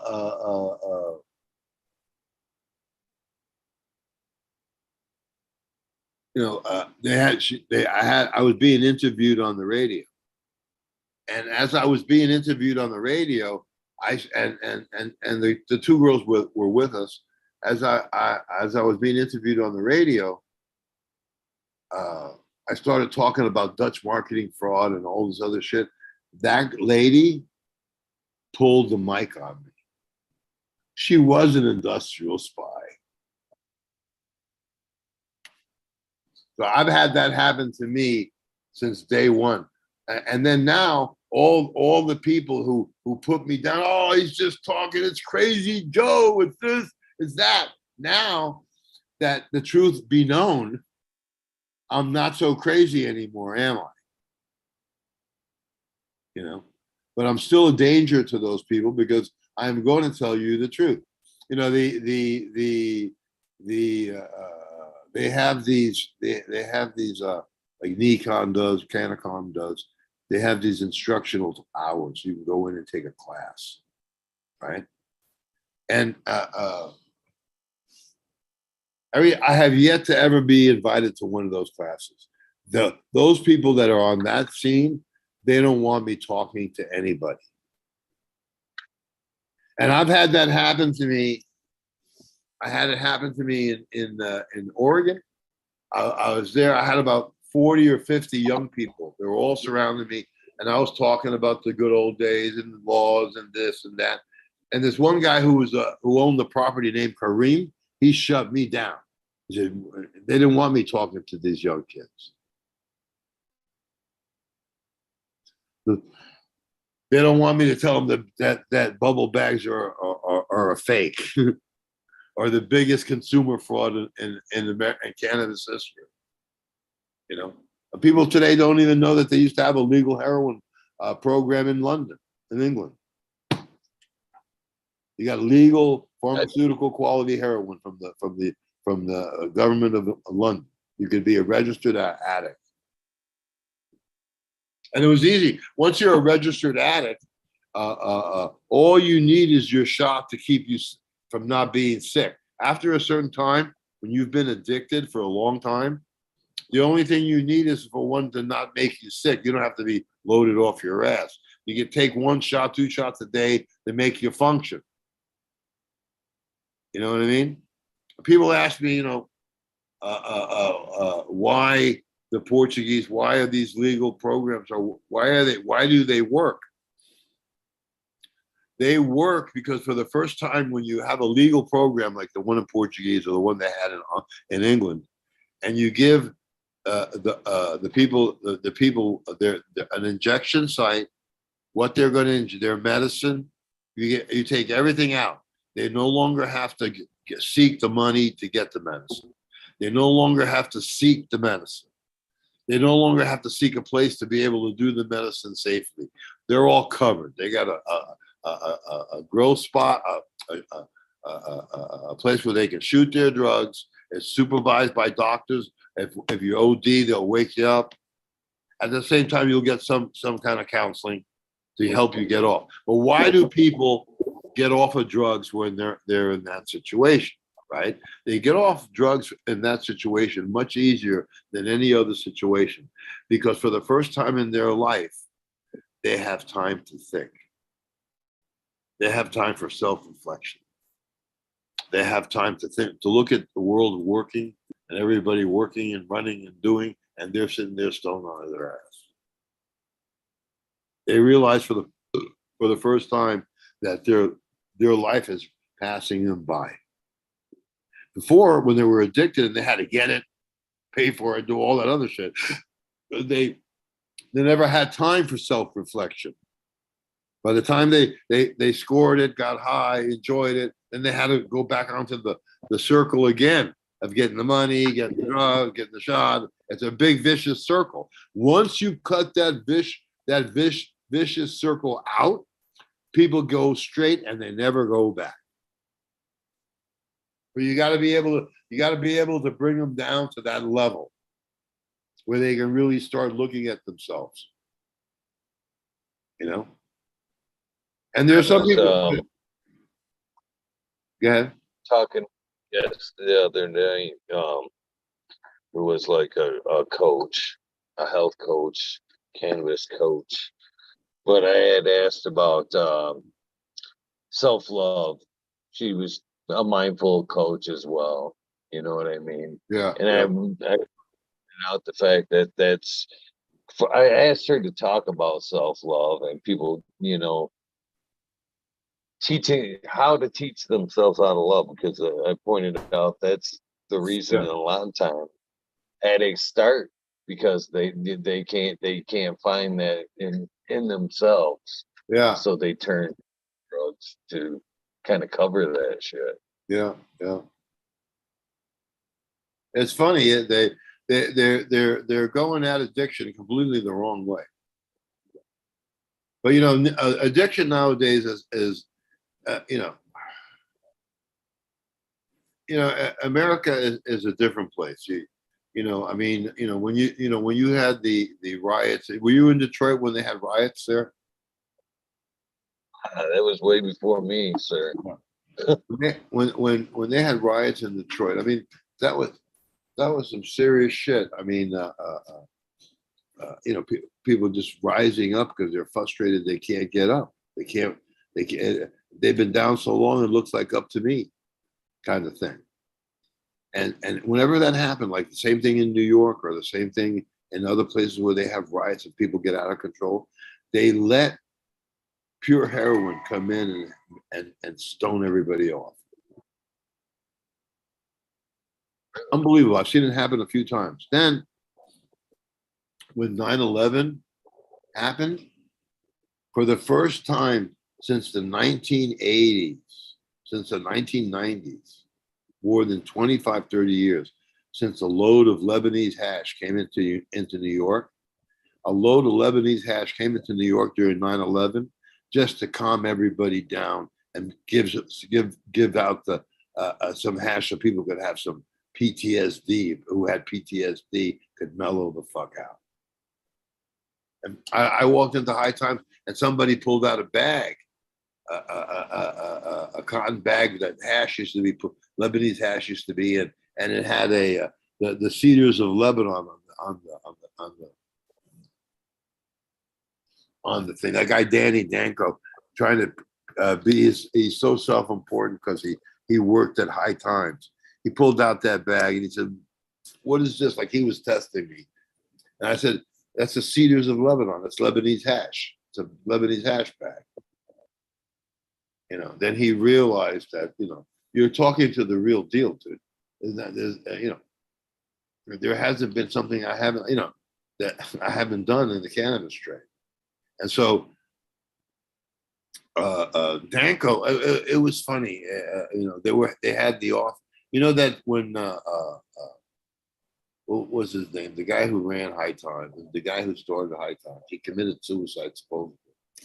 But his girlfriend married his lawyer, and her and the lawyer have owned High Times ever since. They might have sold it now. I hear the Marley people have some ownership in it out of LA.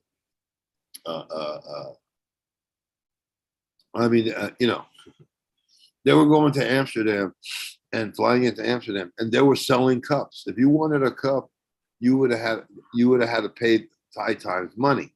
I spoke to, I don't know if you've heard of this company. It's called, what's the name of the company?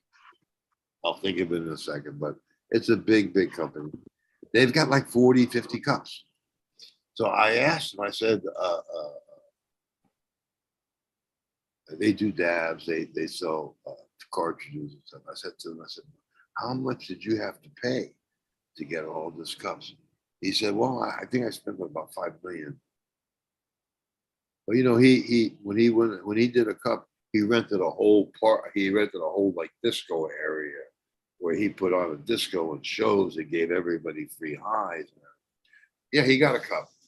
It was all so corrupted. And then when Rosenthal was in there, if you had any good ideas, they got ripped off. The guy who created the Scrog method is a grower from Southern Florida. And he invented the Scrog, indoor grower, guerrilla grower. And he made a video and he wrote a book about it. And so everybody learned Scrog. And today everybody uses Scrog. A lot of people use Scrog, right? Right. So he signed a contract with High Times that they would sell it and promote it and everything. And he found them selling, Rosenthal and the boys selling that video and that book out the back door. So he sued High Times, and it took him years. He ended up living in a car with his family, and it took him years, but he got a settlement. They trumped him. They gave him like 70-80% of the settlement, and they made him chase him for the rest. Who has the energy to chase for the rest? Or the money? You don't want to spend the money you just got trying to get a little more money. It's just too much after all these years, And so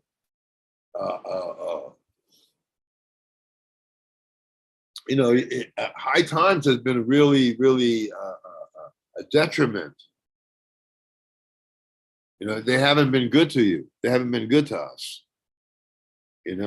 They created an industry based on fraud, and the Dutch wouldn't have been able to do it if they didn't have High Times money, and they Dutch money. and the Dutch wouldn't have been able to do it without high times.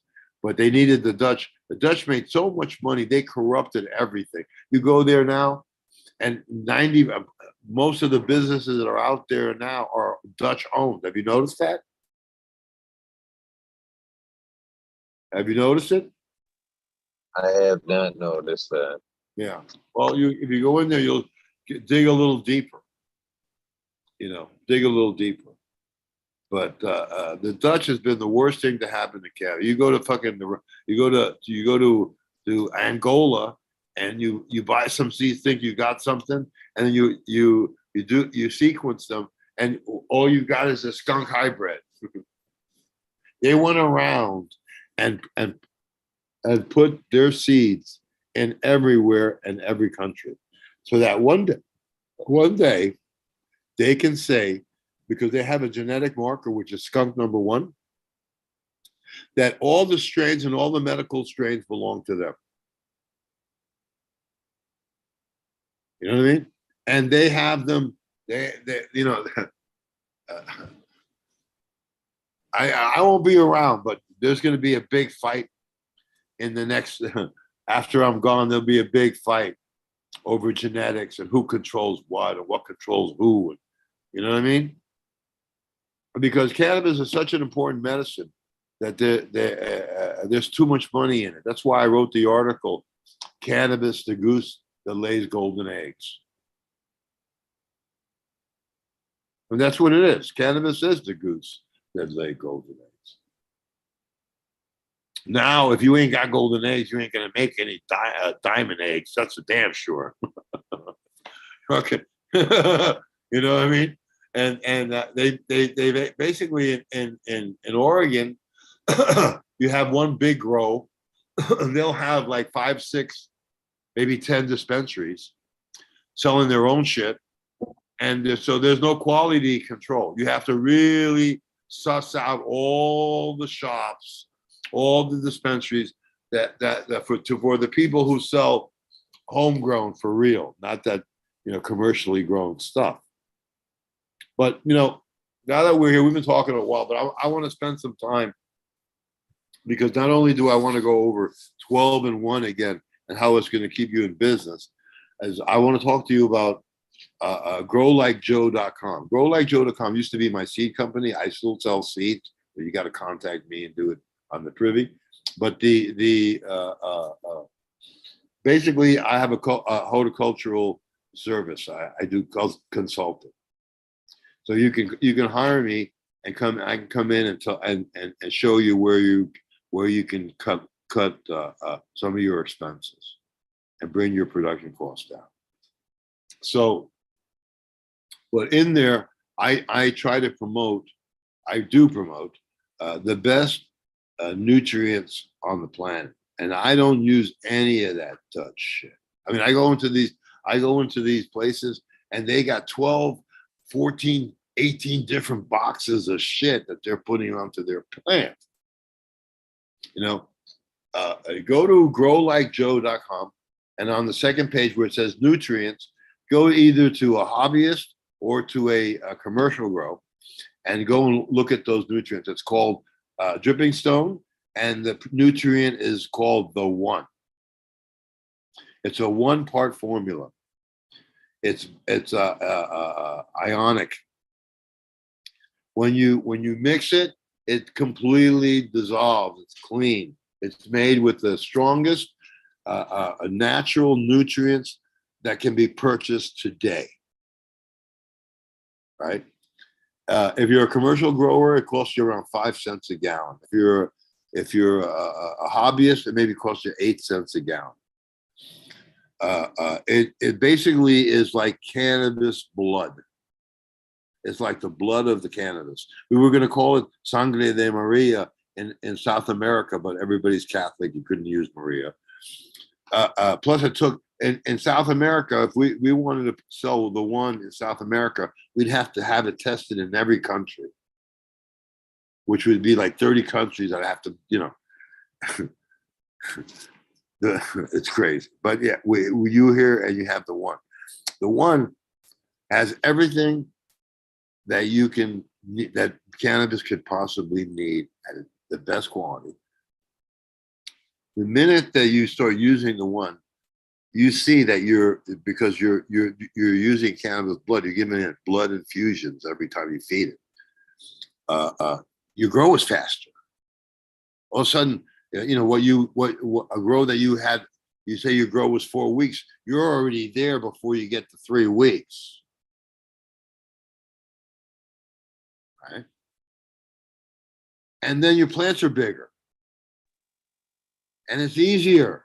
You don't have to feed it every time that it gets too hot in your room, because your room is never going to be hot again. And for people for hydro, it's the best you get for hydro. But for growing in soil, it beats everything. So hands down, that once you use it, you never go back. You never go back. It has, in fact, I'll show you. I'll get some here. I'll show you. Oh, hold on one sec.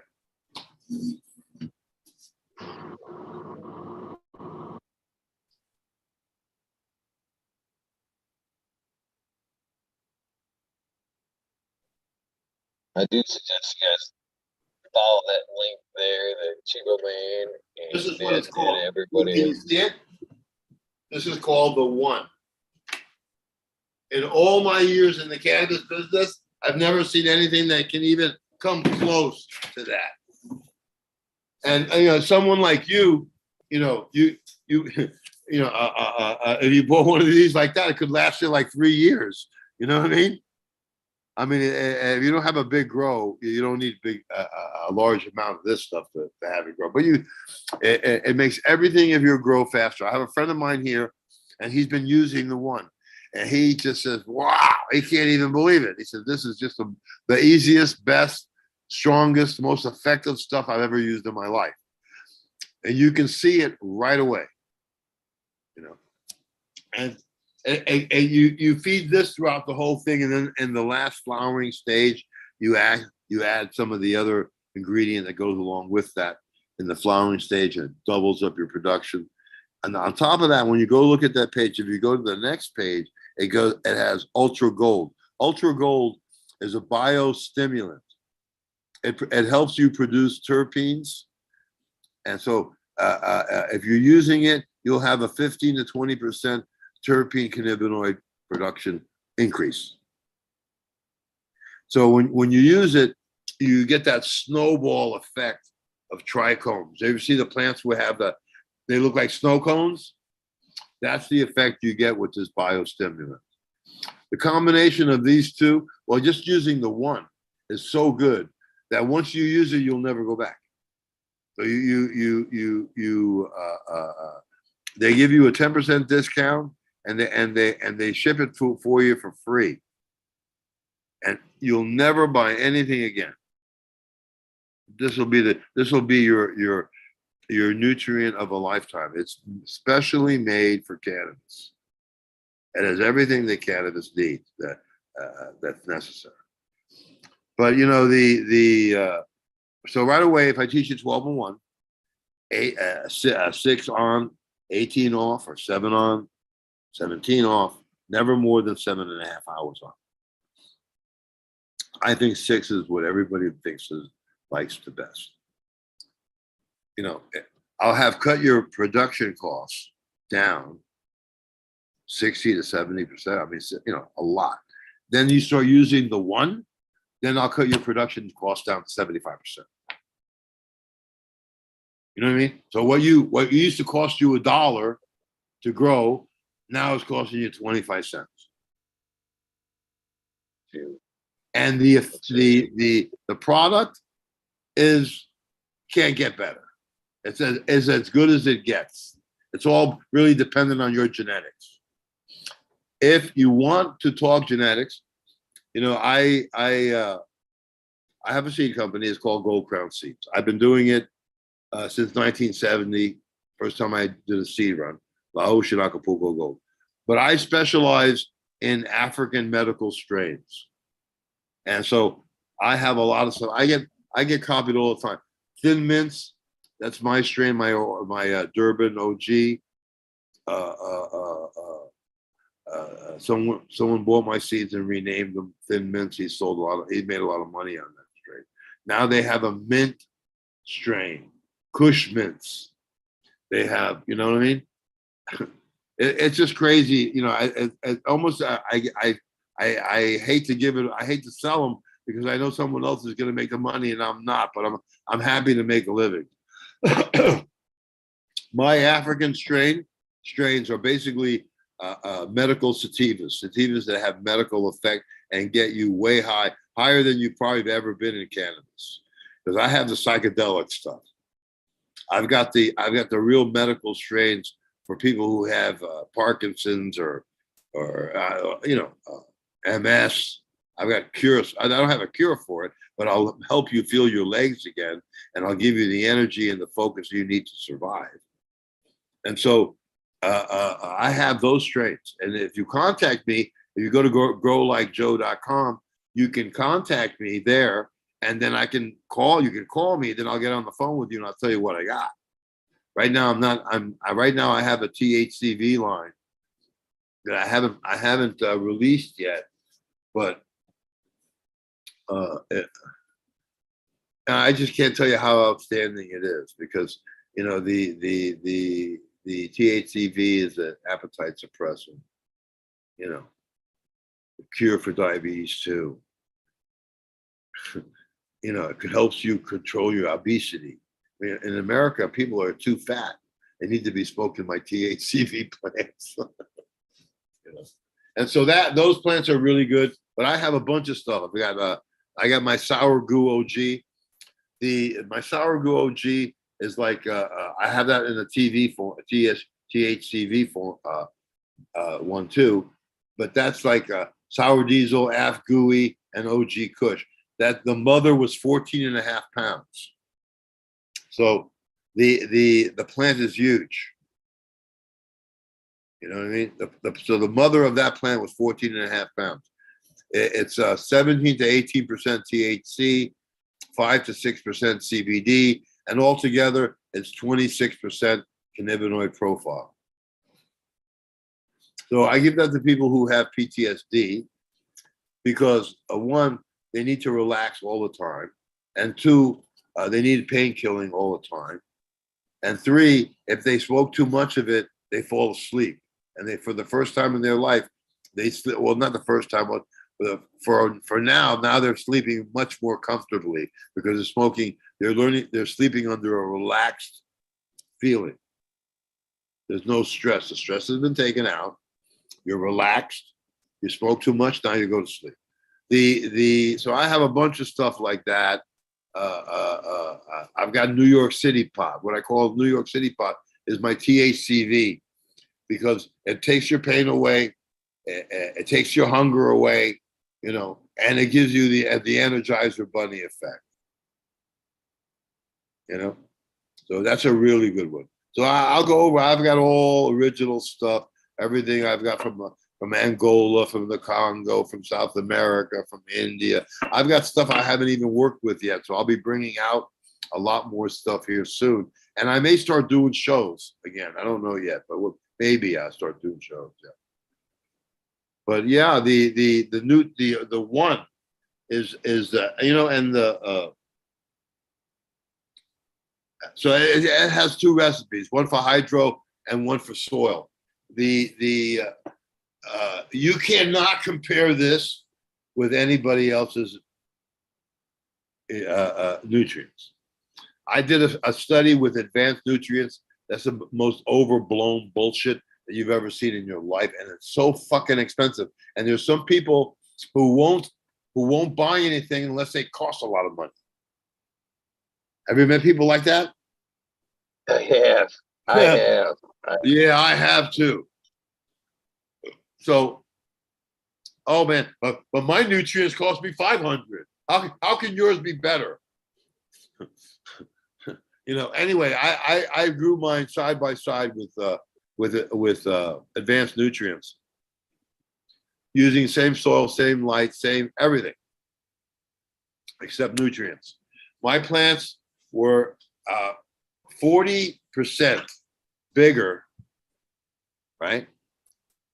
and that was in like 4 weeks, in 3 weeks. The other plant, the other plant was 40% smaller, and it was a big plant, but it wasn't as big as the goo. That goo just took it off, dude. It was so much bigger, so much fuller, more bud sites, more everything. And so I have that picture side by side of them together, side by side. And if you're a grower, you can just see the difference right there. Now, the one is this price, and the advanced nutrients is that price, right? But you got people that have so much money that unless they're spending a lot of money, they don't believe you.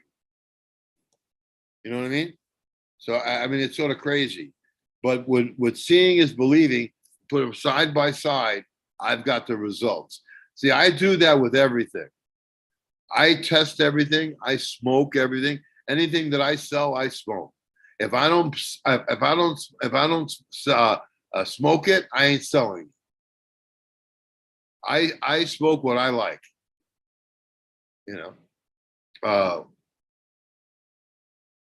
Nowadays, you have the Dutch wanting to be able. They want to take over the marijuana market. They want you to go to Jamaica and smoke Dutch treat. If you've never been to Jamaica and smoked their collie or their lamb's bread, that was a pleasure of being able to go to Jamaica and smoke their weed. It was a pleasure to go to Panama and smoke some Panama Red. It was a pleasure to go to Colombia and get Colombian gold. I remember when Colombian gold, the really good gold, the really good red, it would come in bales. There'd be a few seeds, but not much seed, mainly seedless. And it was clumpy, really beautiful. The color, the smell was outrageous. Commercial Colombian was going for, 150 to 175 a pound wholesale. And then people were selling it from 225 to 250, 275, The red, the really good red and the Sensimilla Colombian, those were going for $6. They were double the price. Double the price. And a flavor that you just don't see, you don't taste it anymore. I have a lot of stuff that's tropical. I have a lot of stuff that are original Hawaiian seeds from the 1970s. I have a lot of pre-1972 genetics. I have a lot of, if you go to OG Kush, Joe's OG Kush on Seed Finder, you'll see all the stuff that I've done. But I have a whole line of blue that's mixed with all my 1972 pre-genetics, Colombian gold, the original Acapulco gold. I got blue with Acapulco gold and Durban poison. So you got 3-way, 4-way Africans that are basically off the hook. Some take a little bit longer to grow, to finish, but it'd be the best smoke you've ever smoked in your life. I have I went to Malawi. I have one strain now that I call Chocolate OG. I call it Hot Fudge Sundae in the pure form. I hit it with my OG because now it finishes in 9 weeks. I mean, it is what it is. It's a chocolate fudge sundae. Big producing, big. All my Africans are big producers. When you're growing Africans in a tent, you've got to start flowering them in about 3 weeks, 4 weeks.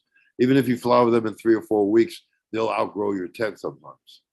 If you have a 4-foot tent, you have to start early with the Africans. They get big, or just grow one top it and spread it out. It's another way of doing it. But the sour goo mother is 14.5 pounds. Is an Oregon record. It's an Oregon record. So I mean, you have different ways of growing. In Oregon, the way the laws were, you could grow 6 plants per patient, and so you all you had to do, what people were doing were paying for the patient's license and doctor visit and everything, and then giving them anywhere from 1.5 to 2.5 pounds for them to smoke, because really you can't smoke more than a couple pounds in a year. Maybe I could, but most people can't. But you know, I smoke a lot. But nowadays, I don't think I smoke that much. And then the grower, if he's a good grower, out of those 6 licenses that he has, he may grow 90 pounds. And all he has to do is be responsible for 2.5 pounds to the patient and the licensing fee and the license. Growers in Colorado were minting money. And it happened here in Oklahoma. For the first year or two, people were buying whatever weed you got, and they're spending 3,000 and 4,000. Now you can't do that. You got the Chinese on the market. I don't know if you have the Chinese on the market in Michigan. Have you seen any Chinese pot? I can't hear you. Chinese, not Chinese grown, not Chinese strain. Yeah, Chinese growers. Yeah. Have you seen any? Yeah. Mostly garbage or any good? Some good. Pretty decent. What I've smoked, I haven't seen a lot of it, but I do know a few. It's what I don't like about the Chinese growers is they don't get high. So you really can't trust their judgment because they don't smoke, they don't use it. I think that if they used it, they would grow better. You know, That's intrigue. You agree? Is that gonna happen when the industry comes through and the wallets moving to grow? 90% of the people that will be growing won't be smoking. It'll be just money back in it. Yeah. But there'll still be, gourmet places. That's what our weed is going to be. Some weed is going to be gourmet, and some weed is just going to be weed. You know. So yeah, the picture you have of the trichomes on your page. That's when you should pick it. That's exactly when it needs to be picked, harvested. That's when it needs to be harvested, right there, at that point. That's perfect. So that I was gonna ask you about that, and I guess I proceed here with all due respect. You know what I mean? Yeah. So I understand that, and I almost think, and this is again just my opinion. I can't wait to hear yours, but I think a lot of times, color of hash is being pushed, or harvesting at this time for hash is being pushed for, moreover, business reasons. They have to handle it less. Nowadays they're harvesting at this stage because they've sold the public on a nice white or sandy colored hash, and they can produce that with an early harvested cannabis that they can now just throw in the freezer, wash, and press out. Is it, in your opinion, you harvest more to this side because it's closer to the THCA side of things, where the high keeps going, or is it more? And again, I almost think that traditionally that could be the thought or mentality as well, because if they harvest it at this stage, then they have time to store the cannabis and then work it anyway, because it is going to amber in time. But if they harvest with already ambered, it's already going to degrade as it's being stored before they can get to it. So why the clear trichomes in your opinion? I guess that's, When they're not clear, they're cloudy. or cloudy. Right. When they're cloudy, they're full. They're full, and they're at their utmost peak of strength. Anything once you let it go past this, it starts to degrade. So you won't get as high. With this, you'll get higher. This is much stronger. And when they say it's harder to handle, all the hash that I make with my machine is light colored hash, is red or gold. Hash, once you put it out and it gets you put it in the air, it changes color on its own. So can I stop you there? Because that's to me, when I make hash, that's always something I say is that's a judgment for me for quality. As I harvest it and I put it back, if I see the edges of that patty or whatever that I've harvested already oxidating, I found that's a good full melt hash, in my opinion.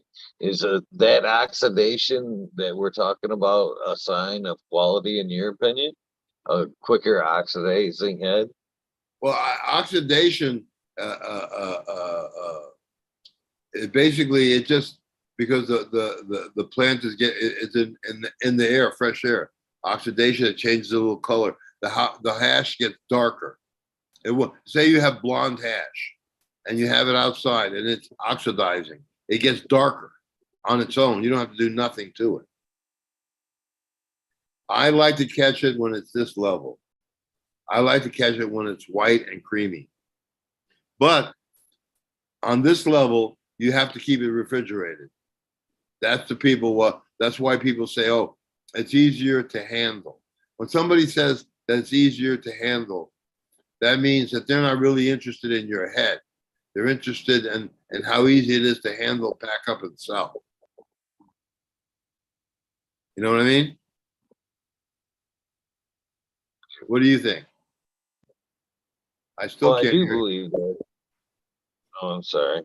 I do believe that's a lot to do with it, that it's being pushed just because it's easier to package and sell. Yeah, I'm afraid, to be honest with you. yeah. That's the problem because, first of all, it doesn't matter, whether it gets you high or anything. It's the look, the taste, and how easy it is for you to get it to package product and sell. It has nothing to do with the strength, which is the better. You know what I mean? Because they don't smoke. Most of these people don't smoke.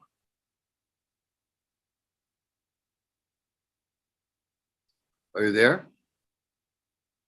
Yeah, I'm here. I'm here. And sorry. So So judging. you like your hash oxidated? I do. I like a more brown hash. Let me turn this camera on. So this is the hash that we were looking at earlier. I was kind of rolling it into some balls while we were talking. And I do like a darker hash like this. I find this is more medicinal. You know what I mean? It's a little bit more couch lock, but as far as my achy bones and stuff like that, I prefer, a darker hash initially. When this was harvested, this was a nice, pretty, gold, hash. I pulled this live out on air, and it was a nice color right out. But to me, again, I know it's going to now when you think that when it oxidizes, you're thinking that it changes its strength? I think it's changing chemically, like you said. I think this is more leaning towards the end. You know what I mean? It's not so much. There's a lot of THC there, but I think it's a little further down the chain because of the heat, the rolling. You know what I mean, in your hand and stuff like that. I don't know. That's just my opinion, but how could it not, though? I mean, even if we take this lighter colored material, even if this was a sift, Can you squeeze that? Can you squeeze it? I don't squeeze them pretty hard there. I mean, It's not. Is it soft? somewhat. Yeah. It looks pretty good. Thank you. And it does stick. Yeah.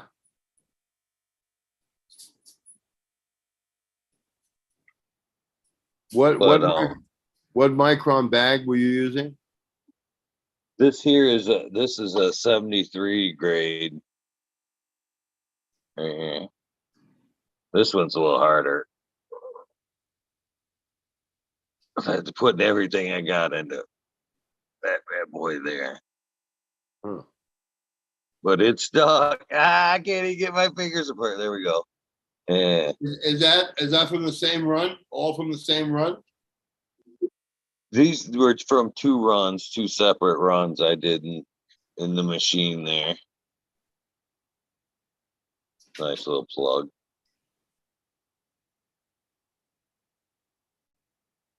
But to hear you, the Hash King, say it looks like nice hash, I think that's a great honor. Thank you for that. Have you ever had your stuff tested?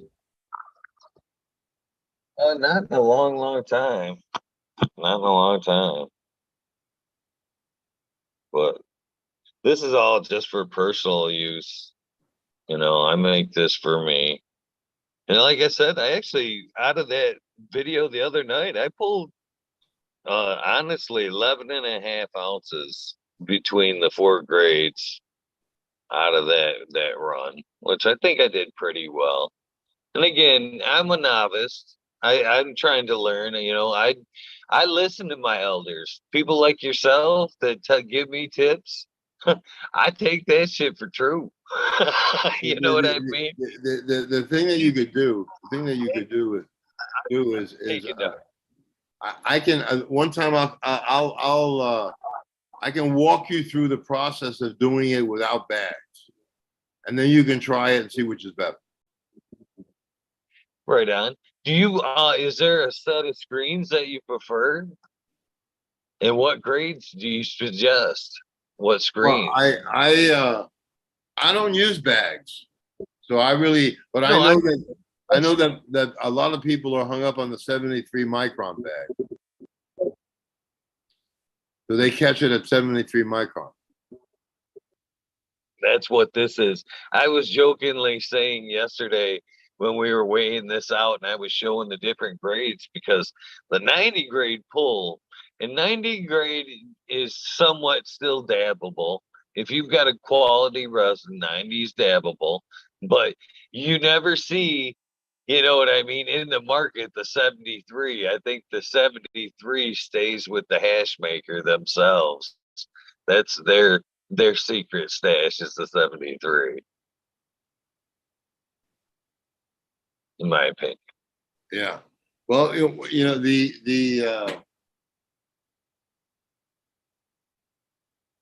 we're gonna have to do a hash run here, and I'm gonna run the original machine so that you can see the difference. Yeah, I do. Yeah, right in there. I would. Hold on, it's right in there. I'm getting some smoke. You have it. Let me see the. Let me see the. Let me see the. What can I ask you about a little bit about your genetics? I can't believe it took us so long to get to talking about your genetics there. What are we looking at on flower times there, especially on the stuff that's more the psychotic end? I think I've got stuff that's 9 weeks, and then I've got stuff that's 10 weeks. I've got stuff that's 12 weeks. You know, basically the ones that I have OG, they're 9 weeks.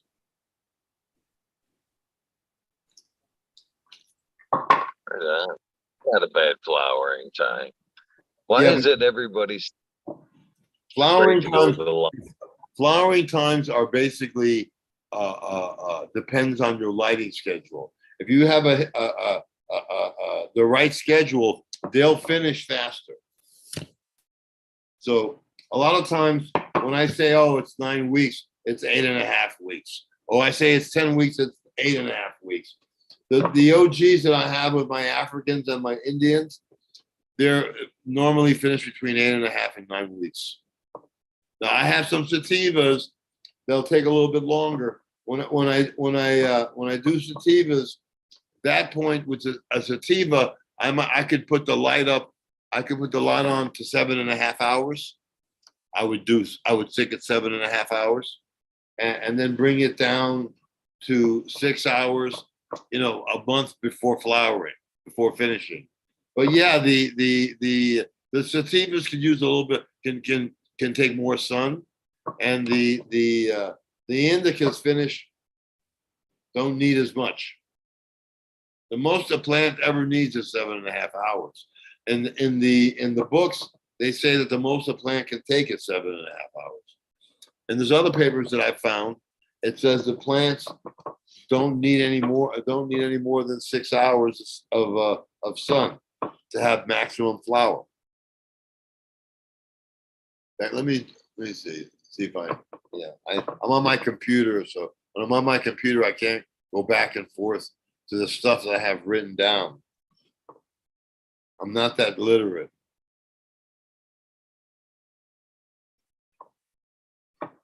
It's funny when you smoke the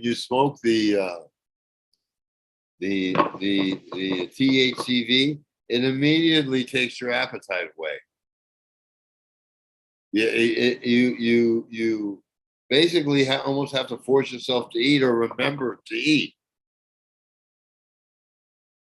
So it really, really works on that level. I could see it,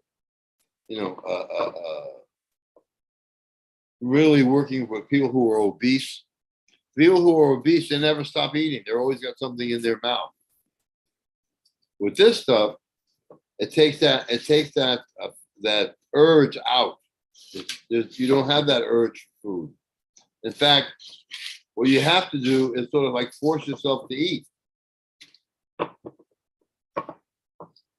Because if you're not hungry, why are you going to eat? You're going to eat because you haven't eaten in 2 days, and it's time for you to eat. You know what I mean? That's what it is. It's unbelievable. What? Somebody in the comments is asking for the Chemdawg. What? Somebody in the comments is asking for the Chemdawg. Story? Yeah. You can tell the Chemdawg. Want me to tell it again? Oh, you already told it on here? Yeah. Oh, never mind. I'm sorry. Somebody was asking about it. Yeah. Yeah, people are always asking about the Chemdawg story. It's funny because when that shit was created, I wasn't impressed because I was smoking like dynamite Hawaiian, you know what I mean, and dynamite Thai Buddha weed and really good. I was smoking some great weeds in those days, and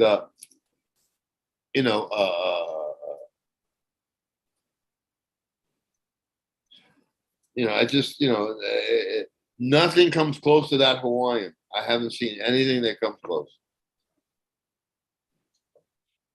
Now, you mentioned the Hawaiian bud there. Now, earlier on, you mentioned something about the 1212 regions not growing such great cannabis, or I could have misheard that. And doesn't Hawaii kind of fall in that region, or is it just the soil and everything about Hawaii in particular, not just the 1212? Well, it is in 1212. When they tell you, oh, that's where 12 and 12 is, in Uruguay, that you can grow year round in Uruguay. There is a day that the night is longer than the day. It's just not that much. Like it's just not as noticeable as here. It may only be a few seconds. It may only be a few minutes. You know what I mean? Because the like in Thailand they have like what we used to do is you'd go up to Nakhon Phanom, which is right across from Laos. That's where the old American air base was during the Vietnam War. Great weed used to come there.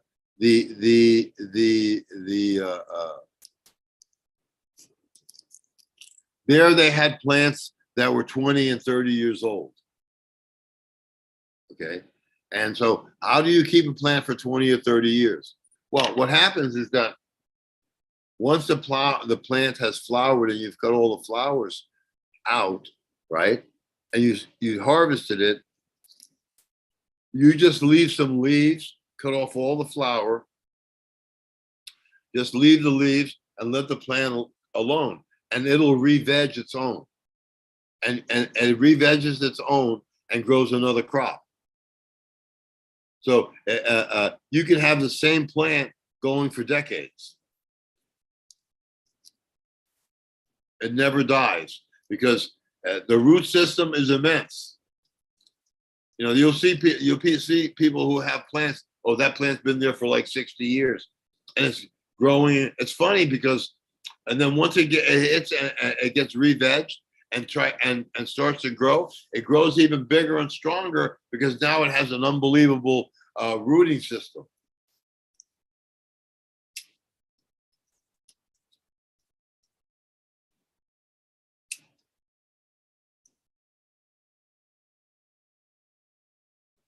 This is oh.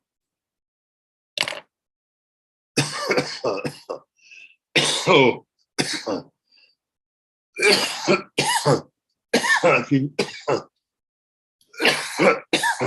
you see that? See, That reddish plant? beautiful. That's an Angola red, Congo black. That's a world-class flower. That's like a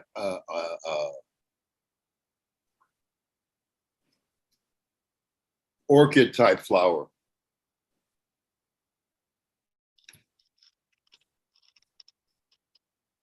Now you see this one here. Mm-hmm. That's my chocolate. That's Christmas. That's chocolate strain. That one there is the hot fudge sundae. That's from Lesotho. You know, I went to in South Africa. I went to Johannesburg. I met some people, the Daga couple. Him and his wife, really nice people, treated me very well.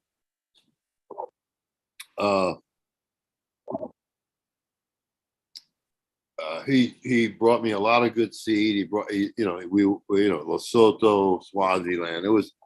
He had a beautiful grow, but there's a lot of animosity and hard feelings. This guy was an important guy. He was the one that changed the law in South Africa for it to be a medical country. You can get medical marijuana there. You can grow your own medical marijuana, and so. But there's so much animosity there, and still apartheid, even though they don't have apartheid anymore. It's split right down the middle: poor, black poor, white rich, and in my friend, he helped get them past the marijuana law, the whole thing. He was the year after I went and visited with him, he was killed. His farm was robbed of 2 cell phones and 2 laptops, and he was killed in front of his wife. South Africa is Johannesburg got to be one of the most dangerous places in the universe. That place is dangerous. Great weed there, but still, it's a just dangerous place. They're killing people in South Africa like every day,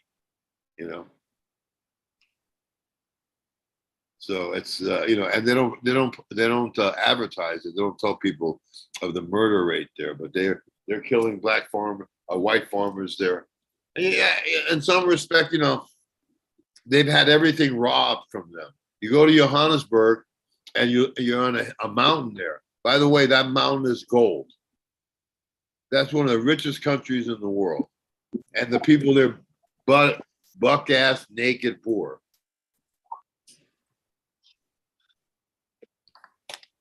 So there's got to be a lot of bad feelings there.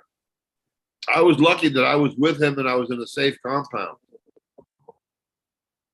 But in South Africa, you definitely need bodyguards and you definitely need guns. Africa is a pitiful place. They showed a picture the other day of all the countries that own wealth in Africa. All the wealth of that country is owned by outside corporations. I mean, it's just, Malawi really, really sucks. it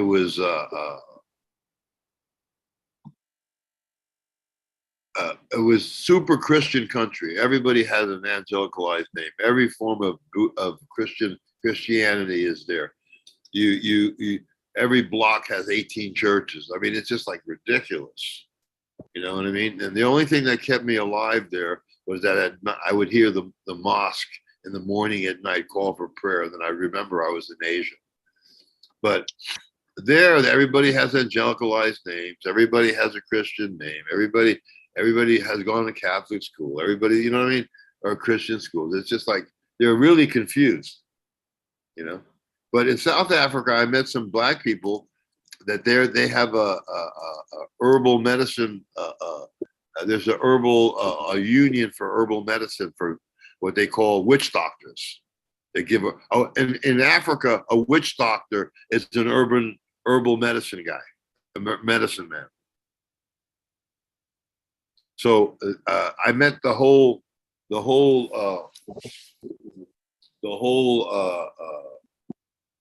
I met a bunch of them.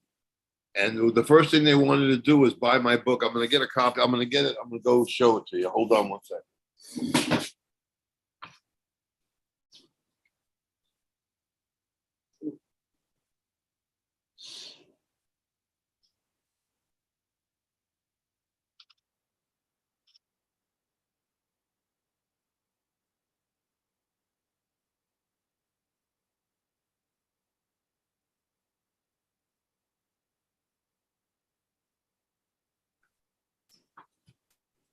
Is everybody in chat? Hopefully you guys are doing well. You see it? I do. Drug plants of Africa. This was made and printed in 1948. So here, it has drug plants used as poisons, drug plants used in other commercial. It has every drug plant that's available in Africa, the countries where they come from, and where the places are located. Everything. It's basically really what is okay. Here it is. The Arabs had a lot of natural medicines, a combination of Arabic and Indian and Ayurvedic and medicines. I mean, if you got sick back in those days, you'd want a Chinese doctor. You wouldn't want some Anglo doctor. You want a medicine man. You know what I mean? It says here many drug plants which are not indigenous have been cultivated in Africa for many years, chiefly by Arabs and by white settlers also by the Nego tribes. Some of these have escaped from gardens and growing wild and are gathered by the natives from field and forest. So I mean,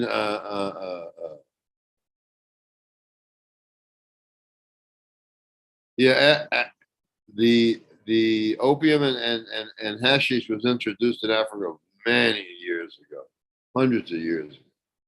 Zanzibar and Madagascar is a place where you can really get a lot of drug plants. And here, the thing about it is that here, here it is. Okay, here it is. It's one thing. It's called Conarus africana. It's an astringent. It's good for tapeworm and it's good for wounds. Here's another medicine. It's good for cataracts. It's good for gonorrhea. There's another thing that's good for toothache. Another thing good for fever. Another one good for cataract. Another one for wound dressing. One for diarrhea. One for colds. They have natural cures for everything here. That's why the Africans were so hot to buy this book. I wouldn't sell it to them. This is like one of my most important books I've ever had because it shows me everything was available. I mean, they have in this book, it has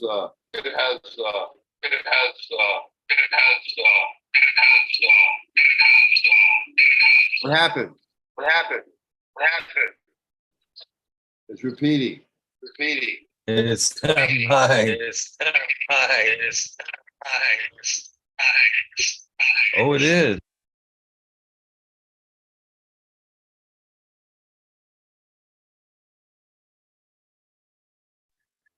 I didn't realize it actually the phone was leaning up against the other mic and actually turned it on. Sorry about that.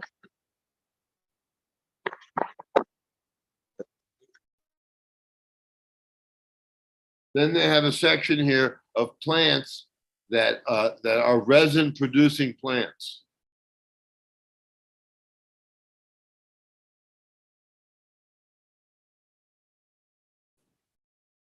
You know, when I discovered this book, you know, I started talking about it. So I brought it to Africa with me. I talked about it with the people I met in Africa and South Africa, and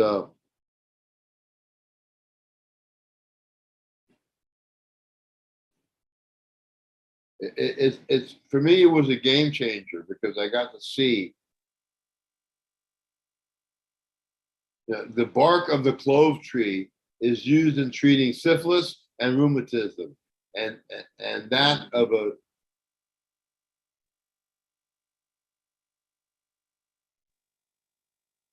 oh yeah, they've got so much stuff in here that we could be using now.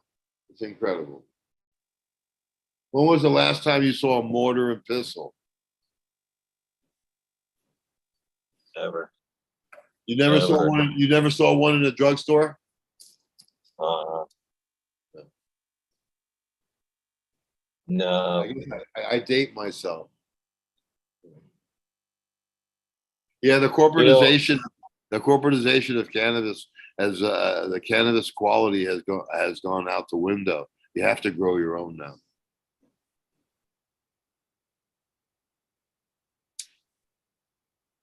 I wonder why when we're kind of talking about hash, why people don't talk more about actually eating it, like hashish, like a lot of people do. Well, I had what happens when you go eat ahead. it is that it becomes a physical high. So you could lose your motor control if you eat too much hash. Really? It's the same like eating an edible. You know. I didn't realize that. I've actually never really tried just eating it, to be honest with you. What brought it into my radar was I was actually watching a thing about Bruce Lee the other night, and they were talking about it being found in his letters back and forth to somebody else, him ordering hash and eating it for inflammatory reasons and pain. But it surprised me. I don't know why it did, but it did surprise me.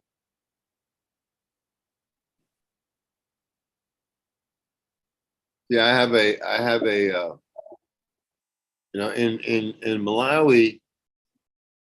One of the reasons that I use my OG Kush for breeding is because of the bud structure that it creates for me, and it's a stabilized strain that I stabilize. But I've bred it with a blueberry, blackberry, my blackberry Kush, and I've bred it to my Malawi Gold. The Malawi plant is a really small plant. If you get 2 or 3 ounces off a plant, you'll be lucky. They're very tiny. They're very small plants. 3-4 feet tall. Nothing to write home about. But when I bred it to my OG Kush, I created a 4-pounder, which I'll show you.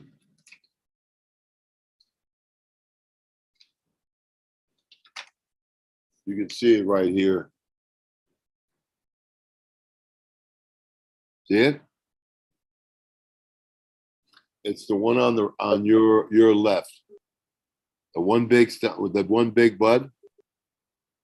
Yes.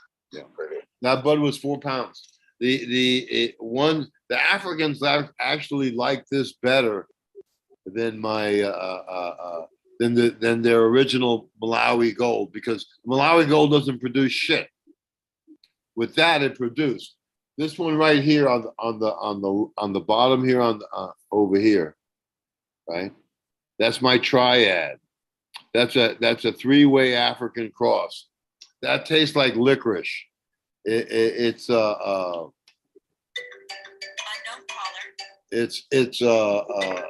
Durban poison, red Congolese. Hold on one second. Yeah. Dear customer, this is the automated voice message from the notification department at Portland General Electric to inform you that your account is scheduled for an automatic disconnection. What? You're saying you're live. Yeah, I know. Okay, so by OG, it gives the plant structure, right? And it gives a really good aroma because it has a lemanoid in it. And I use it for strains like that because a lot of these sativa strains, they don't have a real big bud structure. They got a lot of little buds. So what I do is I add the bud structure.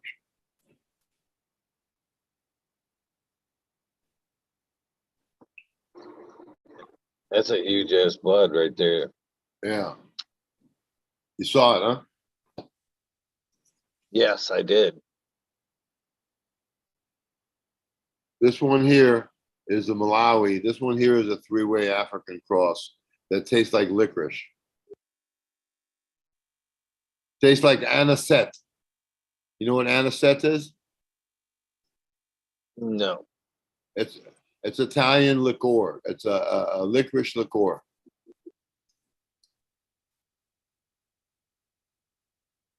This one here, that's my red dragon.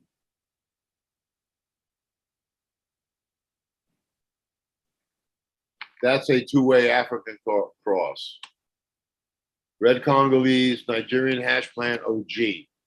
And then you see this plant here? You see this big plant there? That's one plant. That's a Hawaiian. That's a cone of gold. That's a huge plant, huge tropical flavor, huge production. That's one plant. That's a monster.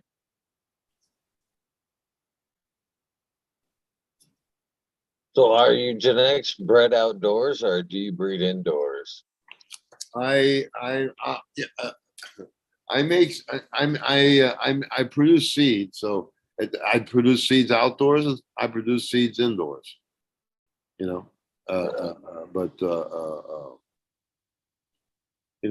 like when I did my OG run, I used 1,000 square foot greenhouse, and I had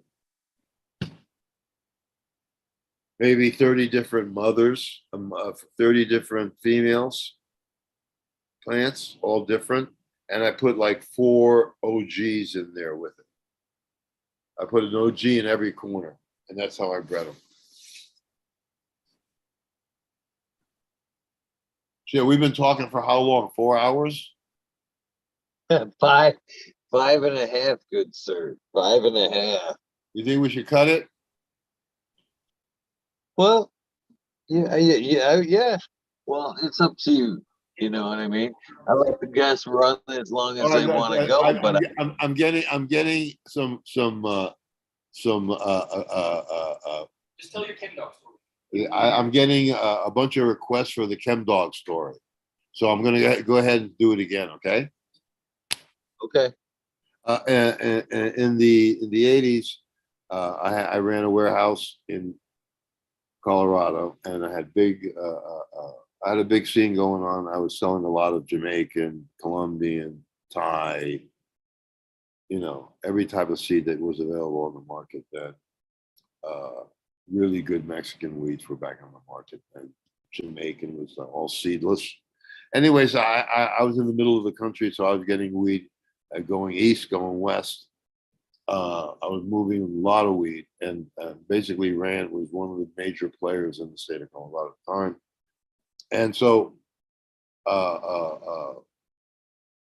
at the end of every year, we used to collect seeds, and we had a number 10 can of seeds, and we collect all the seeds. My partner at the time was Ace, Arnold Cliff, and he went to the University of Kansas at Hayes. So he knew a lot of people there who had farms there, big corn farms. I mean, corn farms that are miles and miles and miles of acres of corn. And so what we would do is at the end of the every year we'd go down there and we'd bring the seeds to the farmers in Hayes, Kansas, and they would when they planted the corn, they would plant the seeds in between the corn. Nobody ever looked after the plants. They weren't sexed or anything. They were just let go and harvested before the corn was harvested. The plants were always seeded. They were fed nutrients that the corn was given nutrients. They were watered the same as the corn.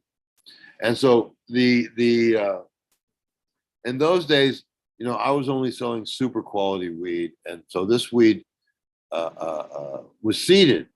Nobody bought seeded pot in those days. So anyway, I couldn't sell it. The pot, it smelled like it had been weed that had been stored in a gasoline tank. It smelled like turpentine. It smelled like cat piss. It smelled like all different flavors, like dog shit, all different flavors. And so I couldn't sell that shit. But I had it. I took it to California, to Northern California, and there it was. Those seeds were used, and I did sell those seeds, which to me was an amazing thing. That I never thought I was going to be able to get rid of those seeds. Anyway, we were growing that selling that weed locally because we had so much shit there going on there that nobody was really interested in that local homegrown. That's what it was local homegrown.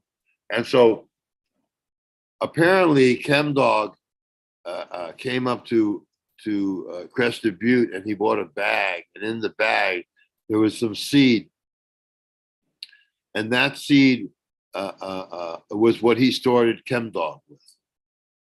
That seed came from my grow that we did in Kansas. All those Chemdawg, Diesel, all those smells, all those strains came from that one breeding in Hayes, Kansas. No matter what anybody tells you, it's all conjecture, fiction, because those strains were produced in the 80s, and they and that in those days, that kind of kind bud, they used to call it kind bud, was hard to sell. Because you had so much really great weed in those days, and really great hash in those days, and really great Mexican in those days. So, it was hard for them. If you wanted to sell a pound for $100 an ounce, $1,600 a pound, you couldn't get it in those days, because for $1,600 or $200 more, you get a pound of a Thai weed, and Thai weed was off the hook. So there was a lot of stuff around, and it was looking for a market and looking for a price. But it finally found this market on the East Coast, because they were selling that on the East Coast, and it got around from the dead shows. The people the deadheads would follow the Grateful Dead from town to town across the country. They had a whole scene, vans, buses. They'd pull up into a campground, and it would be Grateful Dead City. So they sold T-shirts, this, that, whatever, handmade bags, handmade purses, all whatever could be made by hand, they sold there. And they also sold weed. So a lot of the weed that we grew in from that batch went to the Grateful Dead. I was connected to the Grateful Dead through Wavy Gravy and BMT and all the stuff. I was with them in Nepal. I was with them in India.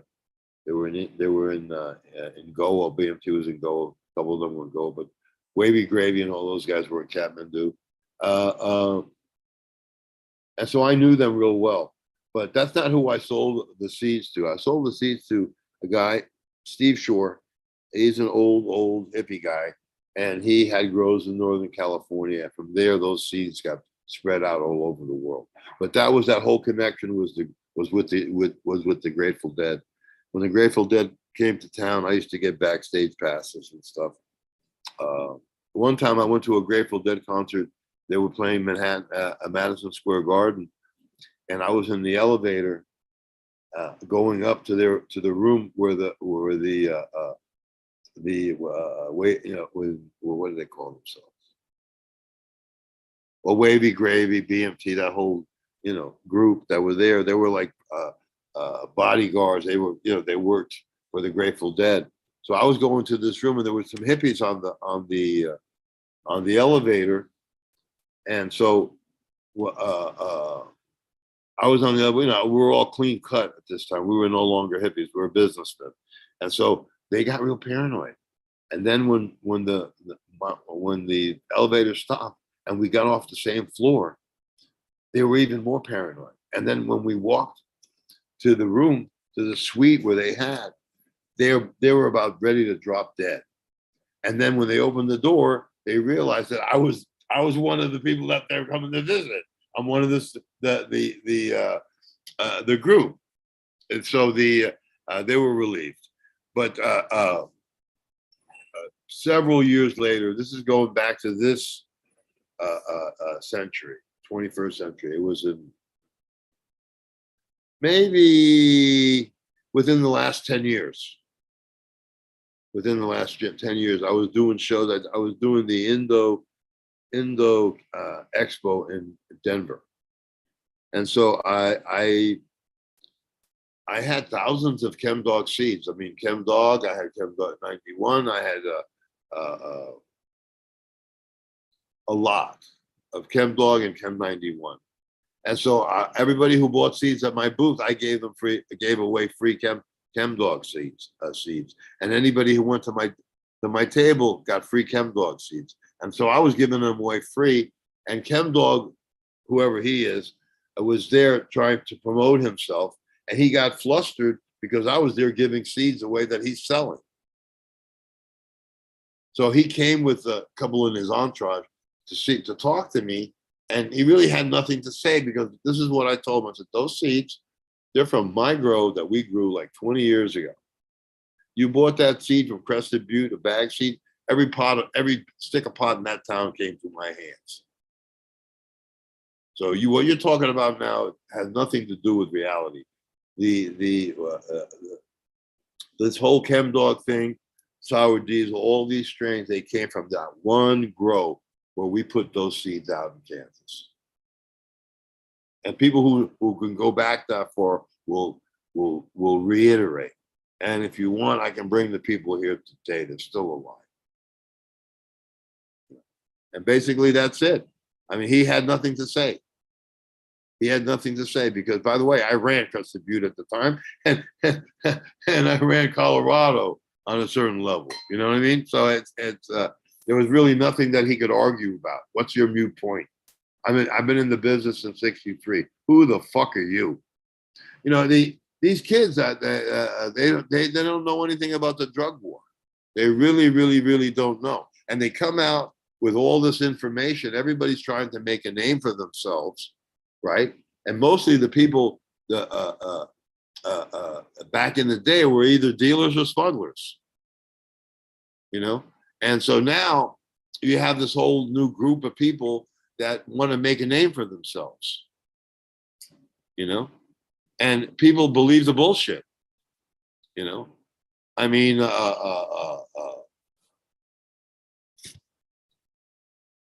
you know, there was nothing that he could say. And I didn't do that on purpose to belittle him or anything. It was just a matter of coincidence that I was there at the same time that he was going to give a talk about Chemdawg. You know, and he's Mr. Chemdawg. I said, no, you're not Mr. Chemdawg. I am Chemdawg. You wouldn't have known what Chemdawg was. You didn't go to my town across the view. And basically that's it. We started growing it too in southern Colorado, Colorado. It has a really, really, really good climate there. And my friends just grew it out in the open, and they never got busted. People would come back and buy and steal a plant or two, but they brought a crop in. But that stuff was being sold southern Colorado for years. It was growing in Colorado. Arnie's dead now, but those genetics went on and on. And then with the stuff that I put out in California, those strains are still a part of this. You know, people. If you go to Seed Finder and you go to Joe's OG Kush, right, you'll see some of the seeds strains that I have worked on and what I've done. In the 90s, and most of the strains that were out there were clone only strains. They weren't made from seed. They were what they call pheno hunted. That's the wrong word. The variant hunt. So I got original females from the original farmers who farmed all those strains like Banana, OG, and all that, and Skywalker. I did all that stuff. I did. Let's see. Do I have a list of it now? Do I have it here? But I have a huge list of all the stuff. You can see it yourself. Seed Finders, Joe's OG Kush. My OG Kush is a mainstay on your scene right now. Most of those strains that I grew, I saved those strains because those strains were clone only strains. So you couldn't make a seed because you didn't have a male. You had a female that you cloned, and then you made another female, and then you cloned it like that. That's what I got. I got those clones from the originals. So I got Banana, Rascal, Triple X. I'm dozens. I did like 36 plants and 4 mothers. I put fathers on 4 corners. I did them in a 1,000 square foot greenhouse, and I did it for Apothecary Genetics. It's not on that. It's Joe's OG Kush. It's called King of Nepal. That's me. I wrote the book, The King of Nepal. So my website is kingofthenepal@msn.com. So I did that for Apothecary Genetics. I sold a bunch of his stuff. People really liked it. I took some of it down to South America. They really liked it. It's a favorite in in Uruguay. Basically, that's it. I mean, I'm thinking about remaking those strains again because people want them. I may, but I may not. I don't know. I mean, it depends. It depends. But I'm thinking I'm doing a new line with my THCV. I like working with my Africans. I don't like doing other people's stuff, but I did that stuff and I created that OG line, which basically saves all those clone-only strains. You couldn't save a clone-only strain unless you bred a male into it, and I had the perfect male. So you can my OG Kush, it was basically a San Fernando Valley, beautiful San Fernando female, and I bred it with a Lemon Joy. I bred it forward, and then I bred it back to the original female. Bred it forward, bred it back to the original female. 8 times. Now it's 12 times, 14 times. It's basically after F8, it becomes landrace. So my OG Kush is a landrace stable strain. If you grow 1,000 plants and you put them out there, there'll be 1,000 plants that look the same. Okay, and that's what I use for breeding. And I'm going to be rebreeding a bunch of my stuff. Like I have a bunch of stuff like this. That's a Black Congo times Durban poison. I'm going to OG that, bring down the flowering time. I got a Burmese Maui Durban poison. I'm going to make that OG. I have my Nigerian hash plant and my Durban poison. I'm going to breed that to my Durban, to my male. I have Thin Mints. Thin Mints is my strain that Wild West ripped off and renamed it Thin Mints. Actually, it's my Durban OG. I have a very rare Durban, the rarest in the world, and it's super gaseous, super tastes like, smells like turpentine, smells like paint remover. You know, some people like it, some people don't like it, but it has a very heavy medicinal effect. It has THCV in it. Blackberry Durban poison. My blackberry, I bred my blackberry. I have a blackberry that's bred to my purple Urkel. Purple Urkel is one of those strains that's a clone-only strain. So I couldn't even get seeds of it, so I bred that to my blackberry Durban. When I bred it to my blackberry Durban, it blew it up. So from a plant, you know, that you know gave 1.5 pounds, the blackberry Durban. When I bred it to the Durban, it created an 8-pounder. Huge buds. Then I have my blackberry OG, which is a blackberry. Which blackberry is my blackberry Kush and my purple Urkel times my OG. Let's see. I did one that was a Jack's poison, a Jack's Durban poison. That came out very good. My sour cherry came out good. My Tahoe OG, which is I still have, is 28% THC. I have Headband 707, sour grapes. I've got a red hot chili pepper, lemon. Well, anyway, then I have a red kind. Yeah, so I have a blackberry poison. When I bred that to a Durban poison, it blew that plant up. So I'm gonna have let's see, I'm gonna have 1, 2,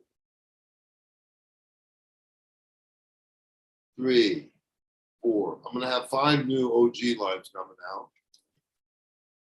And I have my pygmy. I have a pygmy, which is an Angola red, a Durban Angola red, black Congolese. My black Congolese is the pygmy plant. Is what the pygmies like to smoke. Very strong. It's a very colorful orchid type flower.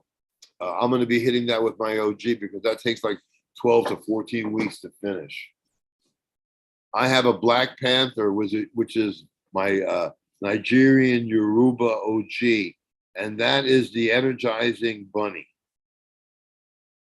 You know, it's good for people who have MS, Parkinson's, or need focus. That's one hit of this, and you're off to the races. My Malawi Gold has THCV in it. It's my Malawi Gold OG has THCV in it, and that's also a big producer. I had that Malawi, you know, it was 4 weeks, 5 months into flower, and it was still growing. It was still growing big, and so I had to cut that down with my OG line. But it made a bigger producing, fatter bud type. Some of the land races that I have is I have a Mishwakan inbred line that is mold and mildew resistant. And then I have in my OG Kush inbred line. Then I have my Blackberry Kush inbred line. I have my Kona Gold inbred line. I have a Black Congo inbred line. I have a Nigerian hash plant inbred line. I have Zulu Gold inbred line. Blue Dragon, which is by Kumbum Valley, inbred line. I have Arissa Gold inbred line. I have Durban Poison inbred line. I have Lesotho inbred line. And I have a Pagman Afghani inbred line. So those are all my land races. I have many more land races. So you can call me, go to growlikejoe.com, and my phone number, you can get my phone number, we can talk on the phone. And if you want any of this stuff, you just give me a call and we'll hook you up. Now I have a blue line. Oh, I've got an Acapulco Gold F1 that's pre-1972. My Burmese Maui is pre-1972. That's an F2. When you breed it forward, it separates into the Burmese thin thin leaf sativa and my indica there. That's a great indica right there for breeding. I have a Kona Gold Durban Poison F1. That's going to be OG. I have a Triad OG, which is a three-way African cross of Nigerian hash plant, Nigerian Yoruba, Durban Poison OG. I have Triptych, which is a three-way African cross, which is sour diesel, Afgui, and OG Kush. That has 17 to 18% THC, 5 to 6% CBD. The cannabinoid profile is 28%. I got my Blue Dragon, blue with lemon. My blue line is not anything to do with blueberry. This is my Blue Dragon, and it's from the Kumbum Valley. It's a completely landrace strain. I've had it DNA sequenced. So I have that bred to my lemon. I have it bred to my Burmese Maui Durban. That's all pre-1972. I have it bred to my Panama. So that has all Panama genetics, blue plus 1972 Panama genetics. I've got blue with Blazing 5.0. There's two different types of Hawaiian pre-1972 with blue. I've got a blue Nigerian, which is F1. I've got a blue Aztec, which are all Central American strains with my blue. I've got a blue pre-1972 Acapulco Gold and pre-1972 Hawaii 5.0. I got a blue Burmese Maui pre-1972. I've got a blue Acapulco Gold pre-1972. I got blue Mayan, which is the Mayan genetics are pre-1972. I got blue Durban, which is an F1. I got blue Elephants, which is a blue by Kumbum Valley with a blueberry, blackberry, and purple Urkel. I've got blue Acapulco Gold. I got blue Mayan. Okay. I got blue Boricua, which is an Afghan indica, and my blue sativa. I got the blue Michoacan. I got blue Ghost Poison. I got blue Black Maui pre-1972. Blue Malawi OG. Blue Orissa Gold. That's F1. Blue Burmese Maui Kona. That's a three-way Hawaiian cross. As a two-way Hawaiian cross with a Burmese Maui sativa and my blue sativa. You got blue, my blue sativa with my Kona and my Durban. You got my blue Black Congo type Durban Poison. You've got my blue Bongi Haze. The original Bongi Haze I have with my blue. That's outstanding. I got blue Zulu Gold F1, and I've got blue Joe's Haze. Blue Joe's Haze is my Blue Dragon, which is a purple plant. It produces a purple resin, and it also triple stacks its trichomes. And so I bred that to a blue plant. I had a blue, beautiful purple plant, and I lost the tag on it. So I don't know what the strain was, but the plant was beautiful. And it was just beautiful aroma, beautiful pungency. Everything was right. And my Blue Dragon, my kumbum is the best plant I've ever had in my life. That's why I crossed it with a lot of stuff. Well, I crossed those two together, and that's an outstanding connect haze product right there. Takes 12 weeks to finish, 10 to 12 weeks to finish, probably 11, 12 weeks to finish. But big producer, purple resin, probably the strongest plant you'll ever smoke. And then I have a whole other line of where's my book? Oh, let me get this.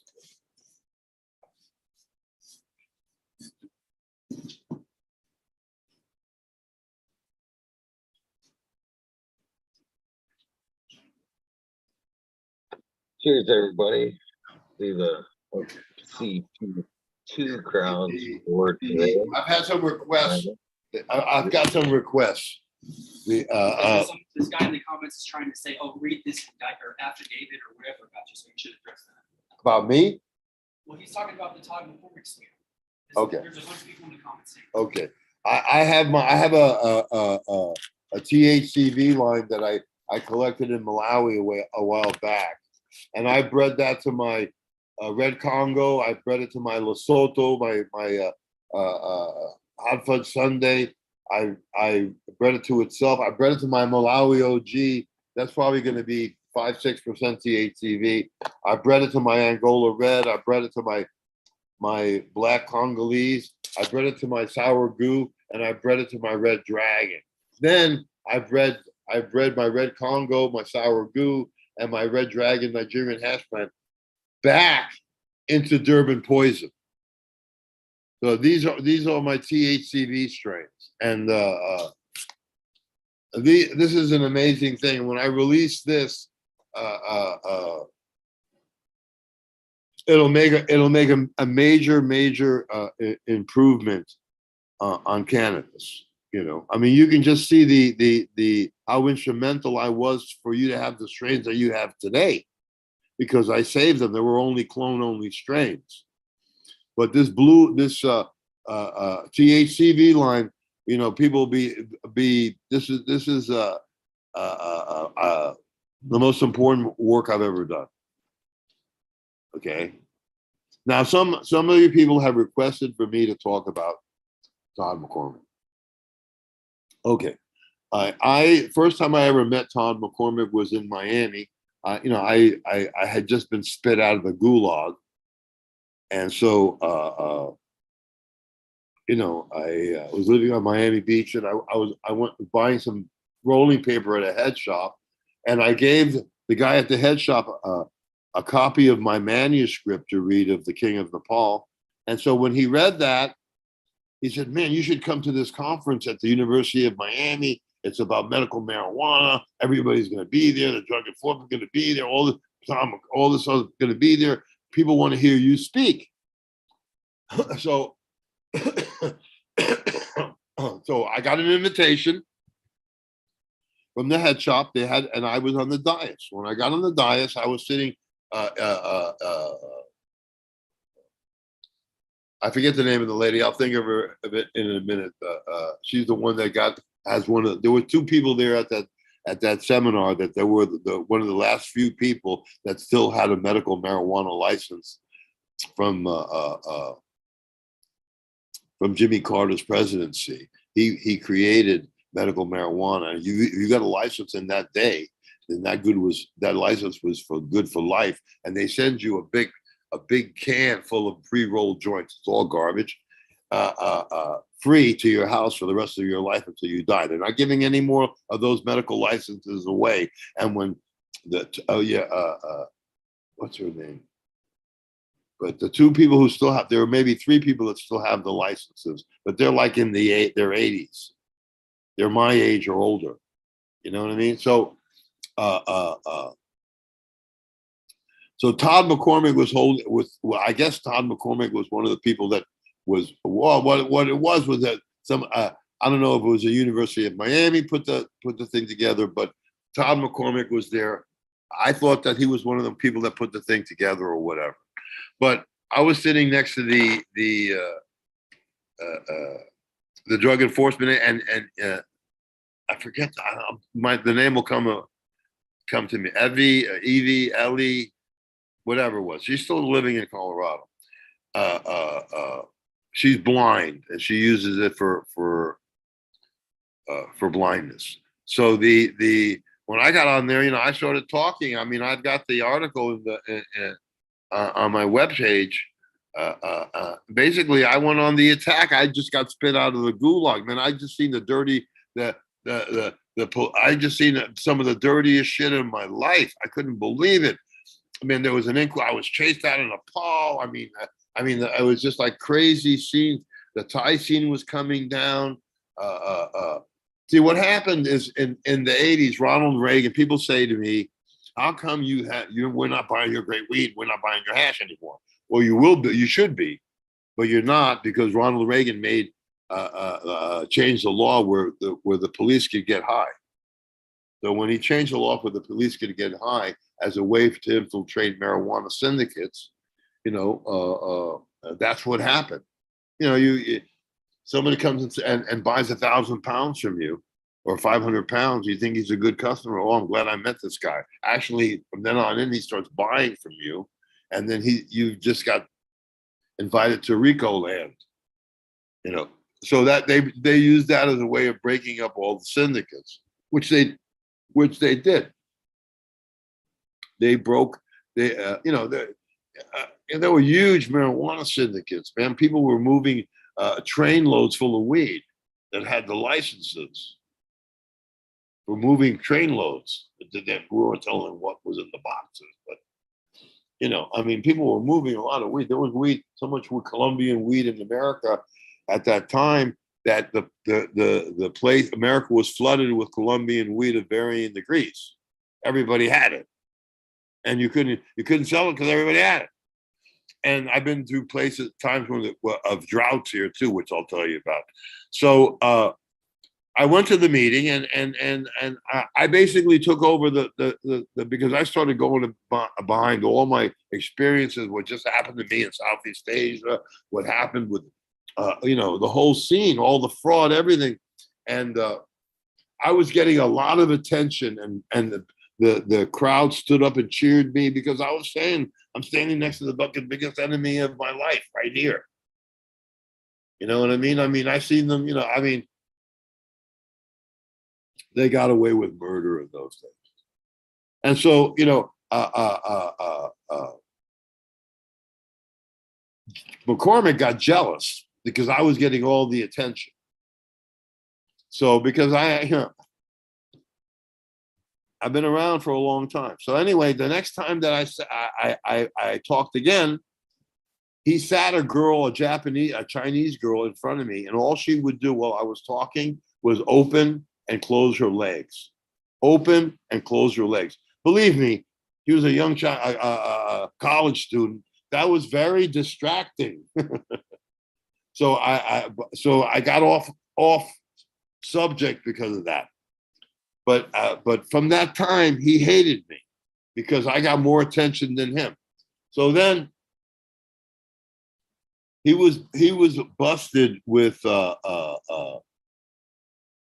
this guy. I forget what his name is, but he died. They had a huge growing house in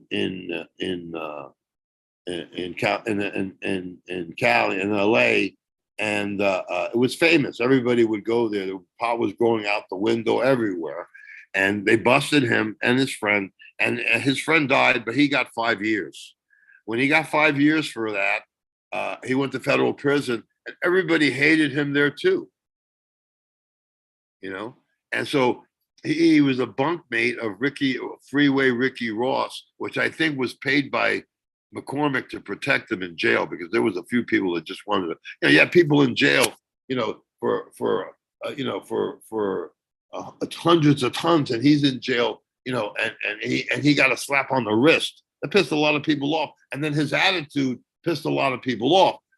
So he didn't have any friends in prison, and so then I didn't hear. I heard about him in Oregon because he was trying to in those days people were growing in underground containers, and they were using diesel fuel to run their lights and everything. Right, so he went there. He said, "I want to get this. I want to start growing." And they said, "Okay, you can grow here in the county." I said, "But you got to buy your diesel fuel in another county. We can't have everybody and new people coming here buying diesel fuel. That'll bring attention to us." He didn't pay attention to that, and so he kept buying diesel fuel locally, and eventually caused everybody to have problems, and they shut that place down. So we never could figure out whether he was just a cop or was he just stupid. So now I come to find out he's very friendly with Keith Strope, who you know, he's the guy who started Normal. Normal was never about legalization. Normal was for normalization.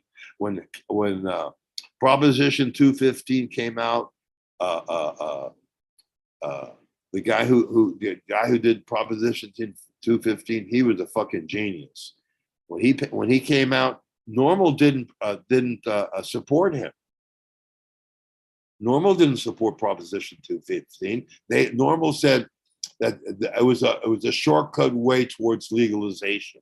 NORML's never been about legalizing. They've been about lawyers and protecting your fucking their money making trip. You know how much money these lawyers have made through the years protecting people like you and me, or feeding us to the devil like you and me. So he was friendly with the guy who owned Playboy. What was his name? Well, he's dead now. And he'd go to the Playboy parties and all this stuff. And he had this grow in Canada, in California. He was supplying all of Hollywood, I guess. And he got busted. He went to jail. And then he became friends with Ben Dronkers. Ben Dronkers is the one who runs the Dutch marketing fraud. See, the Dutch want to turn cannabis into tulips. They want to control every aspect of cannabis. And so basically the Dutch marketing fraud, basically lies, fraud, deceptions, and control of cannabis media and cannabis information. And so he became a spokesperson through Ben Dronkers, because Ben Dronkers got lots of money. He's paying everybody off. You know, he was the one that runs the seed bank now. He's actually a cousin of Neville, who was selling Neville seeds. But when Neville got arrested in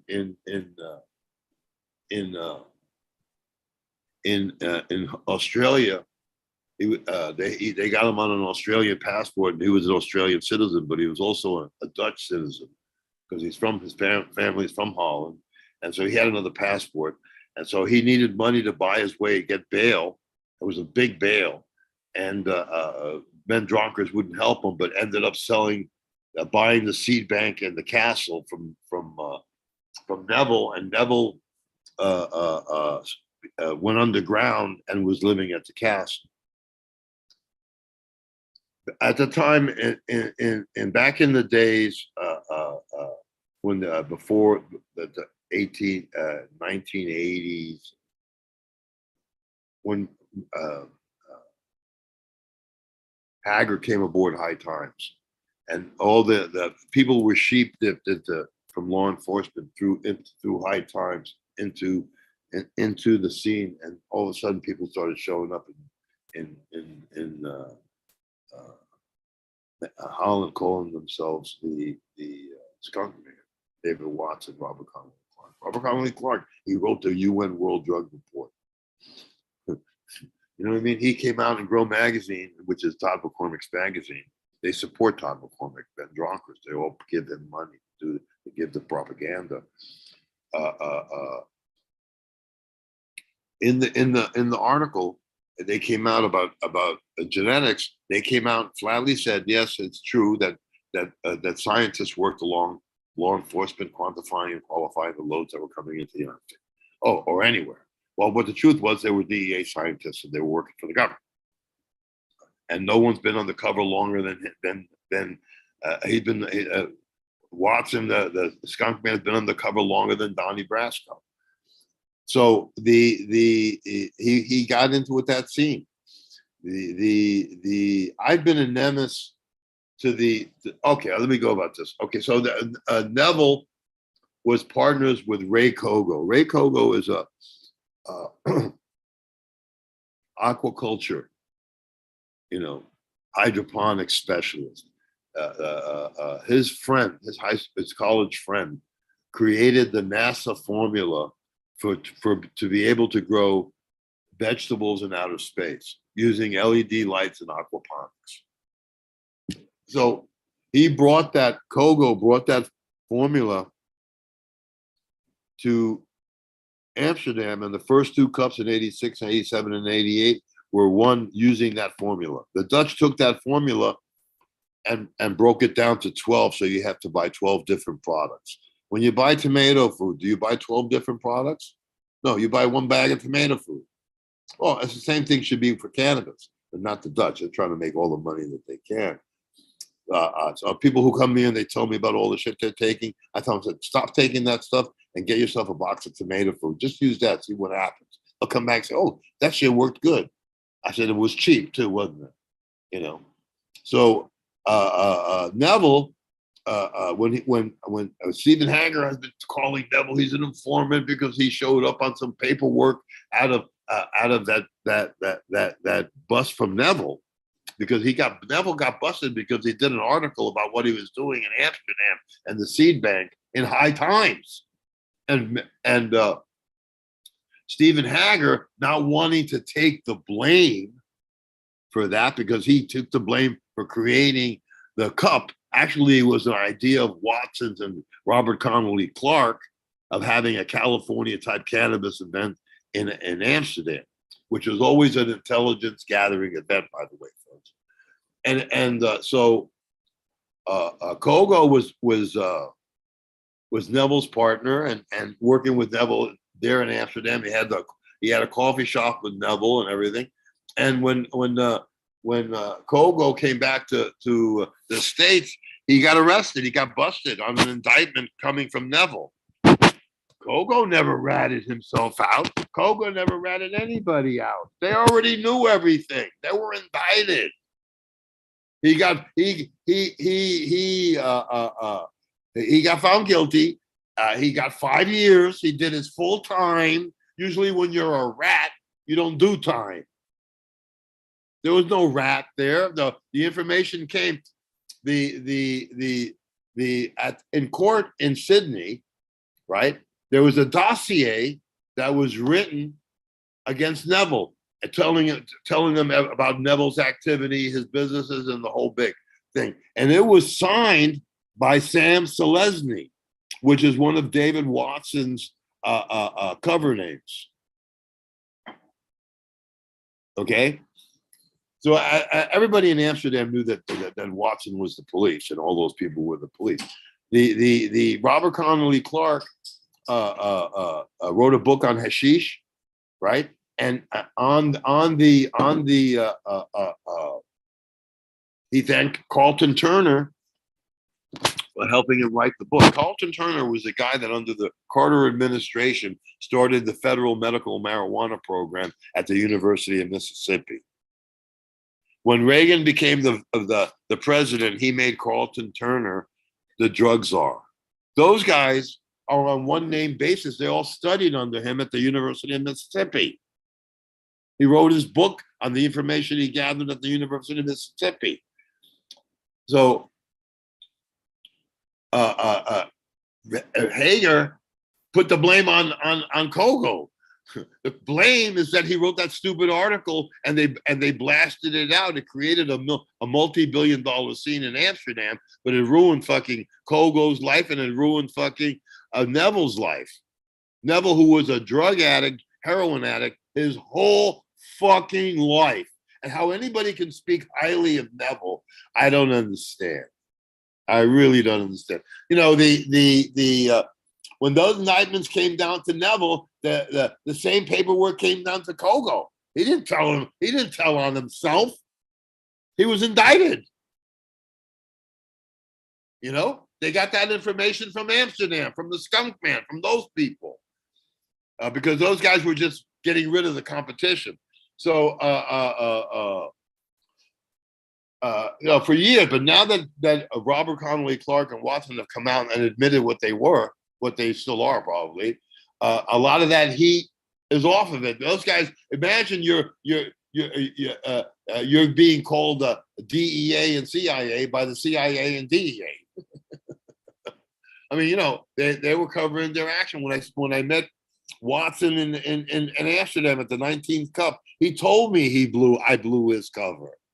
And I told him, I said, you know, well, don't you think after all these years that I know what the police look like? That's the only thing that I've ever said to Watson. And he's been after, now he can't say it anymore because he's admitted who he is. So, and now a lot of that information is going to come out of the closet. And McCormick is in bed with those guys. That's why he has his Grow magazine. That's why he's friendly with all those people. He promotes their seed banks. He promotes their trips still, because nobody else will touch them. Everybody else stays clearly away from those people. But so now McCormick can't come after me and say all his bullshit, because, by the way, your people admitted who they were. You know what I mean? So I mean, Carlton Turner came out in High Times. I'm going to get historical with you during the Paraquat. Paraquat was a defoliant that was used in Vietnam to kill the jungles because of so they would the VC wouldn't have a place to live. But they also sprayed it on everybody else. So people in Vietnam to this day have a cancer and all kinds of deformities due to that Roundup. It's called Roundup here. The VA wouldn't admit that it was cancerous up until most of the Vietnam vets were dead. Now it is. Now you have it on TV. They took some of that Roundup in a hypodermic and put it in a tree, and it killed the tree in 24 hours. That stuff. And so Carlton Turner, because they were gonna paraquat fields in Georgia, because Georgia was growing a lot of weed. There's a good climate in Georgia for growing African outside weed, dude. And they were growing in Mexico. So the government wanted to paraquat the ganja fields. So they paraquatted the fields in Mexico, and it got so bad that nobody would buy Mexican pot anymore because it was all sprayed. And they paraquatted the fields in Georgia. And you know what Carlton Turner did? He came out with an article, a testing kit where you could test your weed to see if it was sprayed with paraquat. Imagine that shit. So, and he was the one that gave the permission for them to paraquat the Mexican fields and the Georgia fields. Your government. I was thinking it was a kind of coincidental. You were comparing the Paraquat to the Roundup, and the number 80%, because I just actually seen an article yesterday that said 80% of urine tests today finds chemicals in Roundup. So 70 or 80% of us are actually pissing chemicals found in Roundup in our urine. Yeah. Yeah, and that's a man-made. That's what was made by DuPont, by the way. You know what I mean? Yeah. And so for them, Stephen Hager. I'll tell you a funny story. Stephen Hager used to do a show with the feds, feds versus heads, and they would go from college to college town, college to college, and do these talks, feds versus heads. So they were coming to Boulder, so I went to Boulder, and I dressed in my complete Miami Vice silk shirt, black trousers, black, crocodile Lucchese cowboy boots, silver belts, gold chains. When I drove up behind this guy, who was and when he looked at me, he got paranoid. He thought I was like a Colombian hitman or something. And so he got all paranoid. So I got online at the event, and I got to ask a question to the head fed, the fed, and I said to him this. I said, "Aren't you the one that caused marijuana to be $3,000 a pound?" And with that, he refused to talk to me, walked off the stage, and then Hager came in, did a dance, and started talking about prohibition and the this and the that,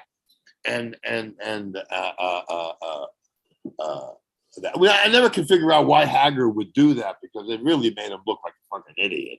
He didn't fucking do anything. He just pissed a bunch of people off. But that's the group that McCormick is in. McCormick, he's got another guy, Mel Frank, that's not even his name. That's his pen name. When we came out with the ice water method, when Reinhardt came out with the ice water method, it got held up in patent for 6 years in Europe. The patent didn't catch up for it until 6 years later, because Mel Frank went up to the court in Germany as himself, right? As himself,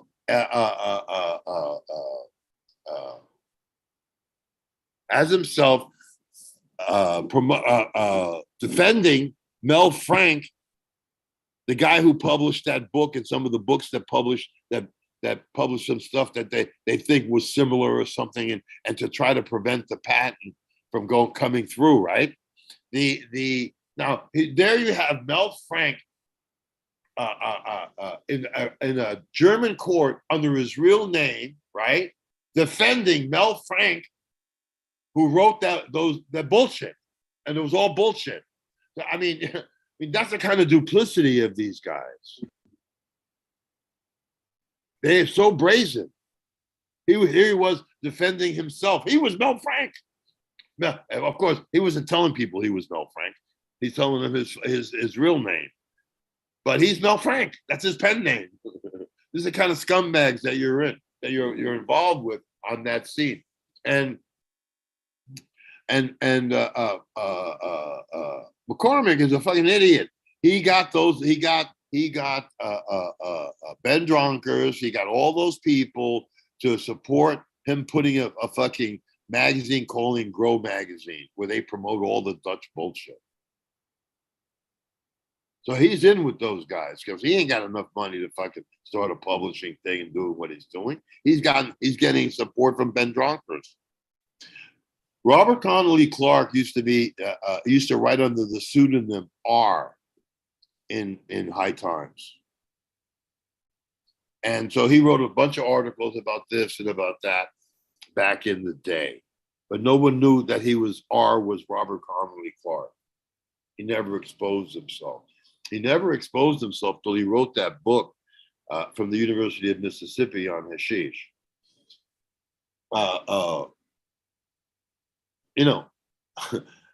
It's funny because everybody in Holland knew he was the police. Mario Lapp wrote an article about him being the police.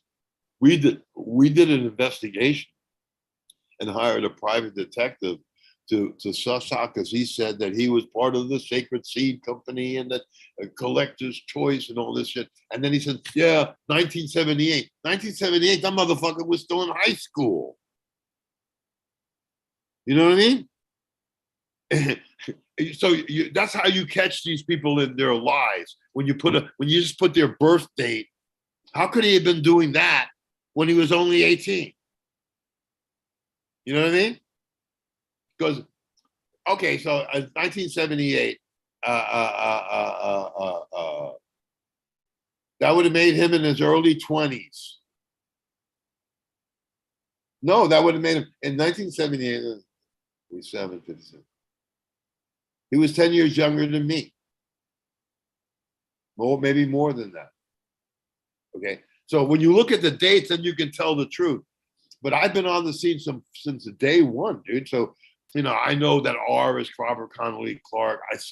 I confronted the skunk man. At that meeting where I confronted the skunk man, Ed Rosenthal said that I was living proof that the marijuana scene was nonviolent. They considered having me killed because of all the shit that all the mess I was making, all I was exposing of them.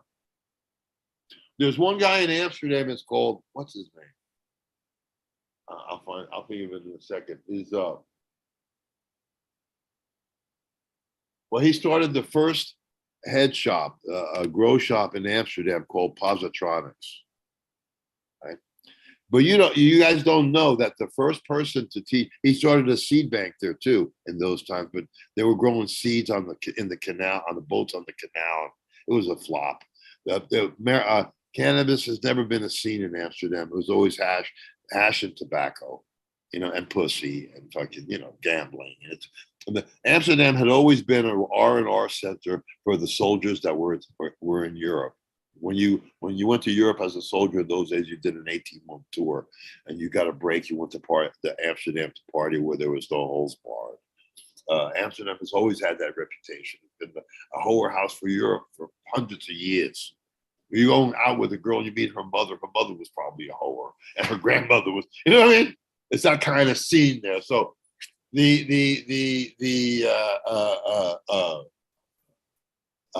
They went there and they set up Horta Farm. Horta Farm, it was the first. Imagine we sent private detectives to Santa Cruz to check out his story. No one ever heard of Watson. His whole story that he'd been busted, that he got out of jail, he's on the run. All that shit was bullshit. That was part of his sheep of him going undercover. It had nothing to do with reality. You know what I mean? So, that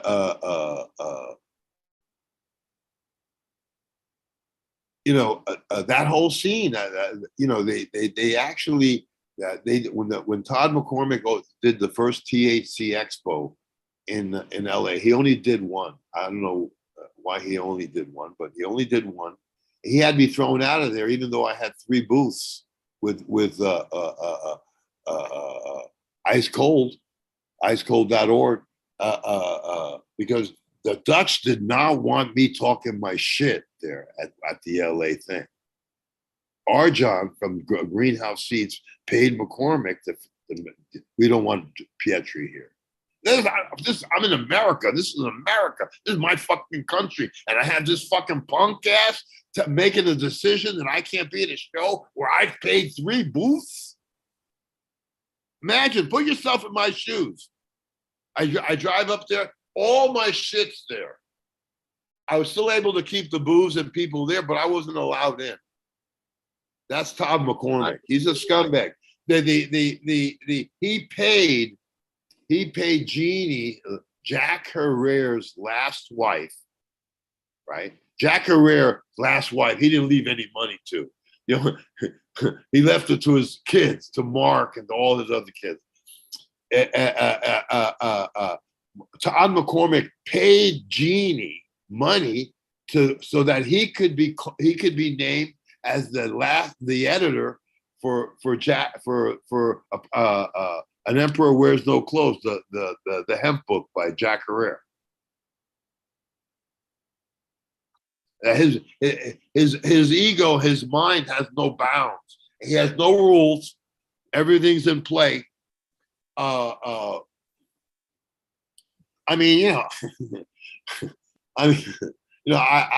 met Jack Herrera in Oregon, probably 2005, 2006, somewhere like that. And I walked him. I was wearing a communist hammer and sickle T-shirt, and he looked at me. He got offended because he was so anti-communist. He wrote it for fucking Barry Goldwater, the guy who wanted to fucking nuke Russia and nuke fucking China, and crazy radical shit that thank goodness those guys wouldn't move, didn't win. But he was promoting at the absolute worst guy, like a Trump, and worse, and if there could be worse, he looked at me and I looked at him, and you know what I said to Jack Herrera the first time I said, Jack, he only got high in 1973, first time he ever got high. I said, Jack, you know what? You wouldn't even know what marijuana was if it wasn't for me, bitch. And I walked away from him. That's all I had to say to Jack. I wasn't impressed with that asshole. Then I spoke to some other people, and they told me, they said, Jack's book came out of a manuscript came out of the hearings of a court trial. The transcripts from a court trial, because there was a huge court trial about cannabis from people who were growing and using their own cannabis. It had always been legal, and now it's illegal. And they came to court showing how it always been legal, the medicinal value and the whole thing, right? To beat the prohibition law, and they did it. They did go to jail. They still had a problem. They lost the case, but Jack got the transcript to that trial, and he came out with The Emperor Has No Clothes. He didn't do the research at the Library of Congress. All that shit was already done. He got the manuscript, changed it around, put some artwork in, and created a book that turned on the mess. But Jack was a shill for the Dutch marketing fraud. You know that the Dutch were gonna trademark his name. His son had to fight the Dutch in court so as they wouldn't trademark his name. He should have been a millionaire from the Jack Herrera seeds that were sold under his name.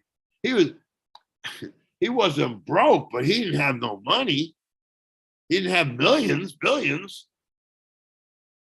You know, they just used, I saw him in Europe. Everybody had to have their picture taken with Jack. Jack had rooms in the best hotels. Jack ate at the best restaurants. All that was paid for by the Dutch. But they just used him like a fucking hoe. Like a hoe. You know, and they even wanted to copyright his name. What a lack of respect that is. But I know where that's coming from. Because I have one guy in Michigan who copies every move that I say. And he called me up. He said, "Oh, King in Nepal, man, I've read all your books. I know all about your adventures. I've read all your articles. You're the king, man. I love you, man. And I'm going to start a seed bank in your honor." I said, "Man, thank you, but why would I need you to sign to start a seed bank in my honor? On my honor, I got a seed bank." You know what he said to me? "You aren't going to live forever." So I know that when I die, everybody will come up, "Oh yeah, I got this from Joe. I did this with Joe. I did that with Joe." You know, I'm just happy that finally I got acknowledged on Seed Finder to show you all the shit that I did and all the shit that got created from the shit that I did. You know what I mean? But Todd McCormick, he is really bad. He's not a good person. He's not a good person. That's all I can say about it. He's not a good person. Chad, more than one person has asked for your Subcool story in chat. If you don't mind sharing that. Okay, the Subcool story. The Subcool. I met Subcool at the 19th Cup where I introduced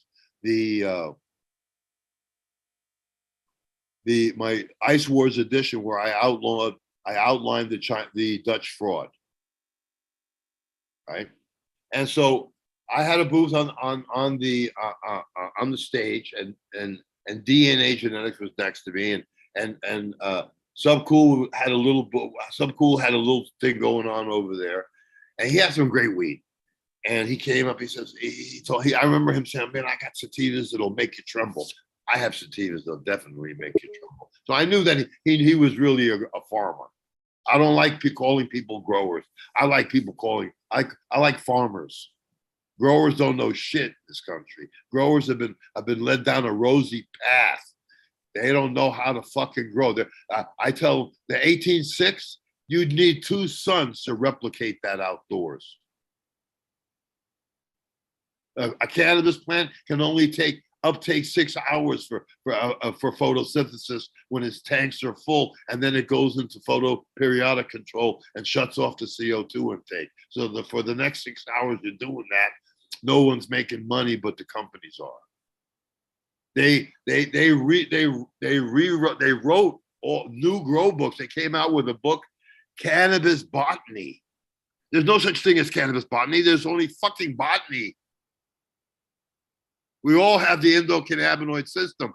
Pigs do, horses do, dogs do, chickens do. That's why in the old days when they had patented medicines, they had embossed on the bottles for cannabis medicines for man or beast. Okay, but the Subcool had great shit, man. He had great shit, and I liked it. And DNA was next to me. They said, "Man, we're gonna win a cup with this." I said, "What is that?" He said, "This is a Martian mean green." I said, "Martian mean green? You're gonna win a cup? How come fucking you win a cup with that shit?" I said, "Look at what he's got. How come he should get the cup?" Well, what DNA Genetics did is they rented out a discotheque for the night, paid 80,000 euro, and threw a big party for High Times as an event. They got the cup for the Martian mean green. Garbage stuff. You know, out of all those people, I sort of liked Subcool because he didn't sell out. And he should have won so much shit. His name should have been so much better. He did everything on his own and built his own reputation, irregardless that no one else wanted him on the scene. So they gave him no support. Right? But if you wanted to win a cup in Amsterdam in those days, you would have had to spend money. What's the name of that big company in California? I'll think of it in a second. They've won 40 some cups. They've spent 50 million, 5 million winning those cups. Because some people think it's important that they've won a cup. But it's still an important thing, I guess. I don't know. But yeah, Subcool, he died recently, and he had a very he was a sick dude in the end. So hopefully he's with Lord Shiva somewhere, and they're getting high together. You know what I mean? He wasn't a bad person. He was a good guy. But he got very, very sick. I mean, everybody. Actually a good friend. He's a good friend of yours? Yes, sir. Yeah, he was a good guy. Sir. Yeah, he was a good guy, and he didn't get the kind of attention that he deserved because he was outdoing everybody. He had some good shit. Yeah. See, yeah. it's only now that I've been able to put A and B together. That I've been able to put everything together and put the time frames of everything.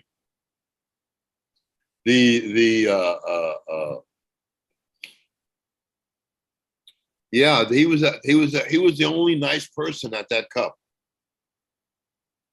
They had that guy Soma. You ever hear Soma Seeds? Mm-hmm. Soma, right? That guy was a junkie most of his life, like Neville. He was the informant on the Coptic church bus. The Coptic church from Jamaica, they were bringing in hundreds of thousands of pounds of Colombian, fucking Jamaican. They had a house on Palm Island. Those guys were big. And they went down to one of the biggest fucking busts ever. And all of their leaders got 30 years. There's some of them just recently got out of jail. You know what I mean? And he was the informant on that deal. And I called him on that. And he came up to me. He actually offered High Times $10,000 if they would throw me out of the show. Imagine. When I said that, take it easy, buddy. You need to smoke some hash. That was the only thing that I said to after I turned on him, because he's a motherfucker, man. A lot of the Coptic church was a lot of good people, man. There were a lot of good people. They fed a lot of people. If it wasn't for pot, we'd already be third world 80 years ago. Pot kept this country alive. How many people made money from pot? You know what I mean? Now they've taken that away from you. Come back in 50 years, people will probably be hungry. Well, they are now hungry on the street. But yeah, the Todd McCormick was a bad news. Never been a good guy. I don't think you can find anybody that can speak good about Todd. But I heard that him and his wife got divorced, Subcool, and that she started her own thing. I don't know if she's been successful or not. I wasn't very friendly with her, and I wasn't very friendly with him. But I knew who he was, and I got high with him a couple of times in Amsterdam at that 19th Cup. The 19th Cup was you can imagine, there I was releasing my book Ice Wars, calling everybody there full of shit, calling everybody there pieces of shit, rip-offs. They wanted to fucking throw me in the canals, dude. You know what I mean? I mean, look at the bubble bag ripoff. You know, I mean, you know, this is like you said, how much the bulk bags are. Those are the old prices. They still those bags because they're better than other bags. They sell them at those prices. You know. So yeah, the what? I'm not. They might be nice bags, but I still just can't see for how much work you have to put them, into Yeah, keeping them clean. yeah. Good couple runs of a great strain can damn near wreck some bags. What you should do is Damn. throw. What you should do is forget the bags and get yourself a good quality tumbler with 120 micron tumble screen. Just do that. Boom, and you'll improve your hash technique 1,000-fold. 1,000-fold. Because you'll have full spectrum. Full spectrum. You know. And basically I think that once you buy you get one of those. I used to represent O'Keefe tumblers. They were the best tumblers on the market. I used to give classes. I used to do a class, Hashish 101, and all this stuff. And I showed tumblers, and I showed the machine, the different ways of making hashish. And I used to give those tumblers to everybody who was my friend. I gave at least a dozen or two away, and because I was getting them for free. They weren't paying me any money. I didn't need any money, so I just gave them as gifts. So the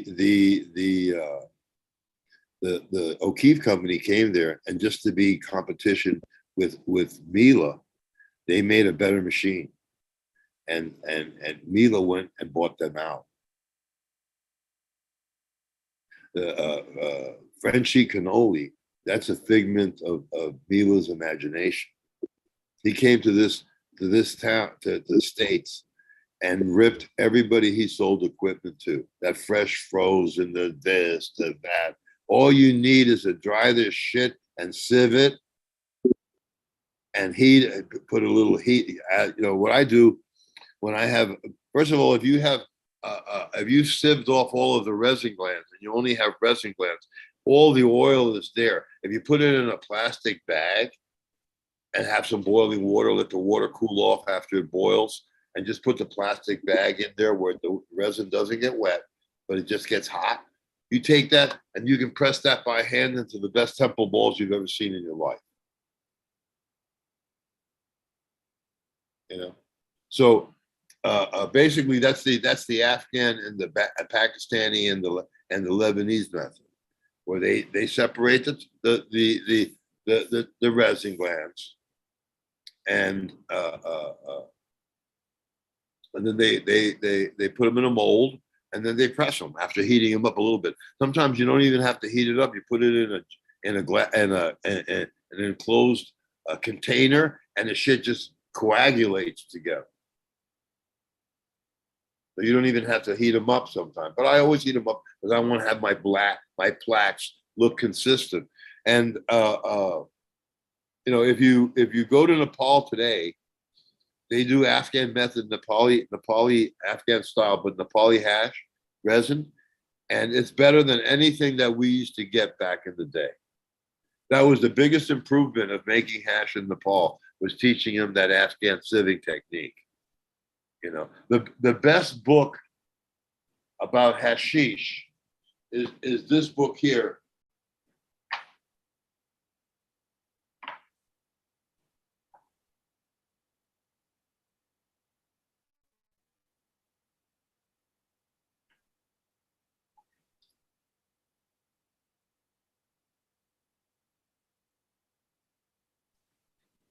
Sumi Lavali was a photojournalist, and what he wanted to do was make a historical picture of the old school ways of making hash.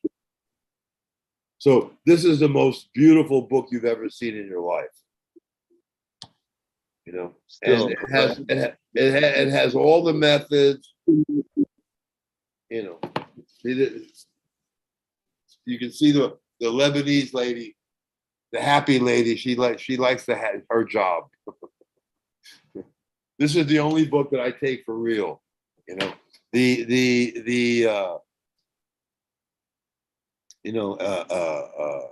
Frenchie Cannoli. He wasn't there in the day when the great hash was being made. So he didn't know the Afghan technique. He didn't know about bat pressing. He didn't know the packy. He'd never been to a packy factory. Neville, Neville, there's a picture of Neville where he's got 2 blocks of hash in his hands like this, and he's surrounded by big 50-gallon bags of resin and stuff.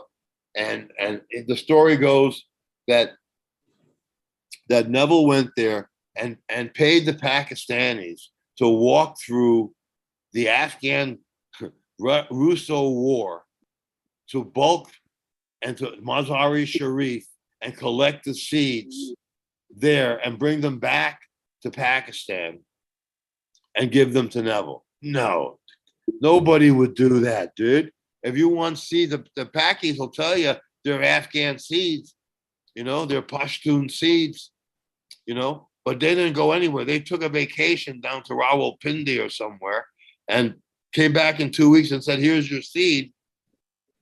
And basically all Neville got were Pakistani seeds.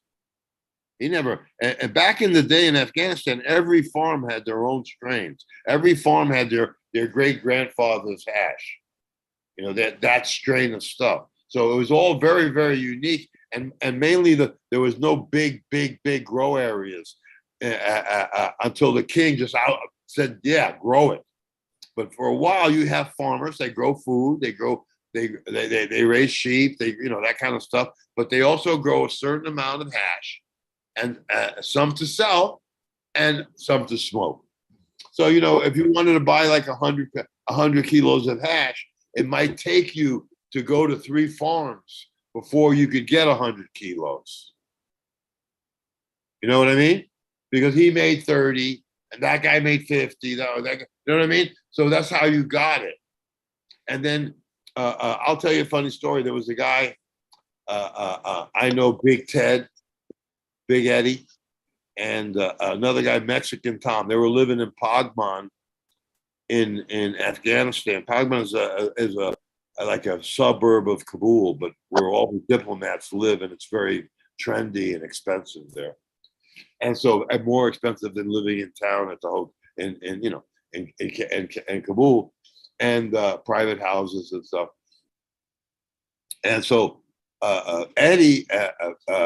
Tom went up to this one farmer, and the farmer had like really like 100 kilos of really top resin. You know? So Mexican Tom, you know,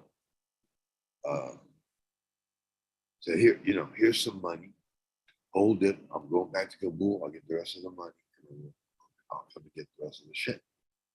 As he was going back to Kabul, back to Pagman, back to Kabul, then Pagman, Eddie, they were living in the same house. Eddie went to the same farmer. And when Eddie went to the same farmer, he said, oh man, I just had this 100 kilos, but this guy came and bought it, He said, well, don't forget about the guy. Give that guy his money. I've got the cash here. I'll pay you more. Here's the money. Here's the cash. I'll give you this much more. Just sell it to me. So he sold him Eddie's hash. Now, Eddie was going down, right? As Tom was coming back up to buy that hash, right? Got back to the farmer and said, and here's the money for the hash. And the farmer said, oh, I'm sorry, but I sold it. I said, what do you mean you sold it? I gave you a deposit. He says, yeah, but this big blonde guy, big guy, he offered so much more money. So I took it. At that time, Tom knew Eddie had beat him to the punch, right? So now Eddie's back home, right? and Tom's on his way down. All of a sudden, you hear a door just smashed open, and out, and here comes Mexican Tom, who wasn't anybody to fuck with two 45 Army 45s in his hand, and said, "Where's that fucking Big Eddie? He's fucking stole my hash." And Big Eddie was there. They got Big Eddie, and he said, Tom, please, I have to have a smoke. I have to calm down. I have to have a smoke. We have Mexican Tom pointing 245s at his head, and believe you me, Tom got his hash back. You know, and that happened all within 3 days. Afghanistan was wild, and when you went to Afghanistan those days in Herat, you'd pick up two guys with shotguns, and they'd sit in the front of your bus, and they'd shotgun you all the way into Kabul, because on the way to Kabul you could be robbed by brigands on horseback, and they take everybody's money and everybody's passport. It was Afghanistan, a wild fucking west, dude, and they had everybody there had these arcane flintlock rifles with engraved with lapis and all kinds of shit, really beautiful stuff that are now you probably can't find those anymore in Nepal. They're all in collectors. You know what I mean? But Frenchie never went to Kabul during those days. After 1979, Kabul was done. After 73, and this Nepal was still going on. Pakistan was still going on, but he never went to those guys. He went to where they make the Malana cream in the northern part of India, Manali. There's a few places where they make hash, and they hand rub it. And they went there, did a photo op with him, and wrote a story that he'd lived there and this and that. And that's all bullshit.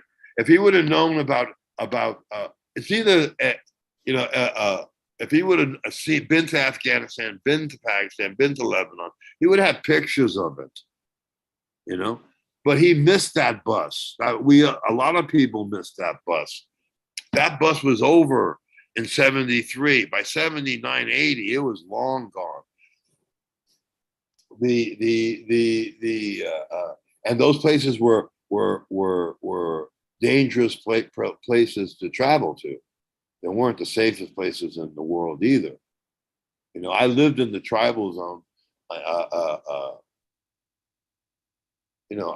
tell you how it is in the tribal zone. The tribal zone, I went there and I hired I was at in Rawalpindi, I was in the Intercontinental Hotel, and I hired a car to take me to Peshawar, to take me to the Torkham Khyber. And when I got there and we got to Torkham, I wanted him to take me to Abdul's fort where I had a little apartment there. And he said, no, I can't go there. They'll kidnap me. They'll hold me for ransom. They'll take my car. They'll do everything. I said, no, relax. You come in with me. No one is gonna fucking touch you. You're under my protection. Took him there. He kept his car parked outside right by the fort. Nobody touched it. We ate good food. We hung out. The next day we went back to Pindi 2 days later. And when we walked into the hotel in Rawalpindi, the guy, the driver, screaming, he goes, "Oh my God, this American crazy guy took me to the tribal zone, this crazy place. Everybody's got guns. I was afraid for my life. I didn't sleep one thing, and I'm there. All this shit. I put it. He was scared to fuck to get caught in the tribal zone. You know what I mean? And so the tribal zone, everybody was armed, dude. And when I scored a lot of hash, 300 kilos or 500 kilos, I buy it from Abdul, and Abdul, they in the middle of the tribal zone. There's a hash pressing place where they have like a huge timber with a point on the bottom that's of copper on the top, so it looks like a point. It's like a seesaw, and they bang the resin. The resin glands, the resin is put in a copper pot that's buried in the ground, and then they take the top of the thing and they bang it, the hash to loosen the oil. Then they put it in a press and they heat press it with a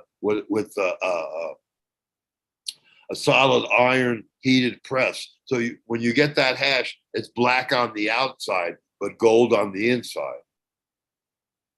And when we were there, Abdul rented the place. That was a place that everybody rented where they could press their hash professionally and have it. All the equipment was there.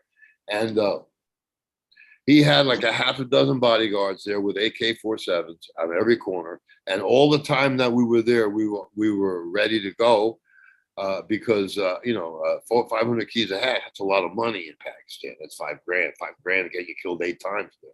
You know what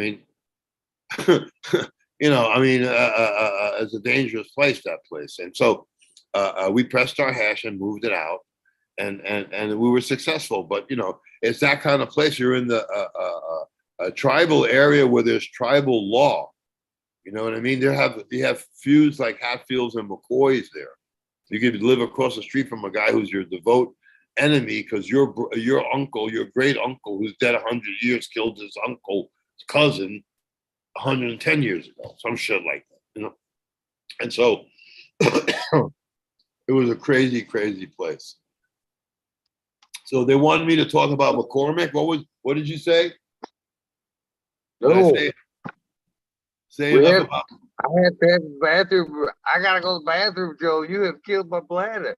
Yeah, me too. You want to end it? Yeah, man. I have got about a 20-minute pee coming, my friend. All right, Holy man. cow. Well, there's a lot of Thank you for your time. A couple of things before we go, man. Thank you. First and foremost, thank you. I greatly respect your time, and I hope we get to talk again very soon. Secondly, I told you on the phone that Zoom link that I sent you is good for any show that says Weed Nerd World in it. The panel shows, you're more than welcome. Come hang out anytime you'd like. Let me just say one thing. If you want to contact me, you can contact me by my website. It's growlikejoe.com. That's where I sell nutrients, and that's where you can buy my books and where you can connect with me. You can send me an email or call me. With those links are in the description of the show, and they have been dropping them throughout the chat all day long. So what do you think? We did a good show? We absolutely did, 100%. Right. I can't thank you enough. One last thing before we go.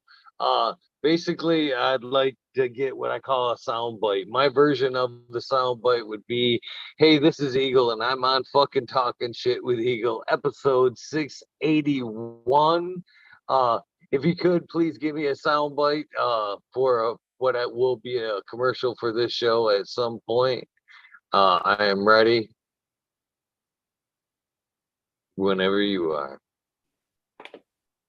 I enjoyed this talk. This is Joe Pietri, author of The King of Nepal, Life Before the Drug Wars, and growlikejoe.com. If you need any nutrients or whatever you need, give me a holler. Thank you so much. All right, man. That was perfect. Thank you again for telling your story and doing everything you have done for the cannabis industry. It's people like yourself. We owe a great debt of gratitude. Cannabis hasn't got here by, per happen chance. It happened through a lot of, unfortunately, smuggling and a lot of dangerous living for sure. Yeah, so definitely. I thank you for your time. Have a good day, my friend. Have a good day. See you again. Too. For the rest of you guys, thank you for tuning in. I greatly appreciate you guys' time as well. With that being said, I'll talk to you guys later. Do not forget, random acts of kindness do save lives. Don't forget to do something nice for somebody. I'm a living, breathing example of